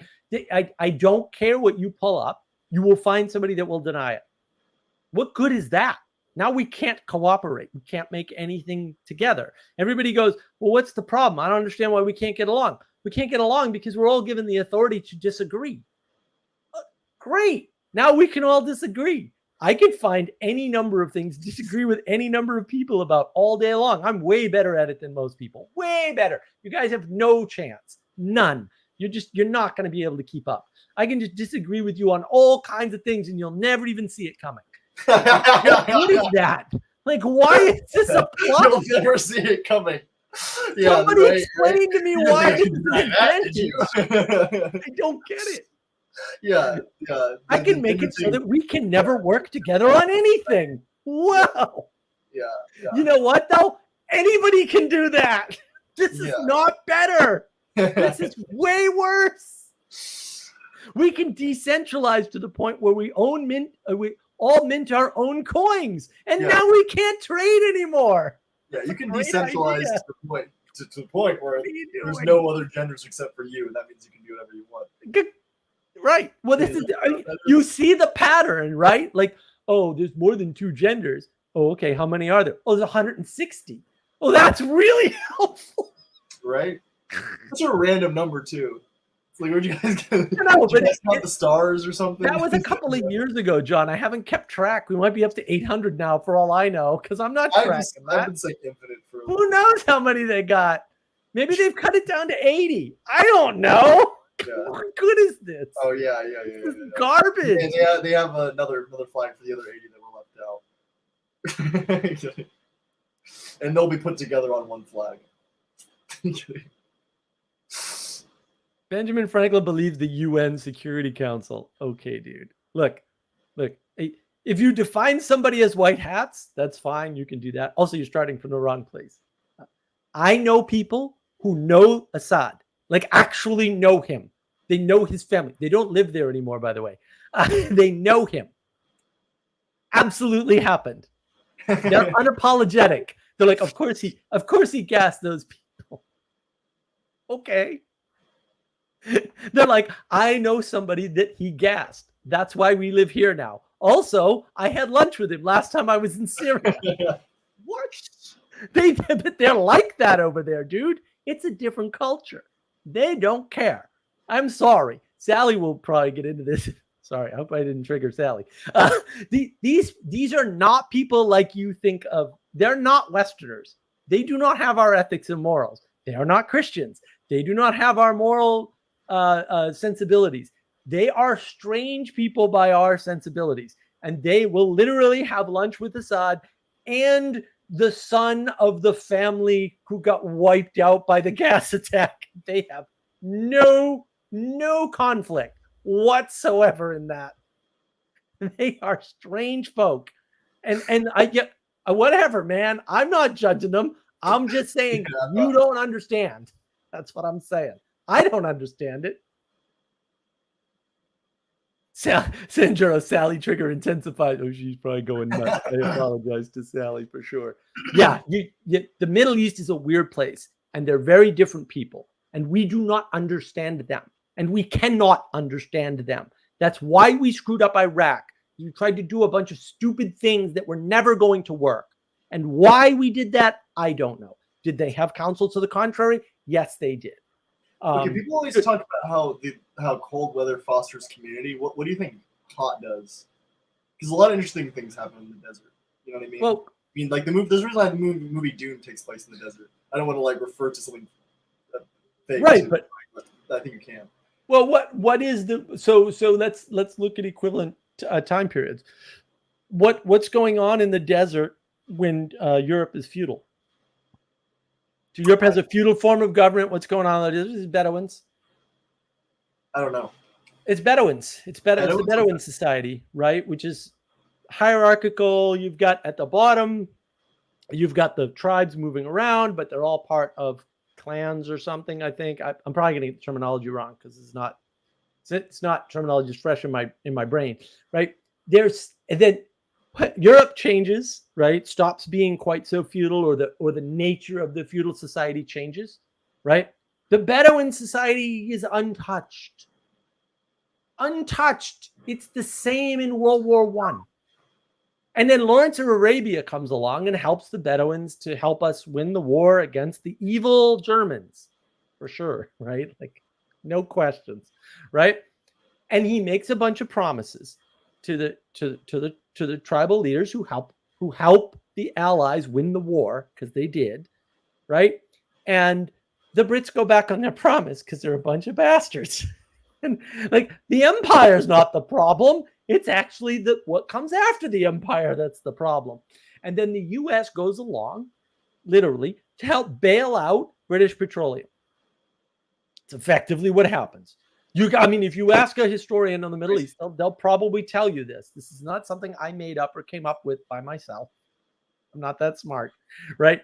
So that starts to change the nature of the Bedouin society. Now, Bedouin, it's still kind of ingrained in it. It's very hierarchical and clan-based. It's very much like, the bottom level is all these tribes moving around, but actually the tribes are part of these, clans, and then they've got their little kingdoms. That's where Qatar and Saudi Arabia and all this come from, right? Like, there's one guy runs Saudi Arabia, one guy runs Qatar, right? They're at the top. They're basically kings. They're not really kings. We don't have it correct, right? Because it doesn't map exactly. It's just the closest, right? That's why the prince and the sheik and that whole thing, right? And that comes from an earlier time, because in that region, you might have heard the term caliphate. There was a caliphate when the religion and the government was one. Okay, but then they weren't, right? That's roughly what happens during the same time as the medieval period in Europe. And so caliphate breaks apart and it gets back together, and then it breaks apart, and it's this weird cycle, but it's effectively these clans of Bedouins, right? And they're ruled by the head tribe guys, right? They have a big hierarchy. There's big noble groups in the Middle East. There always were. Like, on an individual level, do you think that there's something to like the heat in the hot that makes people have see things above them better? Like, why are they? No. I mean, you know what I mean? Like, why do you think that are they more respecting of authority? Is it because of the situation that they're in? They're still Bedouins. Like, they're still Bedouins, right? So they've got modern technology, but their culture hasn't updated. So, like, to this day, I don't know if you see, you can go watch the videos. Like, the sheiks go out, they drive their freaking, super expensive, $100,000, no joke, $100,000 modified Jeeps out into the desert where somebody's waiting for them with camels, and they grab freaking packs and go out into the desert in their tents for a week or a month or whatever. They're still living that way. And then they go back to the city and spend most of their time there. Fair enough. Like, and that pattern's everywhere. You see that with the so-called robber barons in the United States. What do? Where do we get state parks from, or federal parks rather, and state parks, but mostly the federal park system? We get it from the wealthy people going out into the wilderness and saying, we need to preserve this. Like there's Henry Ford packed up with freaking Thomas Edison and a bunch of other guys who are, the most wealthy people on the planet. And they pack up and they have a bunch of people behind them and they go into the woods, into these cabins, and they live in the woods for a month. And they come back out and go be industrialists again. Like, okay, that's strange. That's also a pattern, right? Because they kind of long for that, like, return to nature. That's why I live in the woods, by the way. If windows, blinds shut, it's nighttime. But like, if I look right here, I'm looking outside normally. On a normal day, it's above my laptop screen. My other screens are over here, so I can't see them when I look straight on. It's a window. I do that for a reason, right? Behind me, in the other room, picture window onto my pond. Like, it's deliberate, right? High contrast, right? In nature, in the technology. This is a very common pattern. It helps me see. Contrast helps you see, right? You said something about the number 7 as far as the weekday being magic, and you're right about that. I don't function well if I miss Sunday for a day off. I don't know. I don't get into the numerology stuff. You mentioned that, didn't you? I thought you said there's something magic about the number 7. Yeah, well, look, numbers are magic. Words are magic. What kind of magic? That's now you're into Kabbalah and the whole. I mean, I could get into that, but I'm not gonna. I don't know. Right. Well, I call it magic because I don't know what else to say. Right. No, but it is, and that's the correct name. If you don't know what to call it, it's probably magic. That's probably the correct terminology. It might not be magic to somebody else. I don't care. Not interesting. I'm kidding. No, I don't know. But look at the pattern that's playing out in the Middle East in the heat. Like, they haven't changed at all. Their mentality hasn't changed. The way they run their society hasn't changed, right? I think women can drive now in Saudi Arabia as of last year. Really? What the hell? Like, I'm thinking about that's what I'm asking is there something about the heat? You know what I mean? I know most people always talk about the idea of being in the desert and being like starving, and I think there is food and the heat that makes people see things. I'm wondering if there's. I think there is. Like, you look historically, and what do you see? You see different types of governments that are very similar, forming in similar geographic regions. You just do, and you should expect that. Like, if you don't expect that, I don't know what to tell you about how the world works, but you're shaped by your environment. Not entirely, but to a great degree. Like, and one friend I have, whose name is also John, by the way, is allegedly writing a book. I can't wait to read it. And one of the things he's saying is the people that live near the equator don't work. They're lazy. They're communists because they can put out their hand and get fruit whenever they want. Because you go to Hawaii, you pretty much pick fruit off the trees and eat it whenever you want. I've been there. I've done it. In the middle of January or early February, you just go for a walk in the woods, basically, or they're not woods because they're not, they're bamboo forests or whatever, right? And you grab a fruit. You grab fruit wherever you want in Hawaii. Work in Genesis, honestly. Right, but it makes you lazy, right? Whereas if you live in the northern climates, you have to work, because if you don't work, you'll die in the winter. You have to work all summer and store up firewood and food when you can get it, right? And preserve it also. So preservation technologies largely come from that, right? And you have to work. And so there's more of a work ethic in the northern climes versus the equator. There's a lot of supporting data for that. So it just is what it is. You're shaped by your environment. Yeah. If you don't, why would you put in the work at the equator? Like, why would you? If you live near the equator, there's no advantage. There's a big disadvantage because you spend a bunch of energy. And also, like, something I learned when I moved down south, which you can't appreciate until you're here. They move slower down here, and it's like, oh, these slow Southerners. You could go that route, or you could realize if you move at full speed past 11 p.m. in the summer, you're going to collapse of heat exhaustion. You idiot! Of course they move slower. If they didn't, they'd be dead. Duh. No, I mean literally. Like, you can't. I knew it intellectually. I knew of it. And I was a little skeptical because I lived up north my whole life, right? I'm like, I don't know. I get down here, I'm like, cold. You got like going on. I'm like that, John. I go 100% at everything. Yeah, people make fun of how fast I walk. I used to do the same thing. I can't do that down here. I'll collapse. Also, I'm sick, so that doesn't help. But like, I can't do that down here. Like I've told people, like, in the summer, you do all your outdoor work by 11 a.m. and then you go inside, because you can't be outside after 11 a.m. and doing work.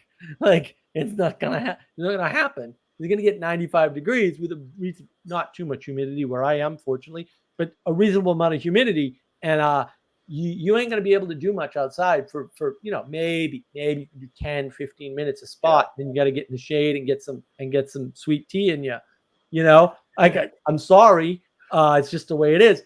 A few people can get away with it. Not me, man. I'm just a skinny, weak white boy. So ain't going to happen. I mean, we're expecting very fun in a couple months here. We work outside. I mean, we live in we work in a garage with big open doors, so there's like wind and stuff. But and I don't mind it. Actually, I prefer much more that than being stuffy inside. When I was a server, when I had serving jobs, if there was an outdoor area, I was like, I want to take it. It's me. Everyone else, like, no, I want to be hot. I don't care. I want to have my own spot, and I want to have fresh air. But yeah, it didn't matter before I got sick.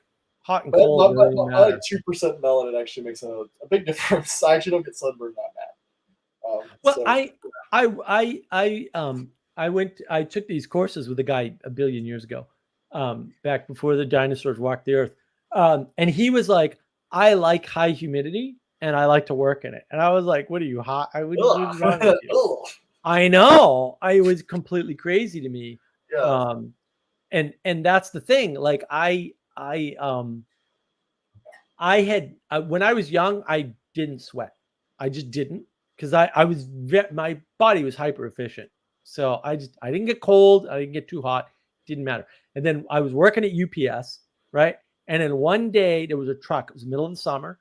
And the truck, it was one of these new trucks. It's a semi trailer, right? So the semi trailer was a semi-transparent top, right? That's what it had, a semi-transparent top. It was brand new type of truck. So they opened this thing up. Right. So you open the door up and then you walk into the truck and start, getting packages out. I mean, you can't usually walk into the truck. You got to get packages out first and then you walk further and further in the truck. I opened the door to this truck. Had to be 120 degrees inside because unusually for this shift, it had sat outside. And because it was a semi-transparent top, it was much hotter than most trucks ever got. And it was packed with packages. So all of that heat had just built up. And that was the first time my body just went like, wah! And then started pouring off of me. And then from then on, I sweated. Yeah. I hadn't sweated ever before. And I was martial arts. You woke up an old system. I was martial arts. I was outdoors. I would just run. I could run for days. Not a problem. Never sweated. Not to any great degree. This one incident, I opened the door, all of a sudden sweat happens, and I'm like, I don't even know what's happening to me right now, but I had work to do, so I just did it. And I destroyed that truck. I annihilated it. I was good. I was good at unpacking trucks. I was a reasonably good sorter, but I was a monster unloader. They had to put two sorters on me on the front a lot of times because one guy could not keep up with me at UPS. Could not. Because I could unload a truck super efficient. I have OCD. You give me a way to develop a system, and I'll develop a system, and I'll just execute it perfectly and quickly. I'm a complete machine, and yeah, it's wild. I'm a way outlier, and I do that with most things. Right? You just put me in front of something, I'll come up with a system, and I'll just execute. And you'll be like, "What is going on? I didn't think this was possible." And I'm just complete machine. And it's really useful. It's really useful. I have a very strong drive that I have no control over when it comes in. You know what I mean? Like they would call me like I have a couple of things. One of them was like fire truck, and I don't know. But it was because like during conditioning, like I would never stop it. I'd always get my hardest in football and wrestling and Like I said, I don't have control of when it comes in, but when it does, it's like, no, nothing can stop me. You could shoot me right now, and I'll die, but that won't stop me. Right, You know what I right. mean? Yeah, exactly. That's the way. Exactly. Yeah. That's the way I kind of think about it. Some people have that though, right? They just have Yeah, that, yeah. whatever it is. It's a good superpower. Like I said, I don't have control over it all, which would be nice. But that's what you have to cultivate. You have to cultivate the control, right? Because I have OCD, and until I could control the OCD, I thought it was OCD is a curse. It's a horrific curse until you control it. And then when you control it, you have a superpower. Bingo. You can do things that no one else can do. It's like, whoa, superpower confirmed. Yeah. Same with dyslexia. I'm super dyslexic. No one notices because I figured out a way to correct it. I've got methods for correcting my dyslexia. I have a dyslexia. I got a dyslexia diagnosis. Although I think mine, I don't know. I don't have it that bad. I think the school just gave it to me because I wasn't that good at reading and they wanted to get a pass. Maybe, or maybe you just have a way around it. But like when you control dyslexia, you have a superpower all of a sudden, right? And this is my superpower. I use it all the time on my channel. But I use it all the time on my channel, right? Because I can go to the end of something right when you talk about the beginning.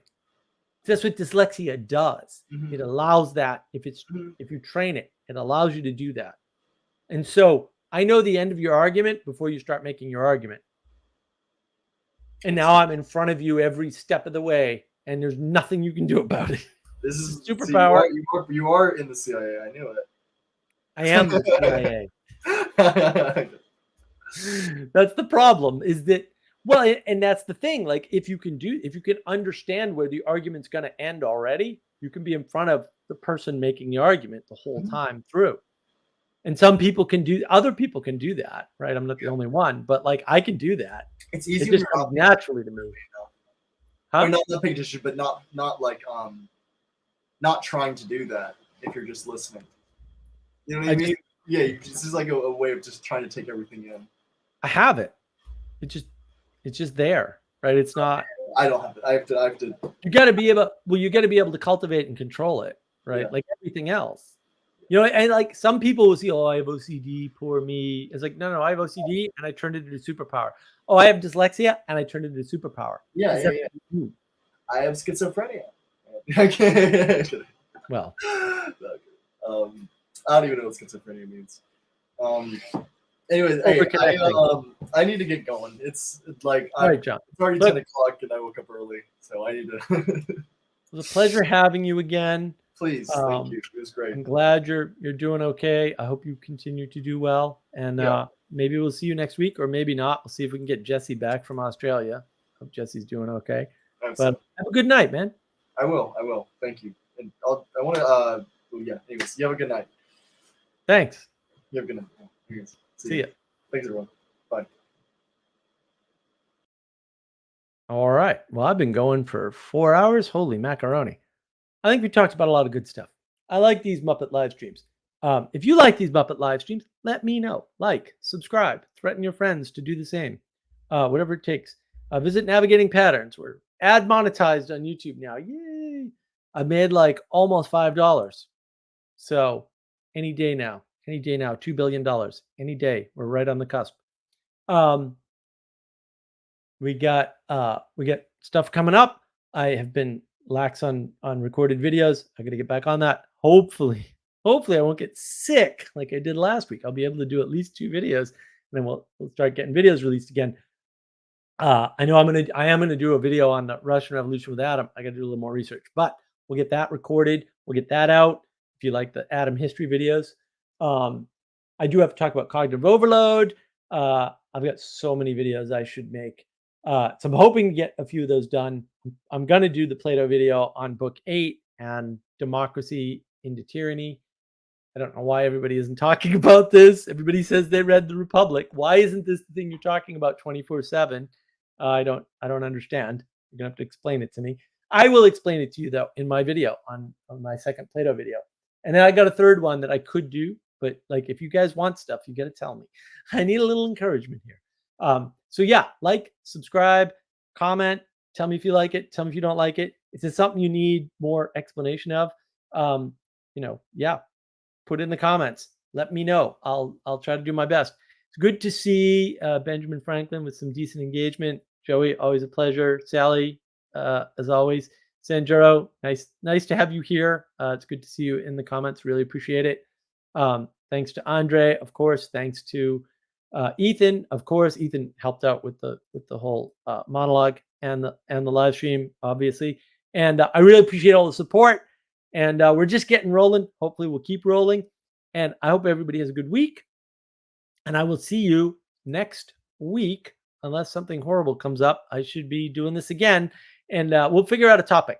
Have a great week, everybody. Talk to you soon.